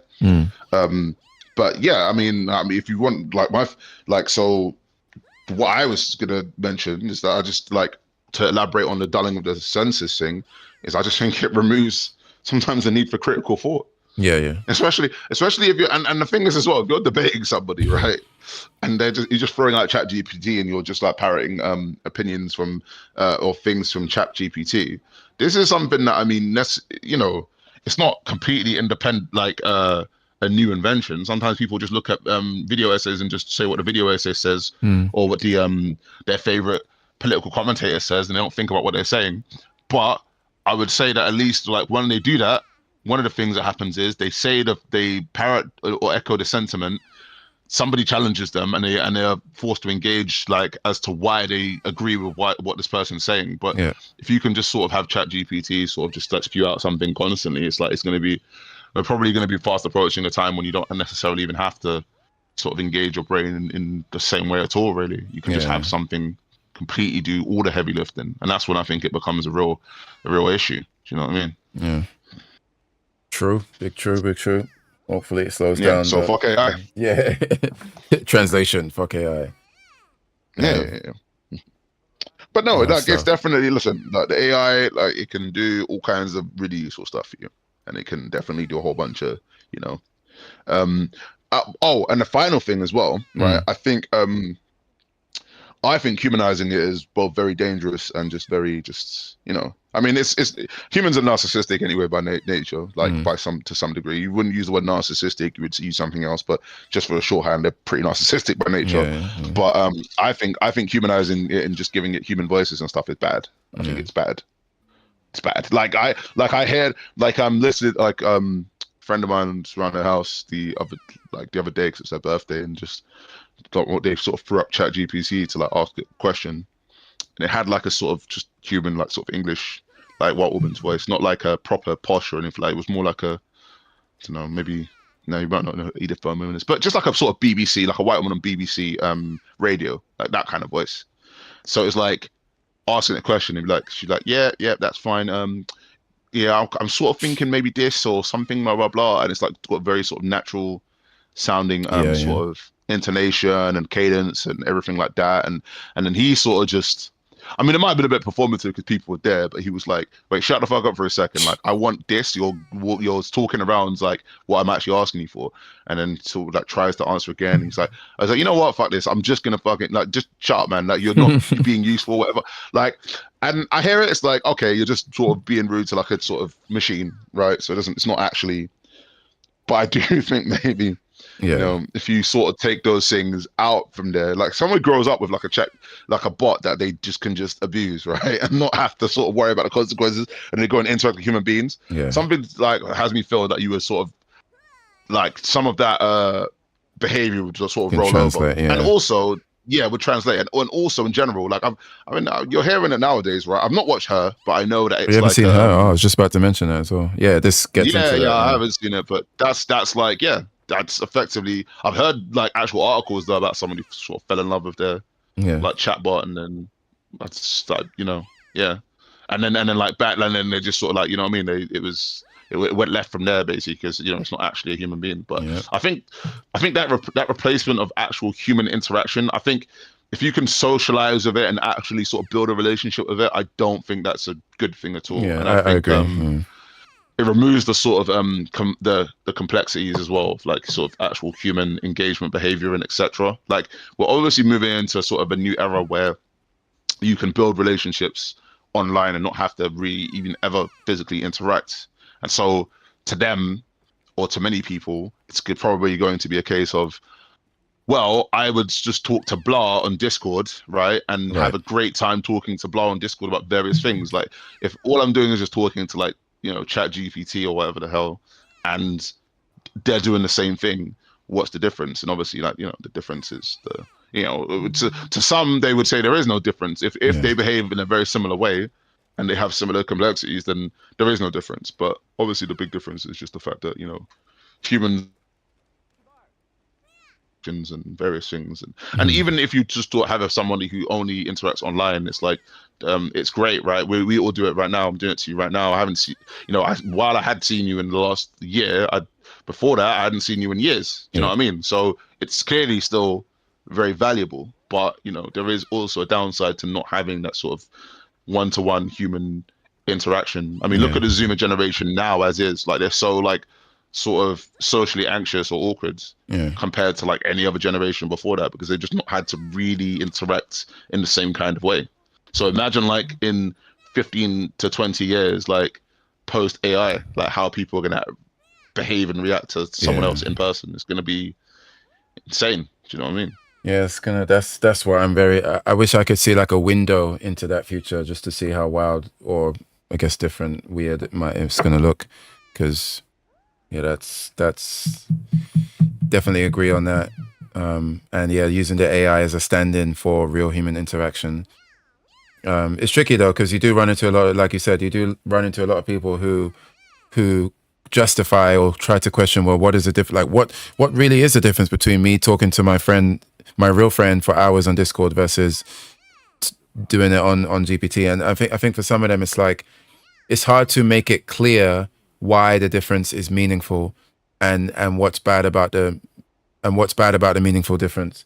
But I think that's a battleground. Yeah, and I've well. not actually seen. And I've not actually seen like or spoke to anyone who has that. But I'm just making assumption based on the fact that like I can, you know what I mean? Like this is sort of what flies through my mind when I see something like that. I could see somebody making that level of just. So you saying that, you know, I could, yeah, I believe that, because that's kind of, as soon as I see that and as soon as I see those types of interactions, I'm sure there'd be a bunch of people who feel that way, right? Yeah. And it makes sense, but it's just how I mean, regardless, these people are going to have to grow up in that generation, so we're going to have to see what they're like. You know, I sort of had maybe high hopes for the internet generation, you know, Gen 2 of the internet generation, or Gen 3 of the internet generation, because we were effectively Gen 1, right? And like we'd sort of been thrown into high-speed internet and just had no clue what the hell we were doing.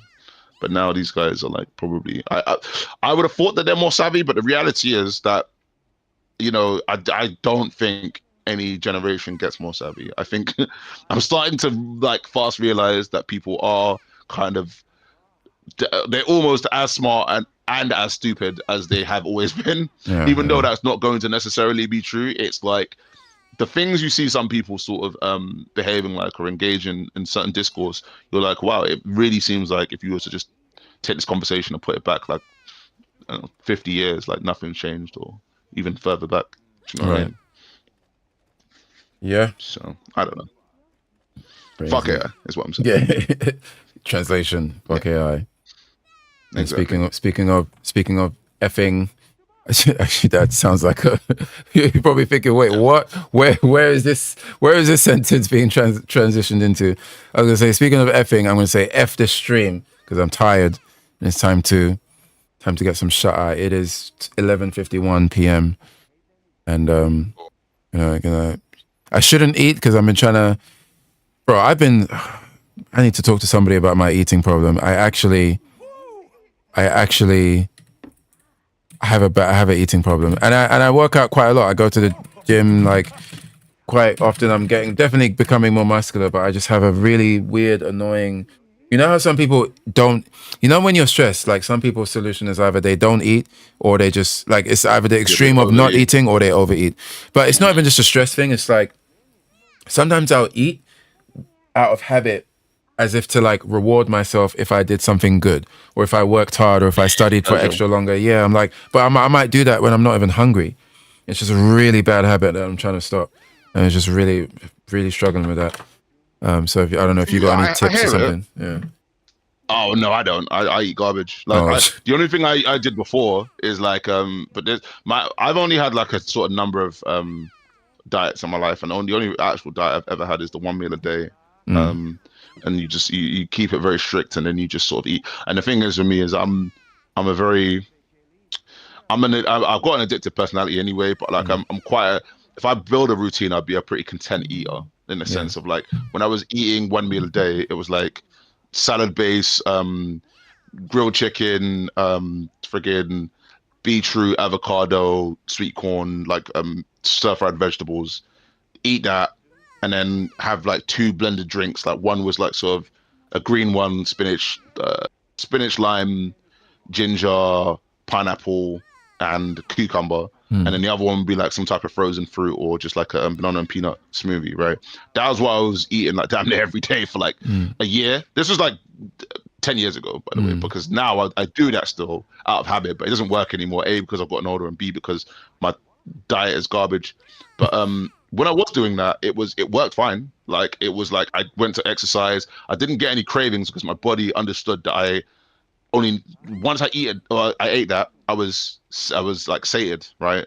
So in terms of like the hunger, like there was no real hunger, and it lasted throughout the day. What happened was though, if I ever deviated from that, like my body would be like, okay, where's the rest of it? Do you know what I mean? And it's sort of like boom, then you start to just crave because you eat like only a third of the calories that it's expecting, and now it's like no, the other 2/3 needs to come. What else do you have, right? But I don't know. Maybe for you, it's like you say, you gym, you work out. I mean, if you're anything like I saw you a year ago, you like still gonna be more or less like, if not the same weight, you at least look visually the same. Maybe in terms of what you're doing in terms of dancing and sort of general outdoor stuff, maybe you are actually burning a lot of calories and energy, and your body just naturally just needs that back. Do you know what I mean? It could be possible. You know, how do you find yourself? Like, do you think has your weight fluctuated much? It's definitely grown. I'm developing like, you know, them World of Warcraft orc bellies. Like it's not like man's got the orc belly, the uncle belly. I hate it, bro. It's not extremely bad, but why I hate it is because I can see the future when I look at my stomach, and it just looks like when I go on the public transport and I see like these, you know, middle-aged Taiwanese men just like not really caring about their weight, and they got the proper beer belly. I'm not that, but what I have now, I look at it and I just see a doorway into becoming that. And it just pisses me off, especially because I know that this is what will become of me if I don't chill the fuck out. But yet, I'm still the habit is just so inescapable. Not inescapable. It's just very difficult to break. You know? Okay. Sorry, you cut out a little bit. Oh, sorry. That was you or me. No, you're back now. Sorry. Oh, yeah. So it's not as bad as like it's not full on orc belly, but it's like it's on the way there. You know, and it's annoying as well because I actually have like ab muscles. Like I can, if I tense it's like the muscles are there, but it's like hidden under just gut fat, and it's just it's not good. Yeah, I hear you. No, I just look, in that case, boy. So what, do you snack a lot, or is it just eating like sort of regular stuff? My snacking is definitely actually. No, it's not necessarily snacking. It's just eat like, you know, when you say your diet is trash, it's like when I reward eat, I will tend to eat the most nonsense because I feel like I deserve it or something. Like straight up just donuts, fucking peanut butter and bread. Like Taiwan's got a lot of really good bakeries, and some of that shit is addictive. Some of their cakes as well. And then when it's food, like sometimes it will be it's just silly stuff like dumplings, which can be very bad, and then just a lot of trash. Like I would say 60% trash, and then the other 40% is I'm actually eating good stuff because I'll try to make my own smoothies or just eat a lot of like protein based stuff, especially to coincide with the gym stuff, right? You know, you need a lot of protein and all of that. So it's not always all bad. It's just oftentimes it's two problems. A, I often do the reward eating thing, which is very bad. And when I do the reward eating, it's like 60% chance that whatever I choose to eat is garbage. You know? So, and then it will be things like eating late at night before I sleep, which is just a bad habit. And yeah, stuff like that. So how often do you reward eat? Bro, like I would say, listen. I would say, listen, look, imagine the stream's not there, man. Yeah, no, it's fine. No. I would say like,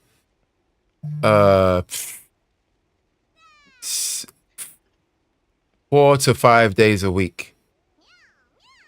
Like, so yeah. Right. So I mean, I would say like, so the one thing I found is I've never been like, so other than the 1 meal a day thing is the first like major diet I've ever taken like actually seriously. But what I would probably say though is that in terms of like if you want to cut all of that out, I would cut it down, but I wouldn't remove it. I would if anything, you could even just pick a day where you sort of reward eat, but reward eat on this day, or like just maybe relegate it to like 1 or 2 days. Like maybe from 4 to 5, you can go down to like maybe 2 days, and then sort of like, you know what I mean? And even you could even just leave that in the routine and just have it there. Like for me, I mean, there's certain things I'll eat on a, like I'm trying to sort of cut down on on a bunch of stuff, but like before it used to be, I don't know, Chinese on a Monday, whatever I'm eating on Tuesday, pide, which is like a Turkish pizza, and chips on a Wednesday. That Thursday, Friday I'm eating sushi. Like maybe Thursday I'm eating sushi. Friday I'm eating fried chicken. But it's like now when I'm actually trying to lose weight and go and exercise and etc. I've tried to cut out the Chinese. So I mean, if I was ever gonna eat it, like me cooking it myself would have been far more healthy. But I've been doing a lot of takeaway for the last couple of years. I used to cook my own meals a lot, and personally I'd say cooking your own meals, it makes a massive difference personally, because the ingredients you're going to be, I'm sure the ingredients over in Taiwan are probably fine anyway, but like certain things like that you would do, you can control like the ingredients that go into it anyway. It's going to be much sort of healthier, and I just think if you have maybe some sort of routine, it probably stops you being able to just reward eat whenever. And now it's like, okay, I can just have like a cheat day, like they say, right? Like a cheat day in a sense. And that might probably help, where it's like, okay, it's not like it's gone completely where I'm like, damn, I can't eat any of this stuff. But maybe now it's like okay, well, you know what I mean? And then maybe after a couple of weeks or months, like you just get used to the fact that, on Thursdays and Friday or whatever it is, I'm going to sort of eat this thing. Or I'm going to just enjoy whatever I'm eating with this. But I think if the main thing I think is that if most people have a diet where they don't enjoy it, they're just not going to maintain it. Like, I've got some of the worst impulse control known to man. Do you know what I mean? And it's like, if I was to just have like a completely, I don't know, like when I see people eating rabbit food, where it's like, oh, I'll just eat me. I'm just like, this isn't going to work. Do you know what I mean? Like, I need like a sort of, and the other thing as well, right? I think some people, this isn't me even still doing research or anything like that, but I think some people look at it like, if you eat sugar or something unhealthy of any kind, then you may as well just be eating complete trash. But I think that to, slowly wean yourself off of it, I think if I don't know, it'd be like eating like a sort of a burger with, I don't know, like some brown bread, or even just like a bunch of lettuce as the patty instead of like a thing. Some people might be like, oh, you're still having like the unhealthy thing, or some fried chicken or something with like, instead of like with chips, it would be like something. They'd be like, oh, you're still eating the fried chicken, it's unhealthy. And it's like, yeah, that part is probably unhealthy, but it's like, if you can make the meal more healthy than it was before, at least you can sort of work towards eating less sort of calories, or eating like something that's a bit better for you than just completely cutting off and be like, okay, you need to just go straight, like, just a piece of lettuce and like some olive oil on it, and that's all you're eating, right, for the entire day, and then you just need to like starve yourself like for the rest of the day. I don't think people can normally maintain that. If you can, then that's fine, I guess, but I can't. That's for sure. I think most people can't. But you're definitely right, like trying to do the whole cold turkey thing. I mean, I've never tried to do it in that way, because I've also seen from multiple people who are smarter than both of us combined that often say, like, kind of slowly weaning it out and not feeling too horrible about yourself for having a few cheat days here and there. But if the ultimate goal is to change it up, like, just don't expect it to happen overnight. Like, it's something that you got to work towards, and it might not even be good for your body to just suddenly switch it over on a dime like that. There could be some unhealthy side effects in that regard as well. So, but it's Go on. No, I was going to say, like, even a friend of mine. I mean, not a friend of mine. This is back in like school days. Actually, I remember like sort of one of my friends in the circle was sort of just like, oh, if I have my salad with this kebab, is that part of my 5 a day? Like, and then like everyone was like, no, it's like still really unhealthy. And I was like, I was like, no, like it's still you're still eating vegetables, and the vegetables haven't been fried, so it's not like the nutrients are all still there. It's just that he's eating an unhealthy thing, and he's also eating a healthy thing, Yeah. right? So it's like she needs to like just reduce the unhealthy thing, right? To me, that's always been like logical. Don't get me wrong. There's things where it's like unhealthier food causes inflammation, right? Which Yeah. then sort of causes your body to maybe work harder to try and well, not even work harder per se, but just like it takes it longer to sort of deal with the less healthy thing. But I would still say like the vitamins and minerals and etc. that it sort of provides is still going to be there, provided you don't maybe fry or steam certain. I know certain vegetables, if you like, prepare it in a certain way, it loses a lot of its like sort of nutrients or value. But for the most part, if you're eating the vegetables and you're eating the healthy thing, as long as it's not prepared in a very unhealthy way, then you should be okay with it. But yeah, that's just generally my thing. I just think, yeah, if you like you're saying, it sounds like you've really sort of done some research, and I think the sort of slow weaning or the slight reduction and a control that even gets your body just used to the fact that it's like, oh, I'm gonna have this thing at that time, or I'm gonna consider, whatever this, whatever that. That would probably be cool. Do you know what I mean? You could consider the 1 meal a day, but I don't think you really need it really. I think you do enough things like in terms of activities and whatnot. Yeah. I think that I've tried it as well. It's to varying degrees of success. I do like that. How did you do it? I tried different styles, like doing the morning, doing the evening thing. I found the evening one to be. I was able to keep that going for longer, like just skipping breakfast, because I usually don't eat breakfast anyway. So skipping breakfast and then just drinking like lots of water or green tea, and then like having a nice healthy meal at around 4 or 5. I kept it up for a decent amount of time, but not long enough before I just ruined it. Or it went from 1 and then a little sneaky 2 meals a day. Honestly, right now it's just 2 meals a day. I think the 3 meals a day thing is proven at this point to be like, when we grew up and we kept hearing like, 3 meals a day, but then that's just not. It just doesn't have to be that way. Like 1 or 2 can be fine. So right now I'm like, yeah. And I was gonna say the breakfast thing was actually sort of.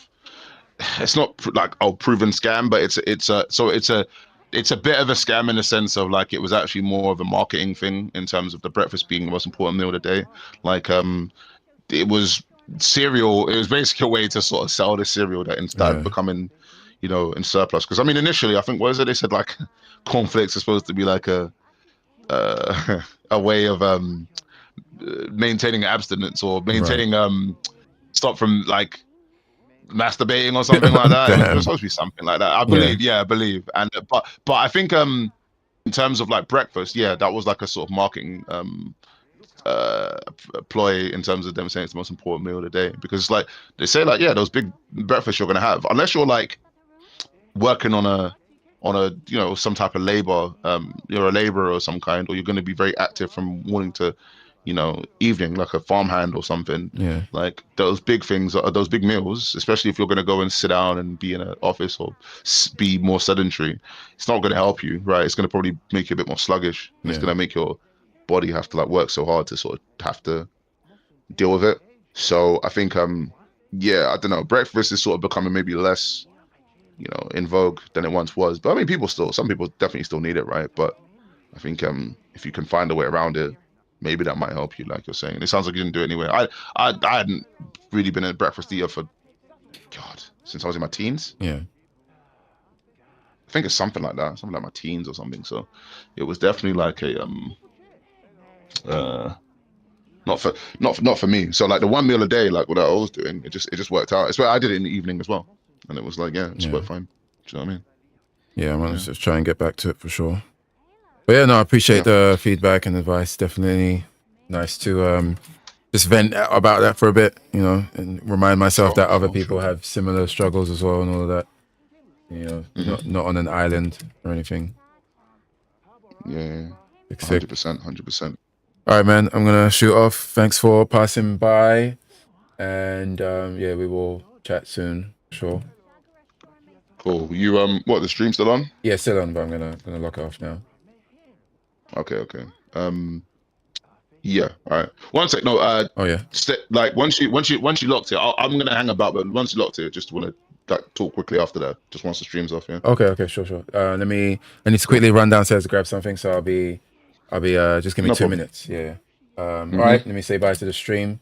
Whoever's out there in internet land, thanks for passing through, and perhaps see you again on whenever the next one is. Haha. Peace out, and let me find where the stop streaming button is, which is